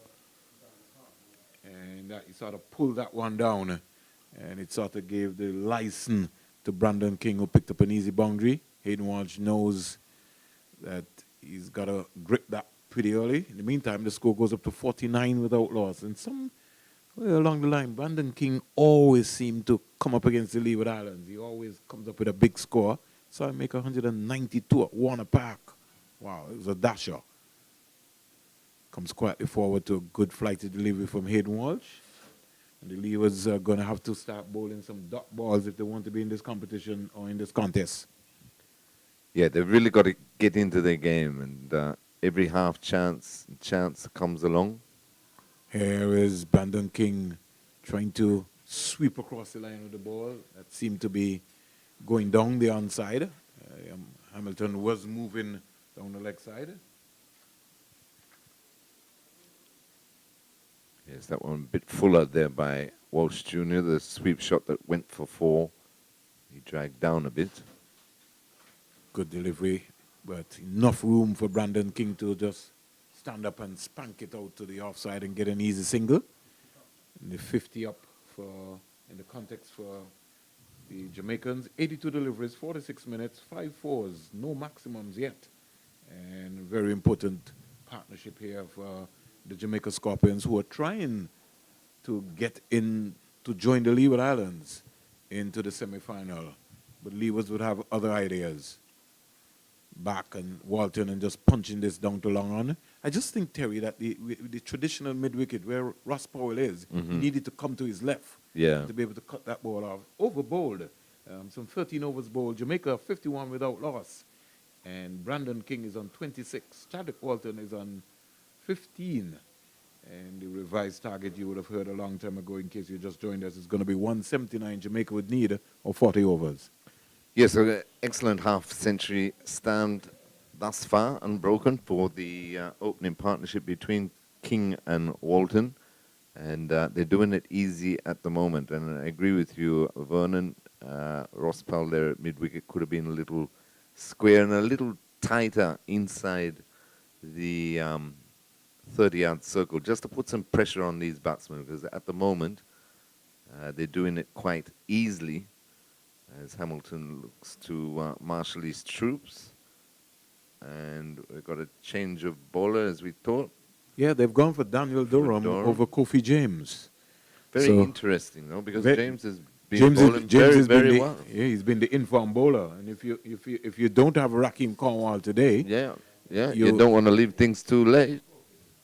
And just note, the manual scoreboard looks like it's our run behind at the moment. It is 51 for no wicket. all right. So let's see what's going to be happening. Daniel Durham, who gets his first game for the season, will start from the media center and left armour. Almost look like a Joel Garner, and he's bang on target. Yeah, he's a big lad, tall lad, like a Suleiman Ben for a spinner. Yeah, he's played some level of cricket also in England. Durham. Again, he's bang on target. And Walton is very circumspect. He's 15 from 39 balls. He's batted some 49 minutes at the crease. And since Walton has come back, he's tried to spend some time batting, waits. Durham in out the bowl to him. He's sweeping. There's a pay for a leg before, but that's going down the onside. You clearly see that. Walton certainly got to understand the length. When you're sweeping, you sweep length. You don't premeditate that you're going to sweep. And I thought that was just too close to him. Yeah, far too close. Durham started with a slip. Short, fine leg. The backward point. Again, he's going down the onside. And signal a wide. And again, Walton deciding that he's going to sweep. He doesn't care. But Durham is penalized for bowling a wide. Score in the meantime goes up to 52 without loss with that wide. I would just maybe like to see a Ross Powell just come a little bit to his right, just in case he spoons up, because he's looking for that. Let him see that gap, the deep backward square. Durham thinking about it. Goes between the umpire and the stump. In now to bowl to Walton. Walton is driving. This time he drives up to Louis at cover. Can't score. Both umpires acknowledge that there are 2 expected legal deliveries left in the over. 52 without loss. Went to over number 14. Durham into ball to Walton. Quicker, flatter, faster delivery.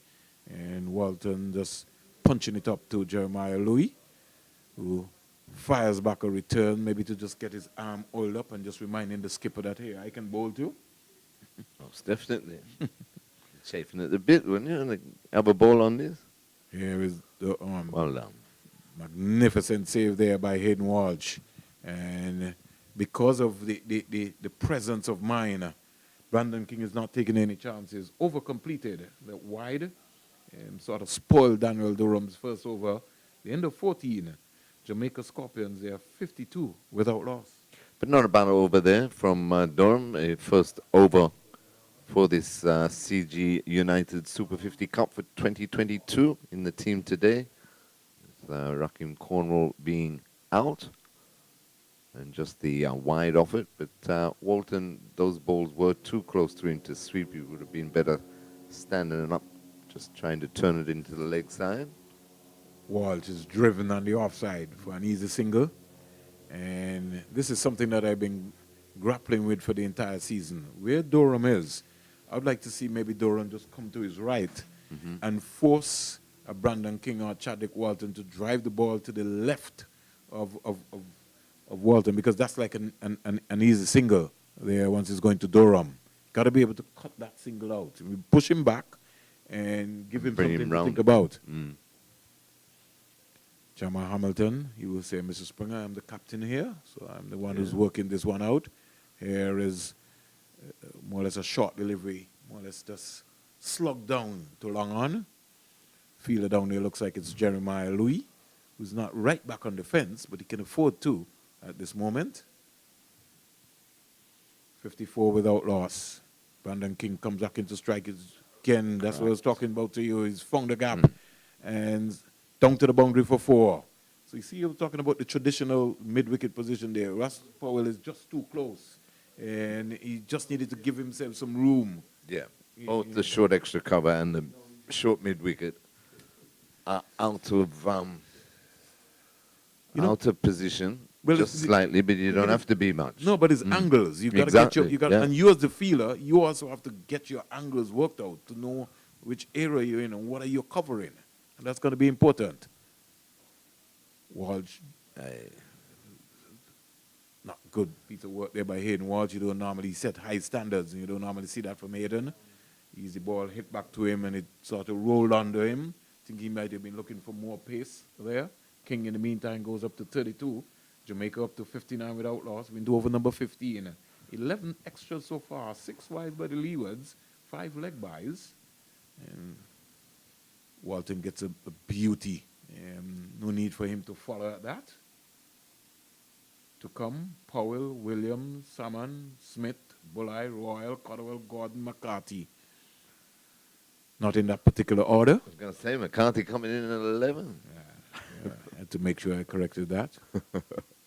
Leewards, Hayden Walsh starting with Karen Powell at slip, a backward point to cover, short fine leg, short mid-wicket, long on, long off, deep backward square, the field on the offside. Walton cramp for room, can't score. The end of over number 15. Jamaica 59 without loss. The Leewards need wickets. They do. They need wickets, and they need to start looking at creating opportunities. To me, they're still a little flat, still a bit back on their heels in the field. I'd just like to see Hayden Walsh Jr. just toss it up a bit, entice them into something. They're unbeaten so far in the competition. The Leeward Islands Hurricanes have already qualified for the semi-final with 1 game after this, which is on Sunday against Barbados. That's going to be a big game. That's 2 o'clock, so fans, you can come on out after church and support the Leeward Islands Hurricanes. Support West Indies cricket. Durham in out the ball to King. He's undriving but can't beat Kareem Agor at short mid-wicket. At the stadium, West Indies Academy against Barbados. Barbados are 104 without loss. Driven down the ground, getting an easy single. Who's coming around there? Looks like it is Colin Archibald. So King, in the meantime, goes up to 33. 46 balls face, 5 boundaries. Now brings Chadwick Walton on 16 into strike. And he's faced also 46 balls. He's back and looking to try and beat Kareem Agor at short mid-wicket. He can't. So Durham has settled into a nice groove here. The big, tall left-arm spinner from St. Martin. We say good afternoon to the folks in St. Martin. Keith Carty, Donga Farrell. Coming around nicely there is Kareem Agor. Also say good afternoon to Richie Singh, President Dwayne, all of the executive members of Cricket St. Martin, Mr. Maxood. Durham in now to bowl to Walton. Walton is back. Beautiful piece of fielding again there by Hayden Walsh, covering a lot of grounds. It's been a good year for St. Martin cricket. St. Martin cricket, for especially sure. from the youth level. Yeah. Casey Hometown Carty, hero, Casey Carty. Nathan Edwards. Oh, Nathan Edwards, he's been having a dream year. Yeah, one, definitely. Come for room, and with Daniel Durham getting an opportunity here, it all goes well. So over-completed here by Daniel Durham. 16 overs bowled.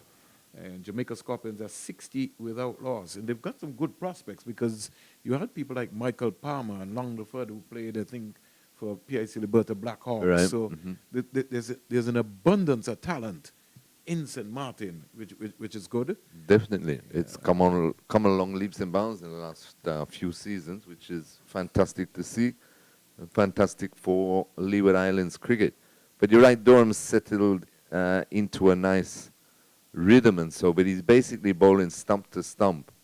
I just like to see them try something. They need to try something. They need wickets, Vernon. They're not going to restrict this Jamaica Scorpions batting lineup to under 179 of 40 overs. They need wickets, and at the moment there's just no pressure on these two in King and Alton. They're just going about their business very, very casually and very well. Now he's strengthened the mid-wicket area, so Powell has come closer and squarer. I think Durham is out of position. There's always one. What is actually happening is that Hayden Walsh is now going to be forced to bowl a middle and leg stump line. And I don't know if that's a good tactic here, but especially against King. Yeah. Well, it's not a matter so much of against King. He's going to be hitting against the longer side, more or less. And he's driving this one in the air, down to long on, but it's not going to reach. And he can afford to play that shot. It's almost like a golf shot, a scoop, because those boundaries are long. That I would say that easily would be about 75 meters. But King was in control with the on drive. Didn't go down too hard. Leewards need wicket. 61 without loss. Walton comes into strike. He's 16. Walsh now to bowl to Walton. Walton driving in the air. It's gone. CG United maximum. Over long on for 6. Yeah, nice shot there by Chadwick Walton. Used his feet, got to the pitch of the ball. Full follow through. And hit straight back over the bowler. And over the rope. This is looking very ominous for the Leeward Islands Hurricanes now. They desperately need to break this partnership. In cricket, sometimes all you need is one wicket. That's Terry. right. One by You get one, you get two, you get 3. Walsh in now to bowl to Walton. Walton Why? is back and it's gone. 6 more! He's on the go here. Short. And he pounced back, got into the depth of his crease and really hoisted that over deep backward square. There's no pool here at the College Cricket Ground, the home of Cricket West Indies. But Elaine Turner and her mother, they just had to look to see where the ball, if it was coming into their direction. Terrence Ward retrieves the ball from a spectator. And in the meantime, the score races up to 7-3 without loss. Jamaica Scorpions, they seem to have a bus to catch. Yeah, I think Walton has said to himself, I've had enough of a look. I'm well set. And now it's time to cash in on what you must say is pretty ordinary bowling, though, by the Leeward Islands Hurricanes. 28 to Walton. Here goes Hayden Walsh as he starts from the CIUN. In now to both short again. And dragged down, pulled away for 4. Louis won't get across into the boundary now. So Walsh's confidence, they've taken the attack to Hayden Walsh, both King and Walton. And he's folding under the pressure. 77 without loss. 32 to Walton, 34 to Brandon King. But as we were saying, though, Vernon, that's what I would have liked to see, a different field. You mentioned that Durham is still out of position there at short extra cover. I would have liked to see a slip-in play for Walsh and tell him to toss it up, flight the ball. They need wickets. At the moment, he's trying his best ball stump to stump, but he just keeps dragging it down. Down the onside. 4 more. That's 20 off the last 4 deliveries. Walsh is finished for the day. 81 without loss. And the Jamaican openers in King and Walton, they're on a march here. 17 overs bowled, 81 without loss. Hayden Walsh's 3 overs so far has cost him 34 runs with 4 boundaries and 2 sixes. In Jamaica innings, they've had 8 boundaries, 2 sixes, 2 maximum so far. And it is a headache for Hayden Walsh. Most definitely. That was not a good over at all. But as I say, I think the field placings, he was trying his best to bowl a stump-to-stump line, as Durham did in his previous over. But unfortunately, he just dragged too many balls down, and Chadwick Walton was right onto them. 6-6, 4-4, and he's going at about 3.5 and over. So you could be right, Vernon, that that might be the end of Hayden Walsh Jr., at least for the time being. But So the wicket taker's coming in now. So Daniel Durham has been pulled, and Kofi James comes into the action. First delivery, driven down to Casey Carty, single to Brandon King. He goes up to 35, and the score goes up to 82 without loss. It now means that Daniel Durham is expected to bowl from the CIUN, as Jamaica's quotes on here, but Kofi James would have other ideas.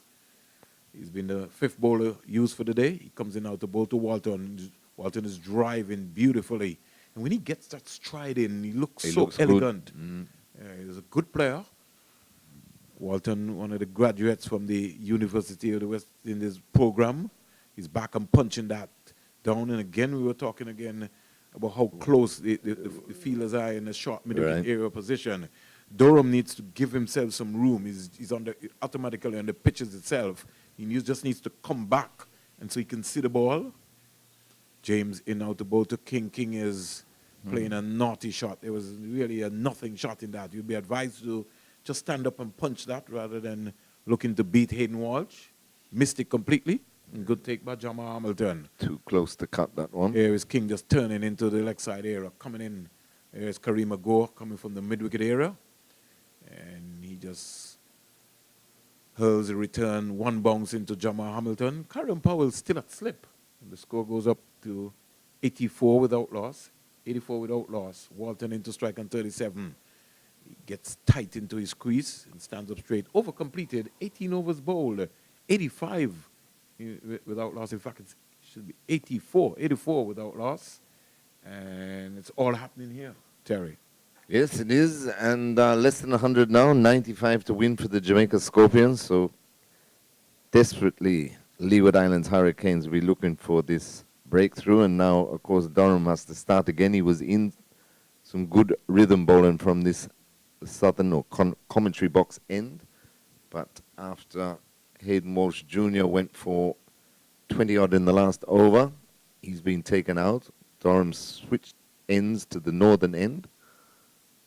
But wickets are needed. Very interesting for me with Hamilton, though, with, you mentioned Kieran Powell being at slip to Kofi James in the previous over. And now for Durham, he doesn't have a slip. For Hayden Walsh Jr., he didn't have a slip. Earlier on for Archibald, he took the slip away. And when you need wickets, that puzzles me. Well, I'll say something to you. Colin Archibald bowled 6 overs, no maidens, 18 runs, no wicket. I would have liked to see Jeremiah Louis here today with the new ball, because Louis bowls a lot of cutters. Here is a lovely shot here from Brandon King, punched, been able to find the gap, and the ball is coming off of his bat nicely here, Brandon King. And I don't like to say it, Vernon, but you're gonna have to. You can only talk about what you see, and I'm sure it's got to do with the fact of where the Leeward Islands are positioned on the table at the moment. But to me, they've just seemed to be going through the motions. And that is not what you want to see coming into a final series. King comes quietly forward to Durham delivery. You know, if I'm the head coach of PIC Liberty Blackhawks, every game is a final. Right. And that's how you have to approach it. Every game is a final, especially in this Sure. competition. Loose delivery, wide delivery by Daniel Durham. And it gave King enough room to bisect and race down to the third man area for 4. The Leewards are falling apart here. They're 90 without loss. King on the march here. He's 42 from 52 balls, 66 minutes, 6 boundaries, a strike rate of 76.36. And Chadwick Walton's strike rate is 64.91. He's on 37. Durham to King, into bow to King. He comes quietly forward, gets a single. Leewards are napping. That's good batting. But see, if we can see it and sense it and feel it from up in the commentary box, imagine how Walton and King are feeling. And they're just starting to cash in, both of them now, with a lackluster opposition in front of them. No slip. There are 5 fielders inside the circle. And the Leewards looking for something to happen. But Jamaica denying them that. Over number 19 comes to an end. The Jamaica Scorpions, they're 91 without loss. Brandon King is on 43. Chadwick Walton is on 37. Daniel Durham's first 3 overs has cost him 9 runs. Hayden Walsh Jr., 3 overs, no maidens, 34 runs, no wicket. Colin Archibald, 6 overs, no maidens, 18 runs, no wicket. And Kareem Agor, 6 overs, no maidens, 22 runs, no wicket. James has bowled 1 over before. He's having a conversation with Jama Hamilton. But I would just like to see James bowl more wicket-to-wicket deliveries. Yes, yeah, for sure. Excuse me, for sure. Wicket to wicket, and I heard him speaking earlier. He likes it when he gets, providing that he's bowling well enough, that Hamilton allows him to bowl his 10 overs through. He feels like he gets into a better rhythm and can keep that rhythm. But from the other end, and now that you've basically lost the bowler with Walsh Jr. being torn apart, you'd have to bring Louis in soon, wouldn't you? Just to try him, even for a couple of overs, because you need something. You see, I was talking to you, Terry. Yeah. Durham is just too close. Yeah. Your Durham needs to come back into the traditional mid-wicket position. I mean, we got to be able to pick these things up, especially if he's inside the 30-yard circle. 92 without loss. James, clever by Chadwick Walton. And he's maneuvering the field there with the pace that James is bowling. He can afford to come up with a switch hit. And he got 2 runs quite easily. It's going to be a double change coming up next. It's going to be the Mares from Liberta. Seth Burton and Benmore Roberts. They call them the Bear team. Here is Walton back and just playing this out to the mid-wicket area. Kareem Agor coming around. In the meantime, if you're wondering what's happening at the Sir Vivian Richards Stadium, the Barbados team, last time I checked, they were 105 for 1. Yeah, they're coasting along. But here, Jamaica 95 without loss. Hamilton taking off the gloves smartly, very quickly.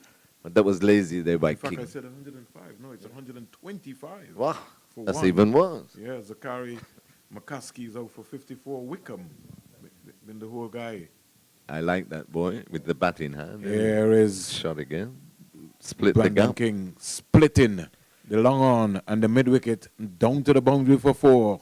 The Leewards are just looking around as if like, what is happening here? They're not only looking around like that, they're looking around like they can't wait to get off the ground. But consecutive 90-odd run partnerships for these two in King and Chadwick Walton, and then one off the century partnership. 99 without loss. Now Which it turns to 100. 100 opening partnership. King goes to 49. 126 deliveries, 70 minutes, 10 fours, and 2 maximums here. Brandon King is 49 not out on 60 balls, 70 minutes, with 7 boundaries, and Chadwick Walton, he's batted beautifully so far, 40. More comments from you, Terry, and then it will be Seth Burton, ball by ball, and then it will be Denmore. A double combination. Thank you, Vernon. Yes, excellent batting here by the Jamaica Scorpions. They're going about their business in a very sound fashion, putting 100 on the board without the loss of wicket and without look like losing their wicket against a pretty mediocre response here by the Leeward Islands. They need a spark and they need it quickly. Well, Durham is trying to give them a spark, but not penetrating. Brendan King. King is on the verge of a half century here. He is looking good, and he has responded well to what would have been, in consideration, a meager score by the Leewards, initially setting 208 for victory after making 207. But what has now become a revised target, Denmore Roberts, 179 or 40 overs, and they are well entrenched on 100, meaning they need another 79 runs from the remaining 19.3 overs. Durham to King, and King is hurried into that one. Good change of pace from the tall left-arm orthodox bowler. Replace. Go ahead. And the Jamaicans have looked a lot more organized today than the Leeward Islands. The Leeward Islands bowling has not been good so far. Has not been good. King still trying to get to that 50, his first for the season. When you consider, though, it's a solid opener, you're not going to find, I think, a better pair in the tournament, at least in this side of the CG United Super 50.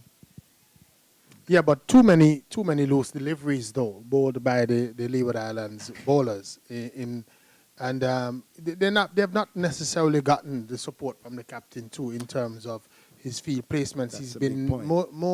mostly defensive, has not tried to give the bowler something to work with, and in trying to set the defensive fields, the bowlers have bowled badly to those fields.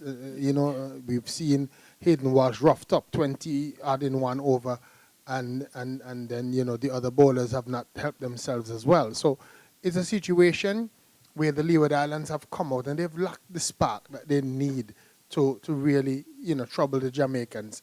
However, King and Walton, they've batted well under the circumstances. They've not been flustered by the break in play, the over an hour that we lost in play. That's a key They point. came back with a positive mindset, unlike the Leeward Islands. That's a key point. I was saying how much more they've flourished after that break. Pulled away Kofi James out towards the square leg boundary. Good sliding save by the fielder coming around, Jeremiah Louis. And only a single, but that was a key point. The 100 comes up though, or in fact the 100 would have been up previously. Perhaps you've just had a little delay.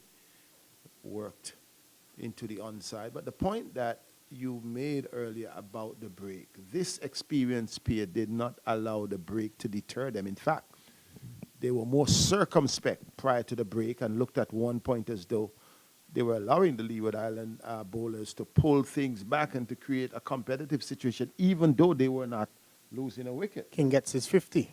The 50, yes, comes up, or 68 balls, 7 fours.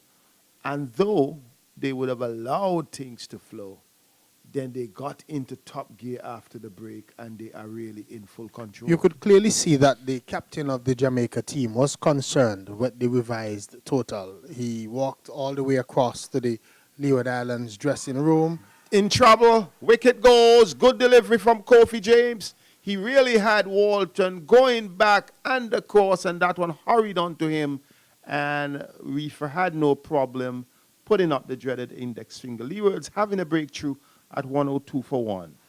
I was saying that the Jamaica captain had a difficulty. He had a problem with the revised total, and we could see a lot of discussion taking place as they were looking to come back out. So clearly the message to his batsmen when you go out there is to be positive, get us ahead of the required run rate. Don't become bogged down. Get us closer to the target. And these two has taken the total up from 45 when we had the break up to 102 in very quick time, We saw them roughing up Hayden Walsh Jr., but just as the doctor probably ordered, Kofi James has come on. He has been a little tighter, and there we saw Walton going onto the back foot and missing a straight one, and Kofi James getting his first wicket for the day. But the Leeward Islands, they're going to need wickets, so they're going to need to continue the pressure on the Jamaican batsman. They're going to also want to get King. King, I think, is going to be key in this scenario. He's looking really good, and so the bowlers are going to have to target him, look to get his wicket so that they can get into the Jamaican middle order. It has not necessarily been the strongest middle order we've seen in the tournament so far.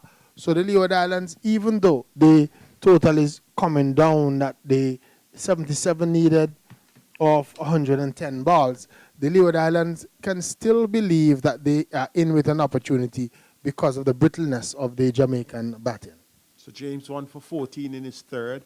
And a key factor, I think the previous peer alluded to that, was the setting of the field. You were speaking to whether or not you want to be tight and aggressive or whether or not you want to be ultra defensive, which the Leewards have been.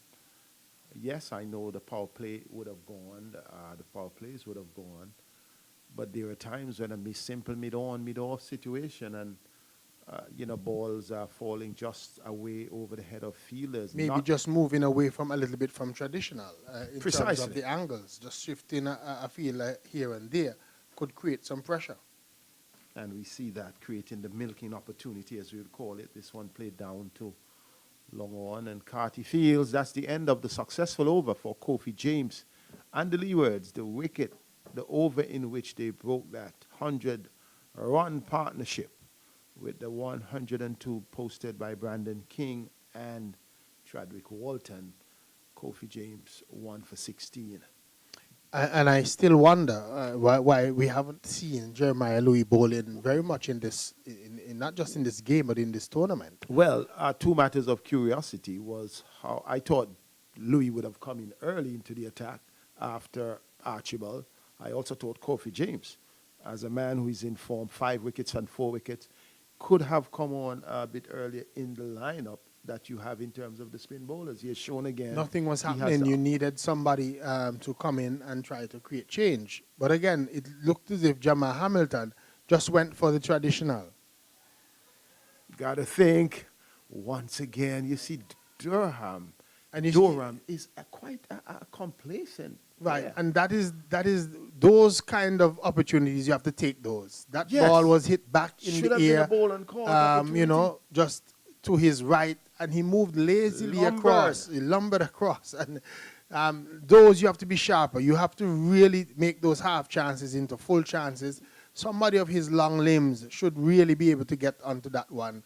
It was a lobbed back ball from King, and King is a key wicket that you want. Yes. So you really have to make a bigger effort than that. And earlier, very poor we effort, saw the I same believe. thing. Karima go to King early in his innings. He was on 8. One lobbed towards deep, long off, and Durham stood there. Might have been allowed the it to same drop. Durham, yep. Precisely. Young fella got to do better than that. Good delivery to Alwyn Williams. Tries to work it into the onside. The ball takes the pad. You got to be. And it's a good feeling, a Leeward's team, a team with talented fielders.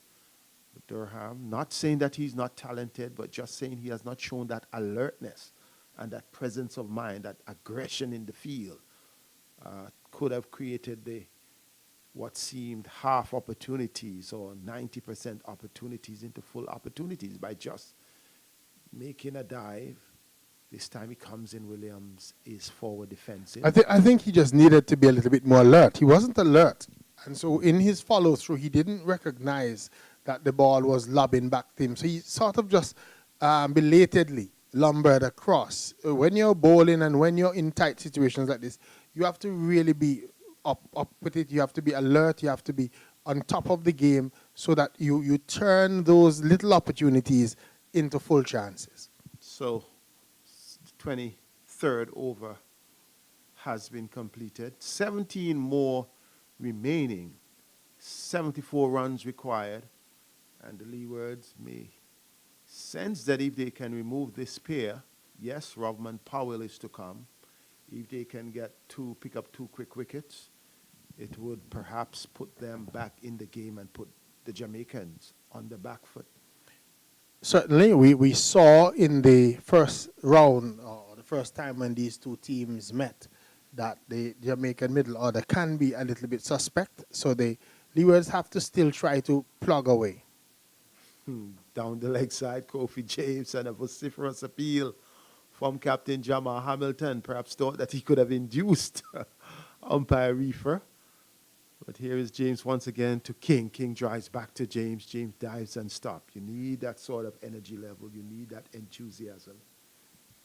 Yes, you have to stay in the game. Even if it seems as if your backs are against the wall, you must stay in. Oh, lovely shot. Pacing the field out towards the cover boundary. He just laid back on that one, and you know you don't have to give Brandon King any width.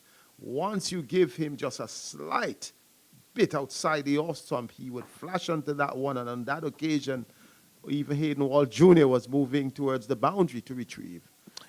Much too short for Kofi there and giving King the opportunity. Kofi James once again, King drives. There's cover out on the long off boundary. Archibald is there.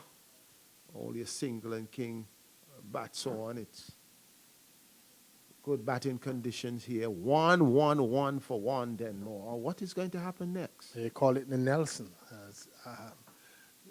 Today being Remembrance Day as well. That's 11-11 11. is quite insignificant. Let's see if anything significant happens as Kofi James comes into Williams, and Williams comes forward, checks the stroke. The West Indies. Leeward Islands have to still believe that that things can happen. Oh, a good delivery, loud appeal. Not out, says the umpire, perhaps. That one was headed down the leg side, but he was comprehensively beaten. Good delivery, once again, by Kofi James. Always in the game, causing something to happen. This is another one, and that one was a slider. It came through. And special bowling on the part of Kofi James created 2 moments of anxiety for Alwyn Williams at the end of 24. Jamaica needed 179 for victory, 111 for 1. Brandon King is on 57 and Williams on 1. Leeward Islands have to continue to plug away at the Jamaicans, continue to make batting difficult, continue to not give away those loose deliveries and allow them to free their arms, and put pressure back on the Jamaicans and cause them to make the mistakes. If they continue to just bowl loose deliveries, the Jamaicans will coast home. Cut away out towards cover. This will beat the fielder running around. No, good bit of fielding, but he may have rolled on the ropes. The umpire, well, would not consider 2 runs there to King. He's just a flash of beauty when he plays that cut shot. Economy of movement, but at the same time, excellent timing and placement, and usually on the ground. Durham to King, and King milks a single. He's just milking the bowling, content to do so. What King is doing well is that he's literally scoring off every delivery that he's facing. If he's not hitting the boundaries or pacing the field, he's nudging it into the gaps and getting runs, keeping the scoreboard ticking over. So even though the Leeward Islands think, you know what, he's not rushing away, because he's ticking the scoreboard over, he is being effective. That's right. You get carried away and think you have him on the control, but keeps the score going. He recognized that a runner ball from here, or even if you get 4 or 5 per over from this stage, Jamaica will get home easily. This one is a wide, but not a bad idea from Durham. Really. Do you think that it's too strict, that's Yes. wide down the leg side? Because that one was a good delivery. Could have induced an edge from the left-handed Williams, and then the bowler gets penalized. Well, Curtly, I'm out caught. The wicket comes after Williams, forcing this one out towards short mid-on, the fielder between short mid-on and mid-wicket. The catch has been taken. Jamaica losing their second wicket. Well, you get one and then you get two. And just as we were saying, because that delivery that took Williams' wicket was just a little straighter than the one that was called wide. But it was a very similar type delivery, and Williams playing literally the same type of stroke, trying to work it on the onside. The first one he missed went into the gloves of Jamal Hamilton and called wide. This one, he chipped it into that short mid-wicket position and got out.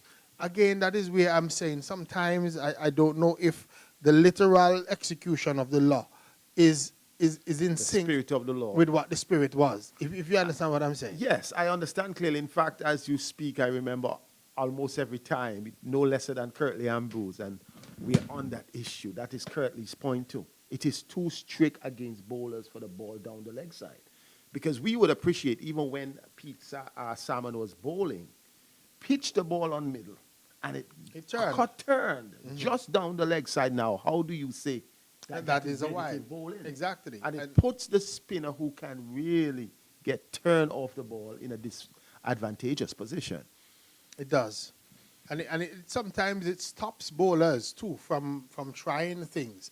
I know that in my day when I used to play with Liberta, there was a bowler called Luxus Williams, and that was his stock ball. That ball that he fires down the leg side, that's looking you to flick your feet out of the crease, looking for a stumping. Now, in modern cricket, you understand? He might get the stumping, but he would be called wide.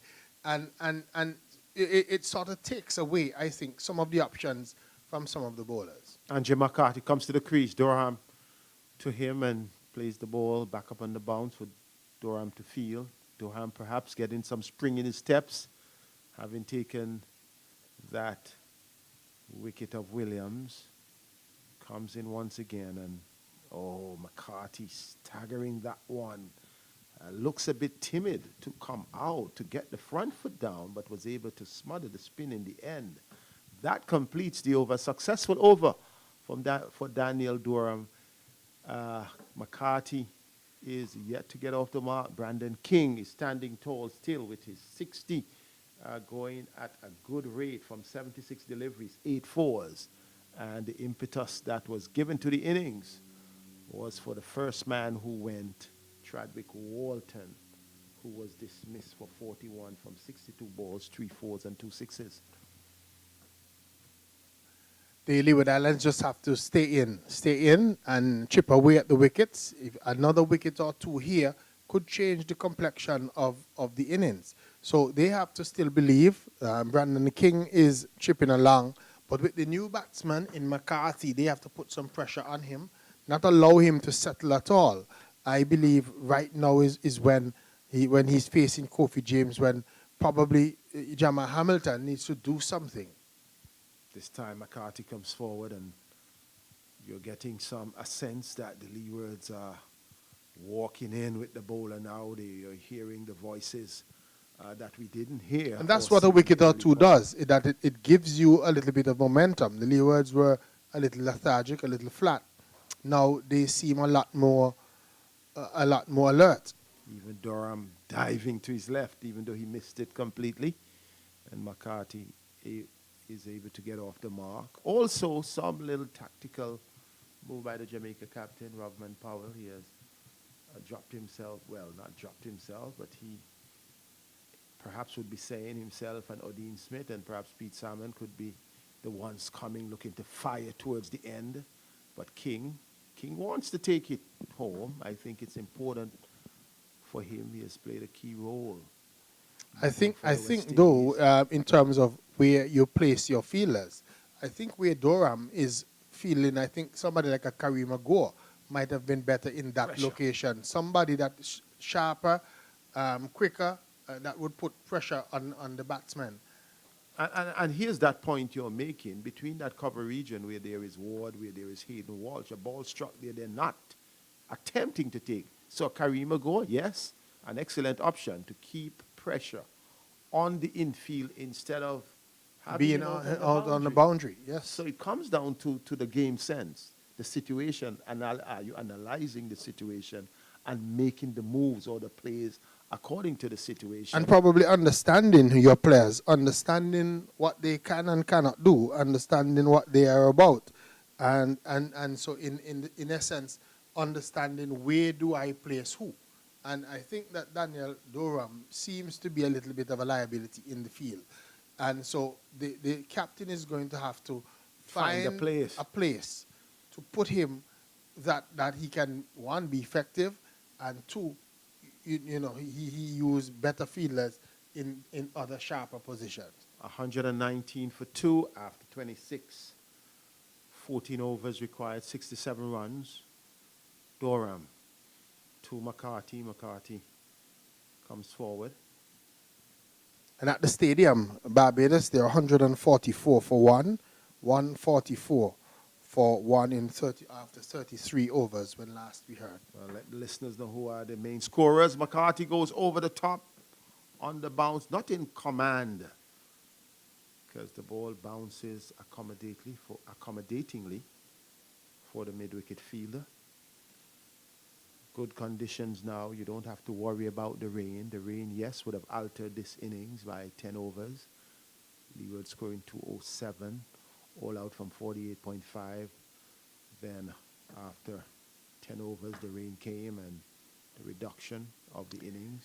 Kyle Hope is 65 not out, and Shea Hope is 26 not out. The batsman out in that game, Zachary McCaskey, he made 54 of 77 deliveries. So it's a Hope Brothers reunion. Kyle getting back into the team. And I heard earlier the discussion about players in the West Indies team, and I tend to differ. I think that the West Indies is making a mistake not playing Shea Hope in the test. Well, exactly. And I think that we need to persevere with him. And that is my point. Because I think that he has the ability. We've seen it before, quality. And we know that he has the quality. We just have to cause him to get the motivation, cause him to get the confidence, give him a long run. Let him know, look, we believe in you. We are thinking that you can do well, and we want you to bat for us over a period of time. Let him go in batting knowing that he's not under any pressure or anything of the sort, because you would have identified the quality that he has. Yes. And until we do stuff like that, I think that is a mistake that we're making. We're going all around and avoiding him, yes, and so on. We need to pick him, even if we need to pick him and say, look, you know what? You are our new test opener, even if it's that. We need to. The point I was making earlier when I mentioned his name, when I was mentioning Brandon King, Devon Thomas, and him, you look at them and quality, you're not going to get any better in this region now and in this region for the past couple of years, and we keep fudging around them. In Shea Hope, yes, he may, in terms of test cricket, it is obvious that he may get caught at point or between point and backward point or second slip or played on. But that can be worked. But Brian Lara used to have that problem too. Right. Remember when he used to face McGrath? They used to set men in that area because they thought that was his weakness. But even the greater point is that's why you have the technical staff to work and iron out over time. But he's too valuable an asset in West Indies cricket to be sitting on the sidelines when you are playing test cricket and you're going to a place like Australia. Let us stop play the games and believe that some people are going to provide that. Quality is quality, and what you have to do is to work with the quality to get the end result right. And it's not going to happen. The more exposure, the more opportunities. Shea Hope and Brandon King should have been. And here is Brandon King announcing his first 6 of the innings. That was a good shot. Hiking that one over the top. Kofi James right in the arc. Yep. And Brandon King rushes on to 70. His first 6 adding to the 8 fours. Jamaica just 50 runs away from what could be a victory that could really put them right in the platform to the semifinals. Right, and Kofi James, they're just floating one up, trying something different, and King was equal to the task. James this time, quicker delivery, King uses his head well, just rolls and strolls. And that's the thing about it. He has the temperament, not just the quality, but the temperament. You cannot really, I don't know, I guess. I remember years ago when Zoal Bartley used to ring the name Brandon King. He thought that a very long time, having seen him, he thought that he had everything that is necessary to be a good test player. The complete package. I think a little more red ball, we may be able to persuade him. 131 for 2. King on 71, McCarthy on 5, Denmore. You can take it away, but in the context of now Leeward Islands, 49 runs needed by Jamaica, Leeward Islands. Can they take a couple of quick wickets? I think it looks like the writing is on the wall for a Jamaica victory. The Jamaicans continue to bat well, and once King remains at the crease, you would back the Jamaicans to get these 50 runs pretty easily. You tend to think that King also wants those 29 runs to get a century. He's probably thinking now, let me get 100 for myself. Getting myself ready for that semi-finals stage of the competition. Again, also they have to win first. Yes, I'm saying he would want to win and put it beyond doubt, qualify for the semi-finals, and then maybe I think they have one more game after this. Yes. They then can look to think about whether or not we can win the group, and then winning the group would mean that they probably avoid somebody like a Trinidad who looks as if they're coming out on top of that other group, and face the second place team. So again, it's a lot of things to think about and work out. And the Leewards can't lose momentum because that's what's happening right now. The Leeward Islands seem to be losing momentum in terms of the way that they're playing. So they too have to be thinking about their sharpness. Oh, lovely shot by McCarthy. In fact, he will be caught on the boundary by Warren. That's the wicket. They need at least to bring the Jamaica captain in. A bit of irresponsible shot. I thought he had it covered, but he was tugging rather than playing the flowing drive. And yes, it was going with the wind, but Terence Ward was well positioned, did not move, did not go over the boundary. Jamaica losing their third wicket on 131 for 3. McCarthy goes for 5. And that's a long boundary today, out on that western side, all of about 70 or 80 meters. And the wind is to not the boundary, and then there is little or no wind. If you look at the flags, they're literally just fluttering in the very gentle breeze that's going. So there's nothing to take it with him. And I think at this stage that was not necessary for the Jamaicans. Andre McCarthy is in. He was on 5. He could have just continued to nudge it around with Brandon King, who is going great guns, and say, look, you know what? I'm just going to support King and take it home for the Jamaicans. And maybe that's the difference we're seeing with some of these players, is that they're thinking of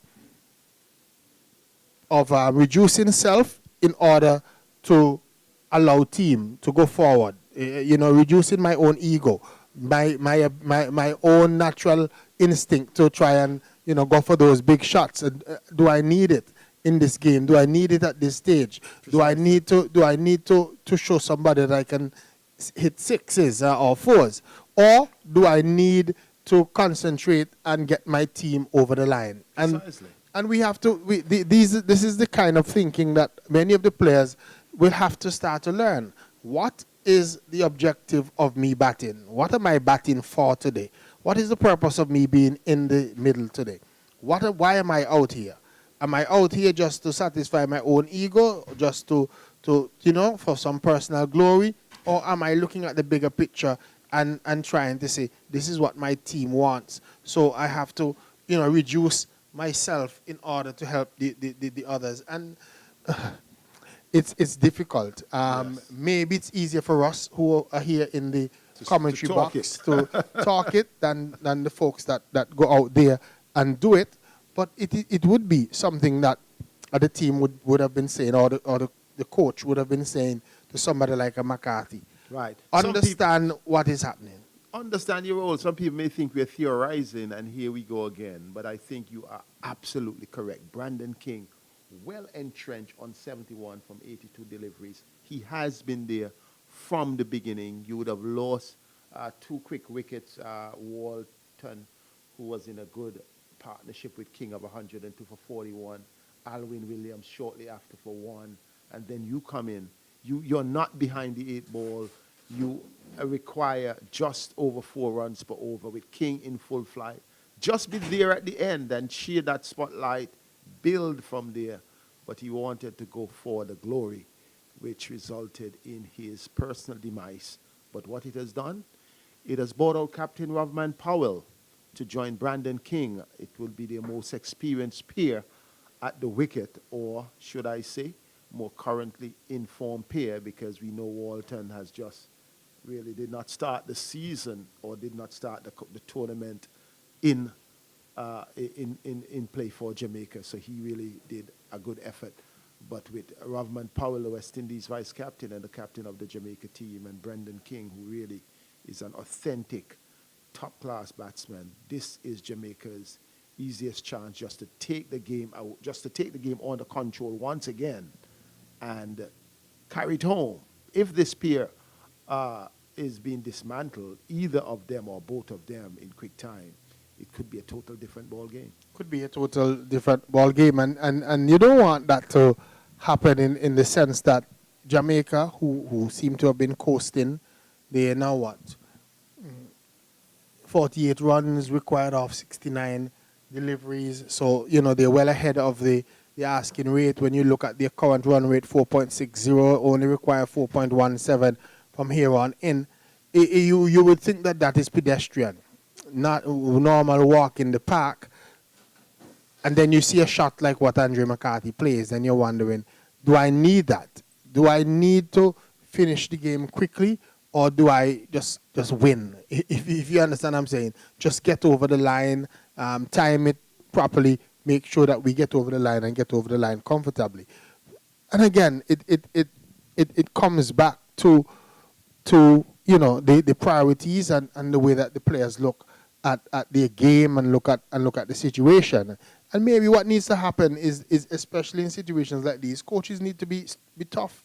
When you have players who in situations give their hand away like that, maybe if you have somebody else, you replace them so that they understand that they have to start to think about and know what their role is and do it well. But you know, maybe, you know, he will come back and play the next game because there's nobody to replace him or anything of that sort. But until we start to see those kind of things, maybe that's when the game will improve in terms of some of the guys understanding what is required of them. Rovman Powell faces Durham, opens the face, runs it down to Kareem Agor at backward point. And it depends on which Rovman Powell actually comes out to play, because he too is sometimes very, very good, and then other times, you know, he can be very loose. Well, he looks as though he wants to be tight here. Second delivery played back up on the offside, so he can get it over with a flash if he wants. This time, once again, good delivery on the part of Durham. And Kareem Agor comes into play once again at gully. Another successful over for Durham, 2 for 16 from his 8 overs. Rather a good economy rate. Economy rate of just 2 runs per over, has 2 wickets. And it's 131 for 3, then we'll take it away. He would be doing the job that his captain, Jamal Hamilton, would want him to do. Not just keep things tight, but also get the odd wicket here or there. Keep the Leeward Islands into the match. However, the Brandon King, I think, is going to be a very important player in the rest of this game. And so the Leeward Islands would still be thinking that, you know, if we are able to chip out Brandon King, if we're able to get Brandon King out of the equation, then they could probably turn the tide here on the Jamaicans. The Jamaicans, for the most part, would be in front. And if we look at the worm, we would see that the Jamaicans who are below, you know, it's just about evening up now, where the Jamaicans were always ahead of the Leeward Islands, but with that wicket there, it's just bringing it almost even. So, Kofi James continues, and Kofi has really come on a long way. with his Jama bowling. Hamilton and Kofi James had a bit of a discussion just now about field placement. Thing about Kofi James, as he comes into King drives, good, and he did straighten Durham, brought Durham a little closer in.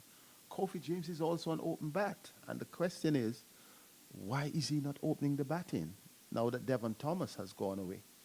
He has 2 T20 batting at the top of the order domestically.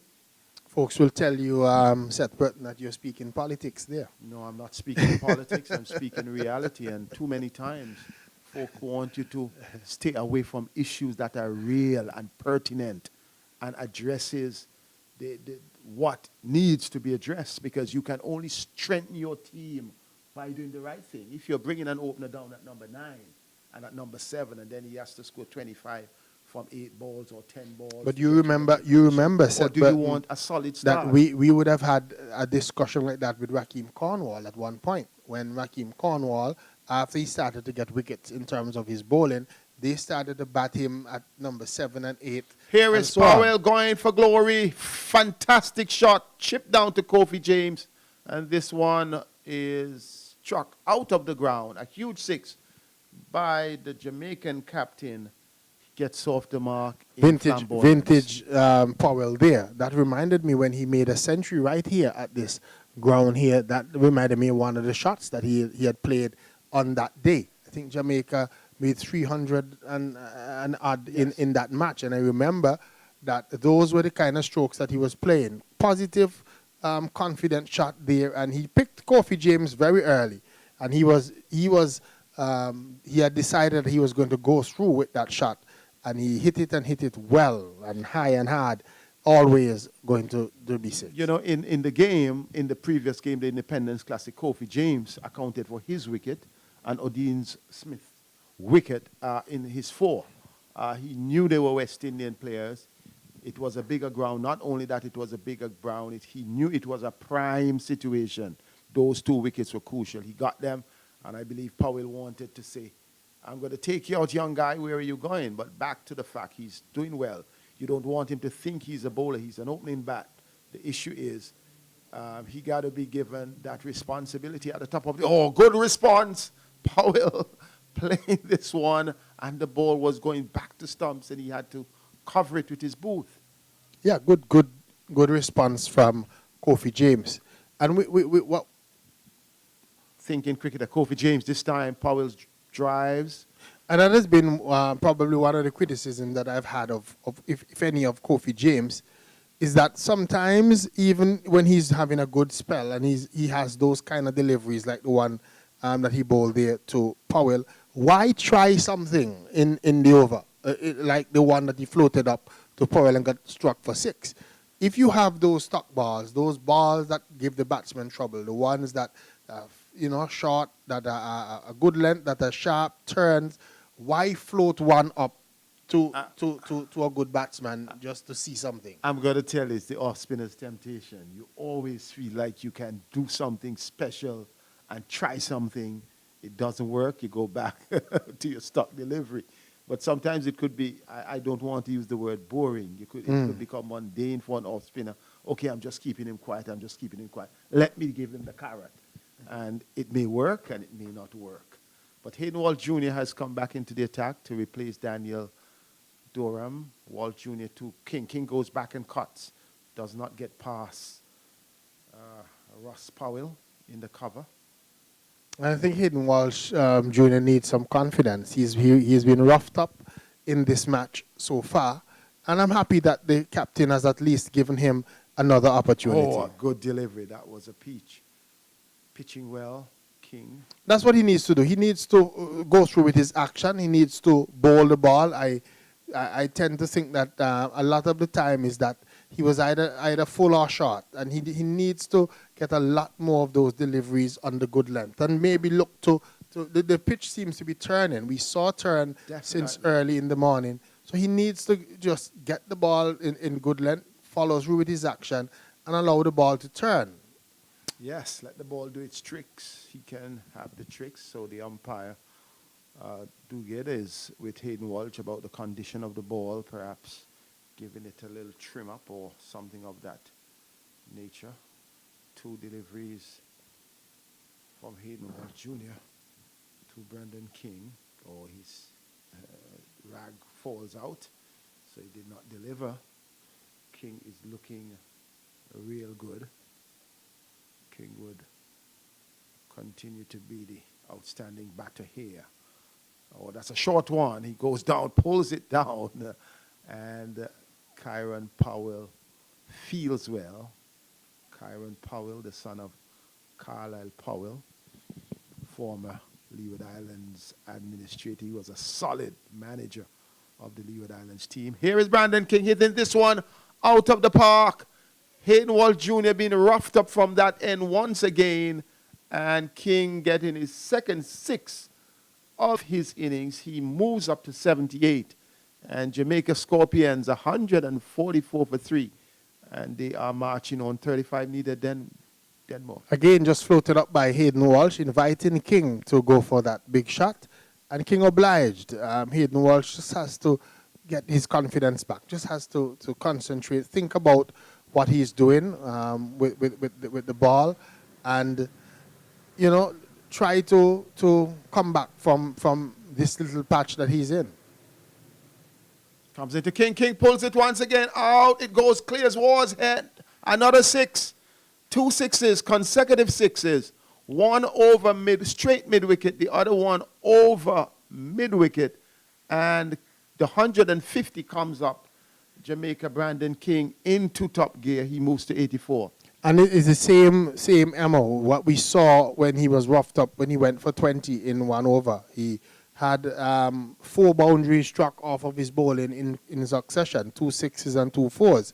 And it's just that he just seemed to hang his head when he gets into these difficult situations and lose his concentration whatsoever, lose his confidence, and doesn't bowl well. Vigorously wipe the ball, perhaps having a challenge with grip in the wet outfield. Oh, that's a better delivery. Brandon King almost played on to it. He was searching, he was coming forward, and then was in the mind of dabbing. A good comeback delivery. Over ends at the end of over number 31. Leeward Islands on the pressure here. 29 runs required. 9 overs remaining. 10 more. You take it over, and Vernon Springer will join you. And Hayden started well. When he bowled his first delivery to King was a wrong one, and King didn't pick it. And at that stage, you thought that he was going to have a good afternoon, but then his confidence fell away. And once the batsmen started to attack him, he seems not to know what to do, Hayden Walsh. It was good to see that after being struck for 2 6s in this over, that the last delivery, that he tried the wrong one once more and was able to at least get King to respect it, to play in a defensive shot. But the Jamaica Scorpions, they now need, 30 runs? 30 runs to go for victory. And you would tend to think that if King and Powell continues to back the way they are, they're going to achieve this very easily over the Leeward Islands. Good afternoon, Denmore. Good afternoon to you, Vernon. It certainly it's been a game changer here. Couldn't understand the move of pulling out Daniel Durham, who had bowled 8 overs, 2 maidens, 16 runs, 2 wickets. I thought that he was going to bowl him out. At least, let him bowl out at that stage. Because you see, you're at the stage of the innings where your runs are small, short in terms of, so there's no need to save Daniel Durham for later. But in fairness to him, and maybe I made an error, I'll come back to that just now, Denmore. Let's see Kareem Agor, who has really, because it's 40 overs. Sorry. Yes. But I would have still gone for maybe a Louis from that top end. Is there something that we don't know about Jeremiah Louis? Because he doesn't seem to be bowling these days. Maybe it's an investigation that we need to do. No, but he was rested the game before. I don't know if you remember that. So maybe he's carrying an injury. Yeah, but he can't be carrying an injury and playing. I mean, he's come here to bowl today. The method by Jamal Hamilton is that he's going to bowl spin because Archibald has bowled 6 overs, no maidens, 18 runs. So if you bring another seamer on, somebody like Louis, just to change up things a little different, give him something, he's gone back to Kareem Go instead. I'm quite surprised. What I'm saying, surprised that I'm not seeing Louis at all. So maybe there is something wrong with Louis that we don't know. You might be more surprised than more. The other night when they played at the Sir Vivian Richards Stadium, Colin Archibald maybe only bowled 2 overs. So I'm almost myself kind of confused like you as much there. Well, you know that it seems to be the thing now that it is said that West Indian players can't play spin. So spin seems to be the order of the day. So teams tend now to be going in that direction. But some of the spinners, Denmore, who are bowling, they're almost bowling medium pace. So they're really not spinning the ball either. I hear you.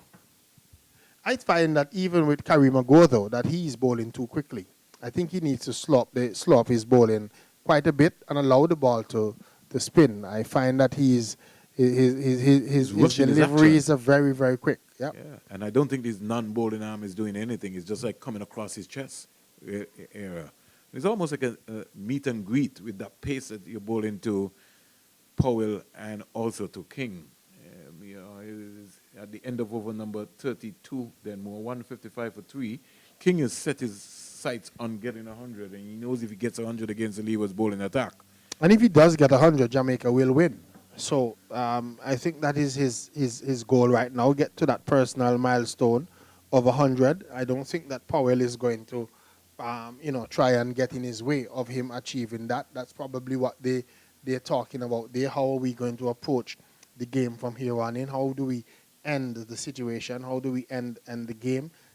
Make sure that both of us are here at the end. So because if we're here, that we will win, and so on. So again, just the intricacies of the game and how does the Jamaicans approach the end of the innings here.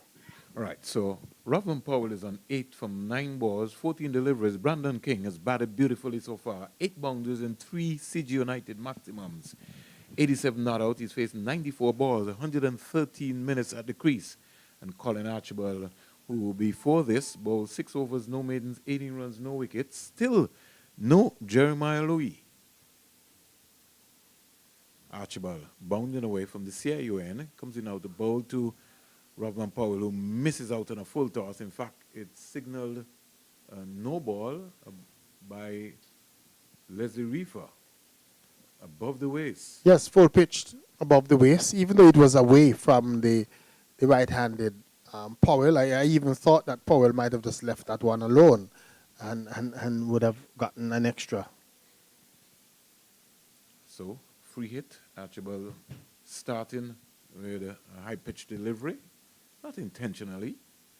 In the meantime, the score goes up to 156 for 3. Short, smacked away, baseball style. Bam!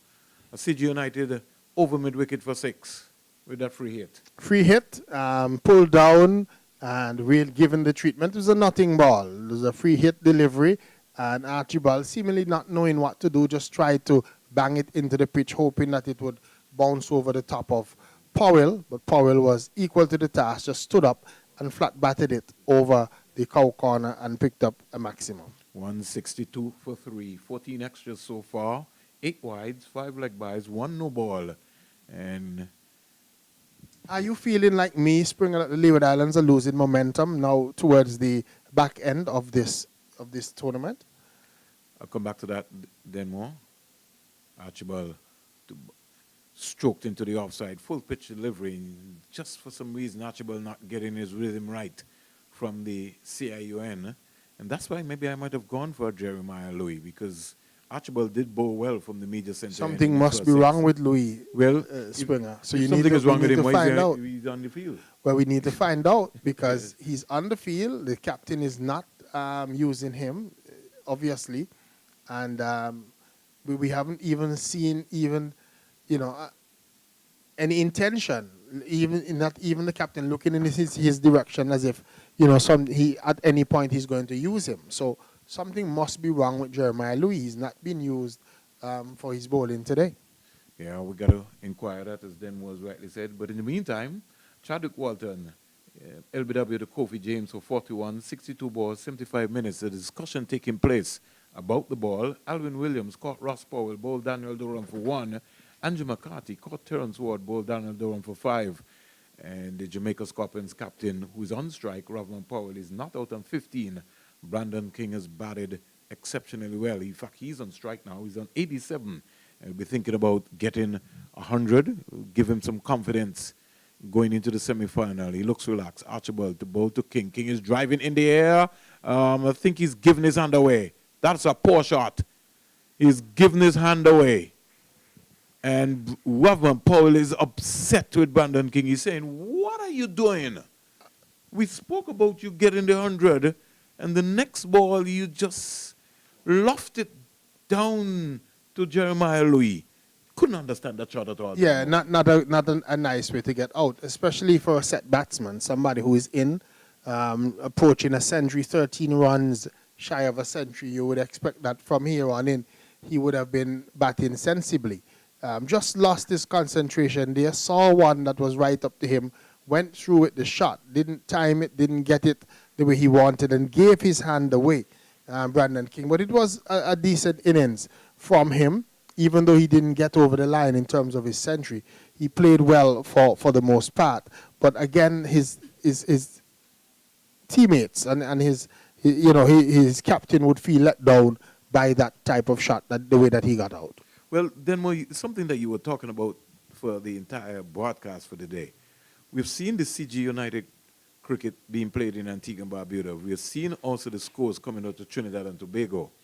What we are not seeing is the star batsman for the West Indians standing up and saying, listen, I'm going to score 150, I'm going to score 130. Casey Carty got 100 in the first game, yes, but outside of that, you look at a Brandon King, batting beautifully, no need. He could have automatically walked 100 there more. Yes, he could have walked to 100, and that is what I'm saying, that the standout batsman, you were looking for somebody like a Hetmeyer to hear him do well. You're looking, to hear Puran, to hear him do well. You're looking Bravo. to hear Bravo do well. Yeah. Alec Athens got a couple of hundreds. And then he's fallen off. But then, again, not consistent. So it is a concern for me, the level of the batting, that because it's not as if we've seen a tier of bowlers that are menacing, that are going to be world beaters. Or exciting spin bowlers, right? That will make you wonder what's happening. Correct. So it's just that the batsmen have not used their power of concentration long enough and understand their role, and maybe because there is no pressure on them in terms of them losing their place. Very good point there raised by Denmore. Bang on target, length delivery there to Pete Salmon. You see, a lot of the times what I'm recognizing is that a lot of the teams, a lot of the franchises, a lot of us, we're playing names and we're not playing performance. And I am saying that if your name is Denmore Roberts and you're not performing, get rid of you, drop you. But because that doesn't happen, that you're a brand name and you don't perform, you don't get dropped, you tend to feel that, you know what, I don't have to perform in order to play. And until that is changed, we're not going to see the improvement. Perfect point there by you, Denmore. 163 for 4, Jamaica went over number 33. And it comes on to Denmore to accountability. Some of these players are acting like they're entitled to be in the team, and you're right. And they act so because I'm saying they act so because the people who have the ability or the authority to drop them or to change that behavior, they do not make those hard decisions. They want to stay in the good books of some of these players, and so they continuously pick them based on name, reputation, rather than actual performance. So over number 33 comes to an end. Colin Archibald has been able to pick up a wicket. 7 overs, no maidens, 26 runs, 1 wicket.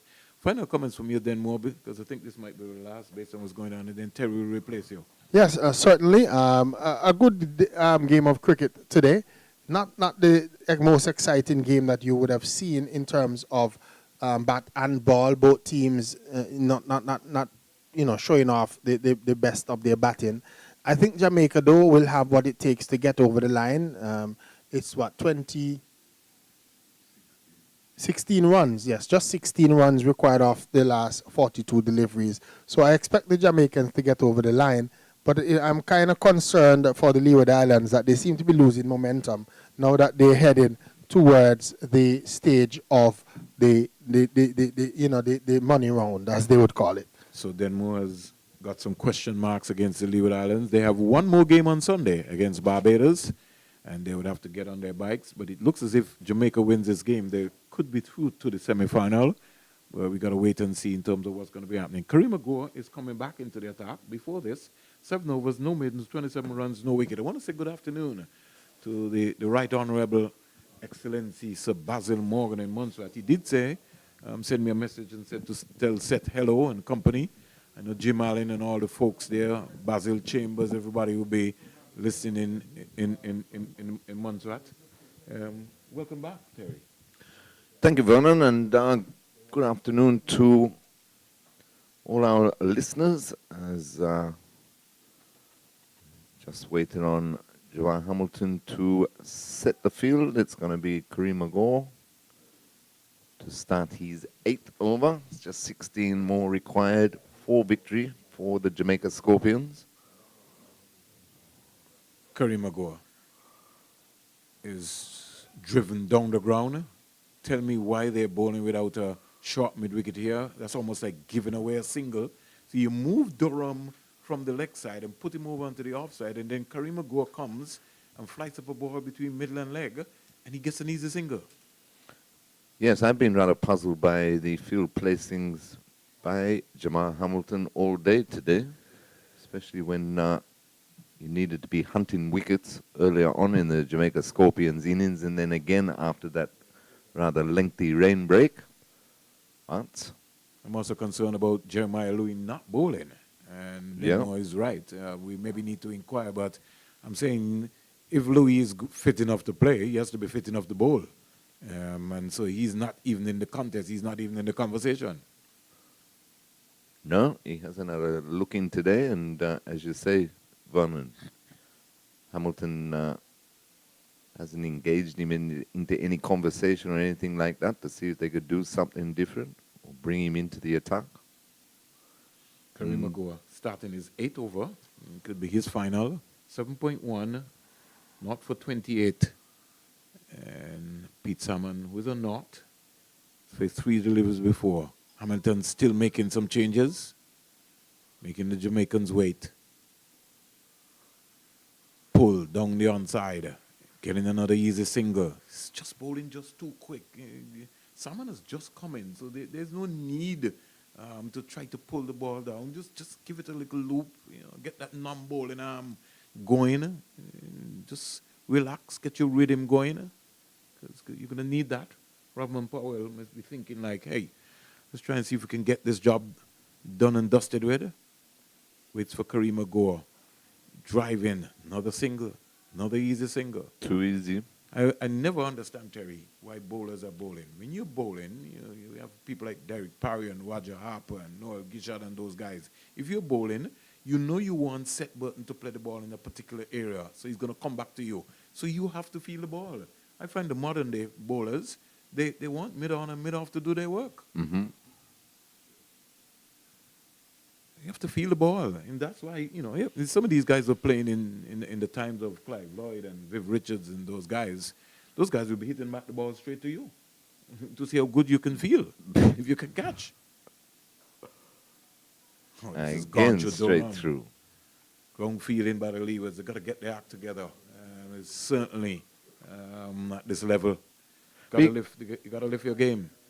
Well, you could look at it this way, though, Vernon, that a tricky situation when you're unbeaten, coming into a final series, you only get the bad game out of the way. So maybe this is today as far as the Leewards are concerned. Is there ever a bad game? Every day is a final. Well, there shouldn't be. Well, it's very true, but every day you wouldn't You wouldn't think so with the performance today. It's just been a little below standard. Did you see the delivery that Kareem Abdul just bowled? It was slow. It hit the right area. It bounced. And what happened? Right? Yeah, Because he he took beat his the ball. time and he completed his action for the first time in his entire 8-over spell. 8 overs, no maiden, 31 runs, no wicket. Yeah, with his final delivery of the day. And what I'm saying, when you have batted first on this track, and you look at how Salmon and Royal and those guys bowl, and Dennis Bulleye, you have to be able to adapt to that situation to understand that you can't bowl fast on this track.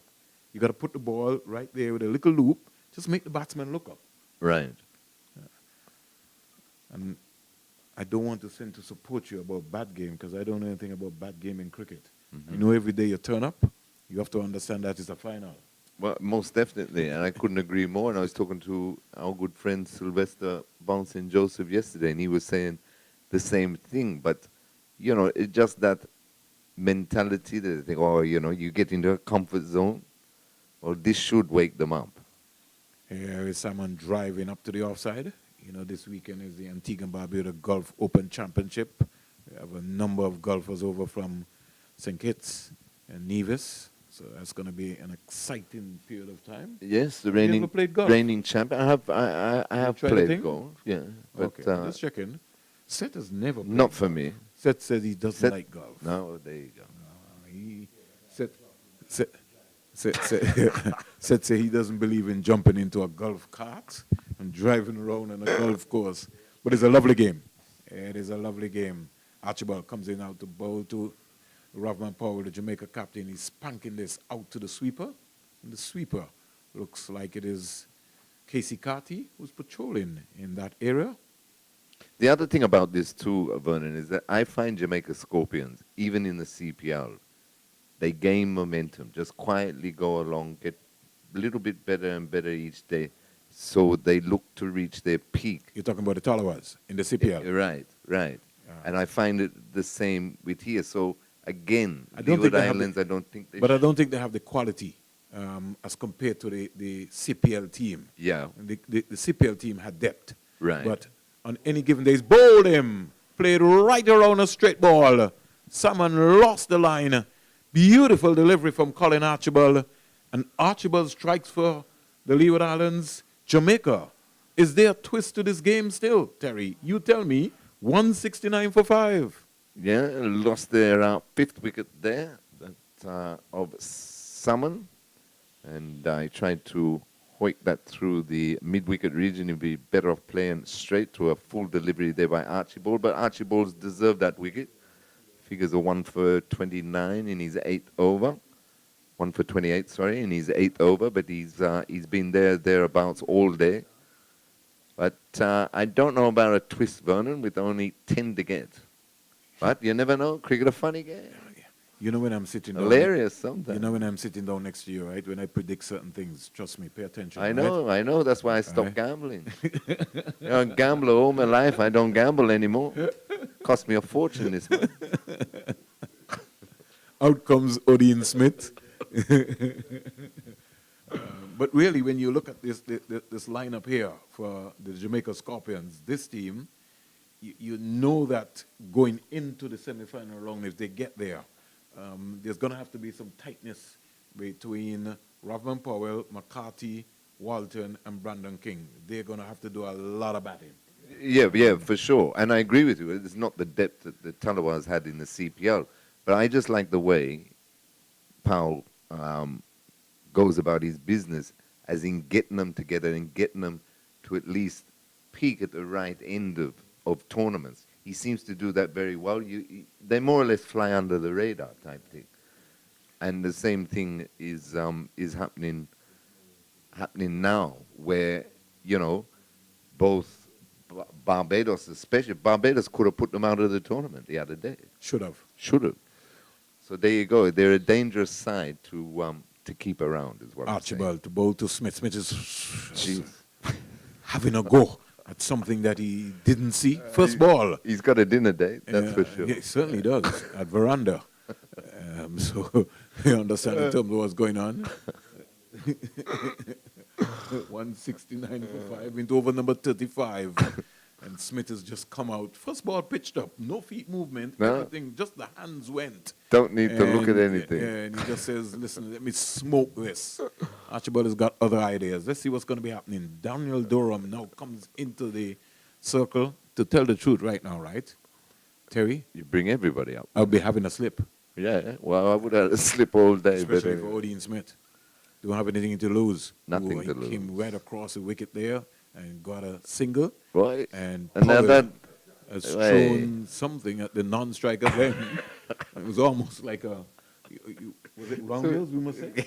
Yes. So Odin Smith had to be ducking to get out of the way. In the meantime, the score goes up to 170 for 5.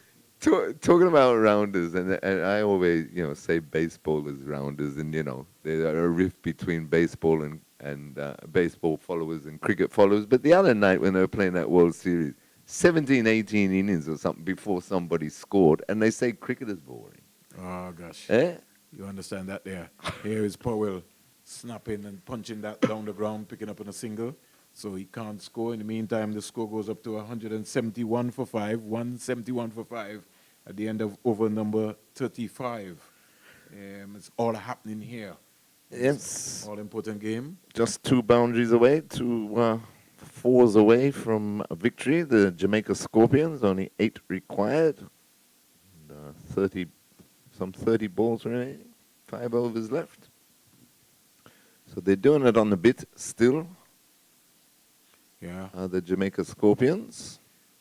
So it's just maybe only a matter of time when you look around in terms of what they're going to need.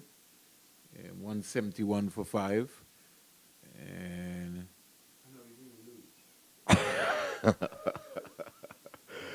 Well, he's heard you, Vernon. See, and you'll talk to him after the end of the game. He said, but I bowled him. so the bowling figures so far: Kareem Agor, 8 overs, no maidens, 31 runs, no wickets. Colin Archibald has completed his spell: 8 overs, no maidens, 30 runs, 2 wickets. Hayden Walsh Jr., he was expensive today: 4 overs, no maidens, 46 runs, no wickets. 10 dot balls, 4 fours, and 4 CG United maximums. And Daniel Durham, his first game for the Leeward Islands in the CG United Super 50 Cup: 8 overs, 2 maidens, 16 runs, 2 wickets, with 39 dot balls. What's next? Jeremiah Louis with Has a finally come into the bowling attack at over number 35. with 8 runs to get. Well, he's obviously brought him on because he feels he's got a double hat-trick in him?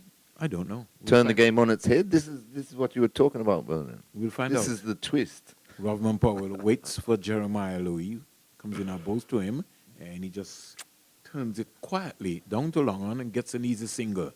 Why is there Everybody no on the short fence. mid-wicket?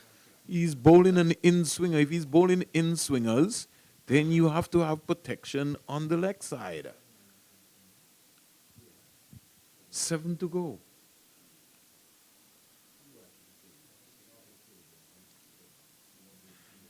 $172 for 5. Archibald Bowell, left arm fast bowler. And the good thing about Archibald is that Archibald is also a beautiful batting all-rounder. He scored his first class 100 in the 4-day competition. Which was a wonderful knock Yeah, it because was superb. Leewards were in trouble at the time, Yes.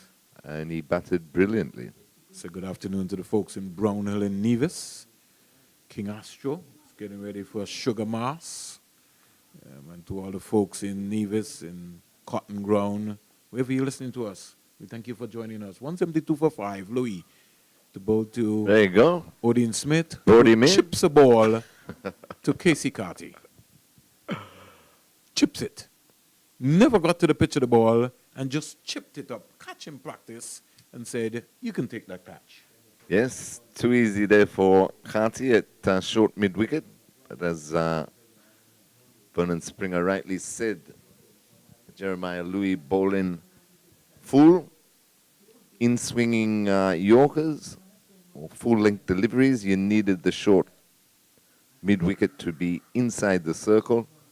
Hamilton made the change, and Smith has gone. Pretty ordinary knock by Smith. He looked to belt the cover of everything from ball one and didn't really get anywhere. He departs for just the 1 run of the 3 deliveries he faced.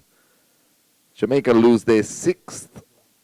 So a couple of unnecessary wickets towards the end. Brandon King staring 100 down the barrel. 87 of 95 balls, included 8 fours and 3 sixes in that innings. Set the platform there for Jamaica Scorpions, a 100-run opening stand with Chadwick Walton. And now Powell is just asking for somebody to stay with him so he can now finish the match off. Just 7 runs required. All right. So King 87, Walton 41, Alwyn Williams 1, Andrew McCarthy 5, Robin Powell is not out on 20, Pete Salmon 3, Odin Smith 1, Dennis Bullock comes out, Jeremiah Louis bowling his first over of the day's play in over number 36, takes a wicket. 172 for 6.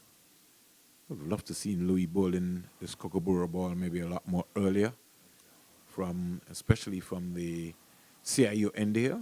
But he's on the back end here now. He's going to bowl to Bulai, not to bowl to Bulai. Bulai looks very organized, comes across fashionably and just plays it onto the offside. I don't think right now that Jamal Hamilton has anything to lose. So I'll be attacking Bulai and making Rovman Powell think about something. I don't need the fine leg. And in fact, I don't think I need the mid-wicket, and I don't need the long on. So I'd bring everybody in the circle for Bulai right now. And if he wants to go, let him go. Most definitely. He's brought the offside field in, but... down the onside, and Louis knows that, giving away a wide delivery.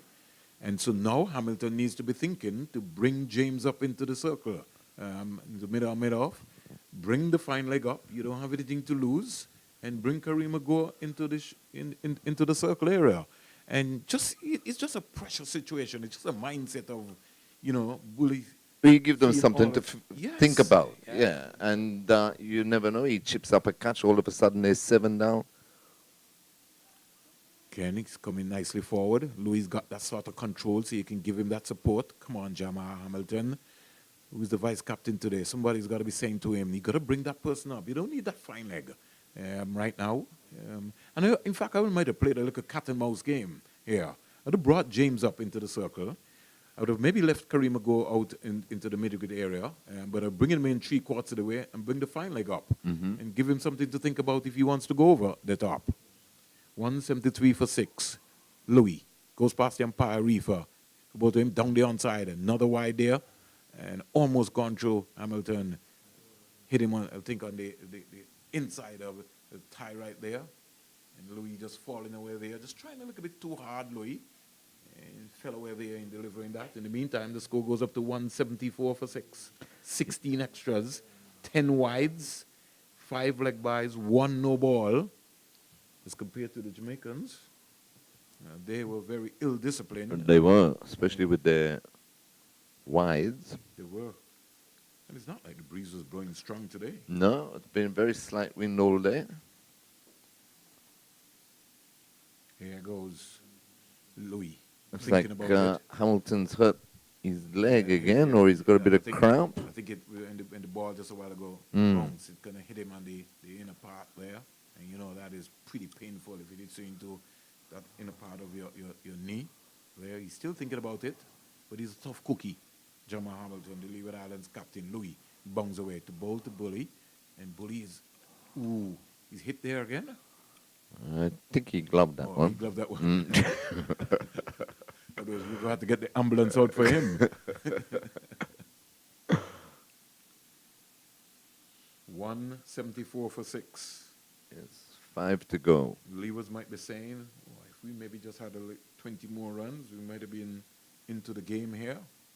But you never know. It's not over yet. Louis could maybe pick up a wicket here, and we could have a little song and dance. We might need Tanti Merle here. He's sending the mid-off back to the long-off boundary.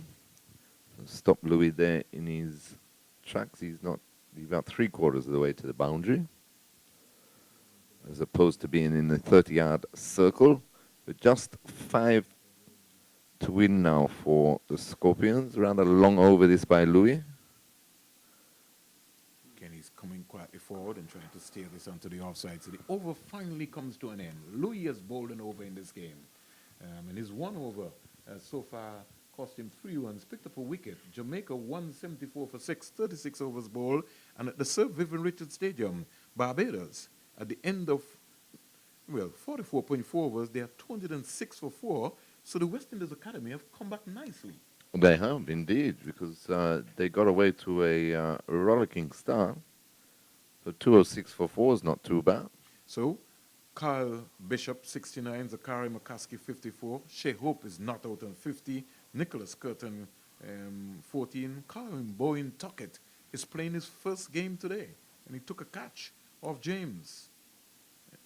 Excellent. So, discussion taking place. What is happening here now? Who we've gone for? Kofi James? Looks that way? Looks that way, yeah. So what does that, what does happen to Archibald? Good. So Seth has just reminded me that Archibald is finished. So Archibald, Gore, Durham. Hayden Watch didn't bowl well. Not for 46. So you can't go back there. So you have to complete James. It is interesting here. But who's in strike? Is it Bull? No, the captain. So he'll be Captain thinking, Powell. yeah, he'll be thinking that he wants to maybe Finish it in 1 hit. Yeah, he's the West Indies white ball vice captain. I saw him make a blinder 100, Terry, at Connery in the Super 50. I think it might have been 2019. 2019. Oh my gosh, man! Trust me, he hit the ball to all parts of the outfield. The only thing he didn't do is that he didn't hit them up by the Robert Llewellyn Bracha International Airport. Lucky. Oh, we just bowled him bad that day, and he teed off. Rodman Powell. He's a dangerous player when he gets going. Kofi James will be looking to come up with a cannonball that can dismiss Rodman Powell. He's 20 off 18, 44 minutes at the crease with 2 maximums. He's back and just working this down the long run. Single is just too easy. And I found that Hamilton has not been able to get the positioning right in terms of that mid-wicket fielder. Yeah. Durham needs to come to his left and force Powell to get in there. Yeah, Put some more pressure. Unfortunately, from Hurricanes' point of view, Hamilton has been rather ordinary with his field placings today. 175 for 6. Who comes in to strike now? Bulai? In fact, I would have a slip for him. Well, you'd have a slip for everyone with only 200 on the board, and then that reduced again. James is into his final over. Bulai is coming across and just working this. Daniel Durham, big eye. There goes. Look at But with his name, Bulai, and some people say Bully, you'd have to say Bulai, wouldn't you? Because otherwise, you know, picking on the guy. No. You caught me with that one. It'd be bullying. Because in school, as you know, Denmore being Bully. a master, you'd have to deal with a lot of those young Exactly. bullies. Yes, you can't do that these days. 176 for 6. Well, we have cyberbullying. Yeah. So you got to understand everything that is happening. So Rodman Powell is just wringing up his arms and saying, listen, I'm going to finish this game. Yeah. 3 runs, let me finish it in style. Kofi James has other ideas. No, Rodman Powell is not making any mistake at all. He knows the importance of this victory over the Leeward Islands because he knows that the Leeward Islands will play Barbados. There we go. Here we go. CG United maximum. Good night, nurse. It's out of here. Jamaica winning by 4 wickets. Powell decides that he's had enough. He's not out 27. And game, set, match. Discussion. Jamaica move closer to the semi-final. And the academy team, they could press Barbados team with the game that is taking place right now at the Sir Vivian Richards Stadium. Yes, very interesting what will take place tonight up at the stadium, but a very good and comprehensive victory there for Jamaica Scorpions. They were certainly more switched on today and into the match, knew exactly what they required to move on to the semi-finals stage, and they've all but done that now against, you'd have to say, a rather lackluster Leeward Islands Hurricanes team, unfortunately, today.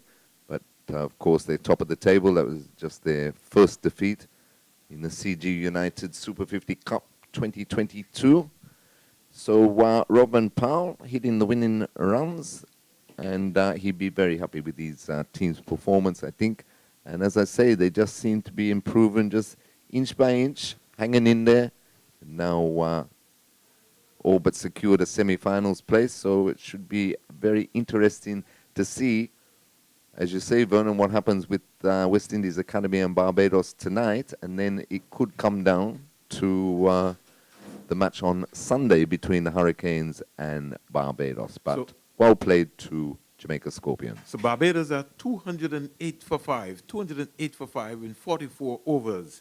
And what we'll do is that we'll give you a comprehensive update in terms Jamaica winning by 4 wickets with 19 balls remaining under the new revised Duckworth-Lewis method.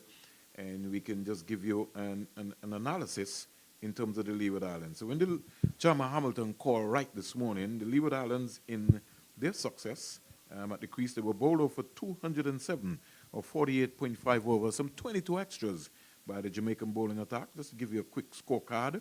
Kyron Powell was caught bullseye, bowled Cotterwell for 9. Ross Powell was caught royal, bowled Salmon for 13. Casey Carty caught royal, bowled Cotterwell without scoring. Terence Ward was caught king, bowled bullseye for 32. Jama Hamilton, the Leeward Islands captain, was caught royal, bowled bullseye for 54. Kofi James was run out for 7. Kareem Agor was caught and bowled bullseye for 9. Hayden Ward was bowled Salmon for 17. Jeremiah Louis was caught Cotterwell, bowled Gordon for 31, and Colin Archibald not out 30. Daniel Durham, first delivery face, he was bowled without scoring.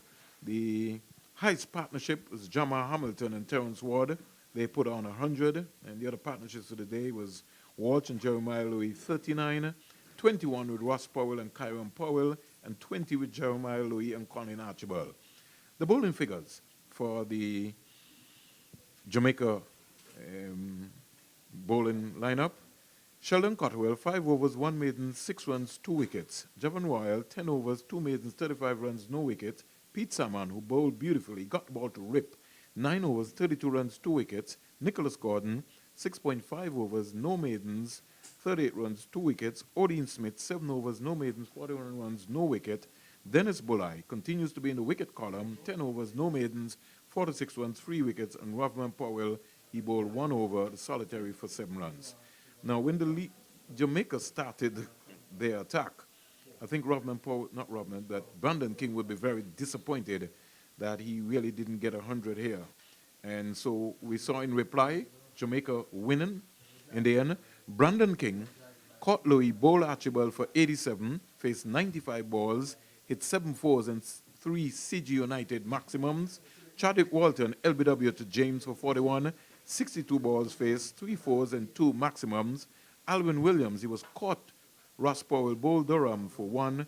Andrew McCarthy was caught Terence Ward, bowled Durham for 5. Rodman Powell was not out 27 with 3 CG United maximums. Pete Salmon, bowled Archibald for 3. Odin Smith, he was caught Carty, bowled Louis for 1. And then as Bulleye was left not out on 1.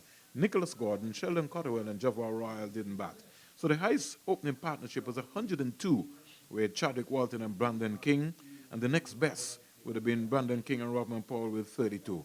Bowling figures for the Leeward Islands: Kareem Agor, 8 overs, no maidens, 31 runs, no wickets. Colin Archibald, 8 overs, no maidens, 30 runs, 2 wickets. Hayden Walsh Jr. was expensive today. 4 overs, no maidens, 46 runs, no wickets. Daniel Durham, 8 overs, 2 maidens, 16 runs, 2 wickets. Let me repeat. Daniel Durham playing his first game for the Leeward Islands in this competition this year. 8 overs, 2 maidens, 16 runs, 2 wickets. Kofi James continued his good bowling form, even though he was expensive by numbers. 7.5 overs, no maidens, 51 runs, 1 wicket. And Jeremiah Louis bowling the lone over. 1 over, no maiden, 3 runs, 1 wicket. It's all to play for on Sunday. The Leeward Islands will be taking on Barbados. It means a return of Raheem Cornwall.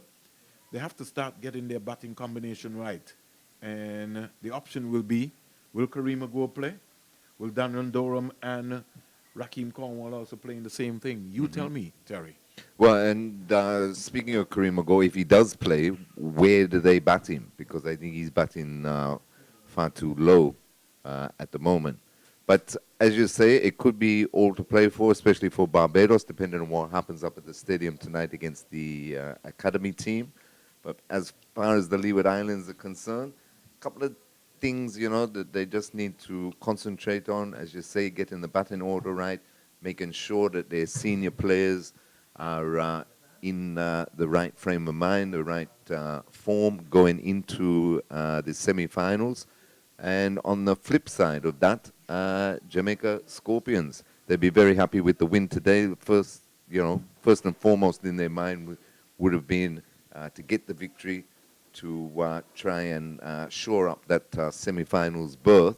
And to me, as I say, they just seem to me like they're just starting to come into their own. So, you know, a bit of a dark horse in the competition, and Barbados may rue the fact that they didn't put them out of the competition when they had the chance early in the week when they played. So, interesting games coming up, but congratulations and well played to Jamaica Scorpions today. So, folks, on behalf of the entire team, Denmore Roberts, Seth Burton, Nigel was our scorer, and also our television crew here put together some nice work. Derek Marland, Kerry, also my to Mr. Charles. Yes, how come I am forgetting Mr. Charles? All of the guys here who've been working, the lone cameraman down at the CIUN there.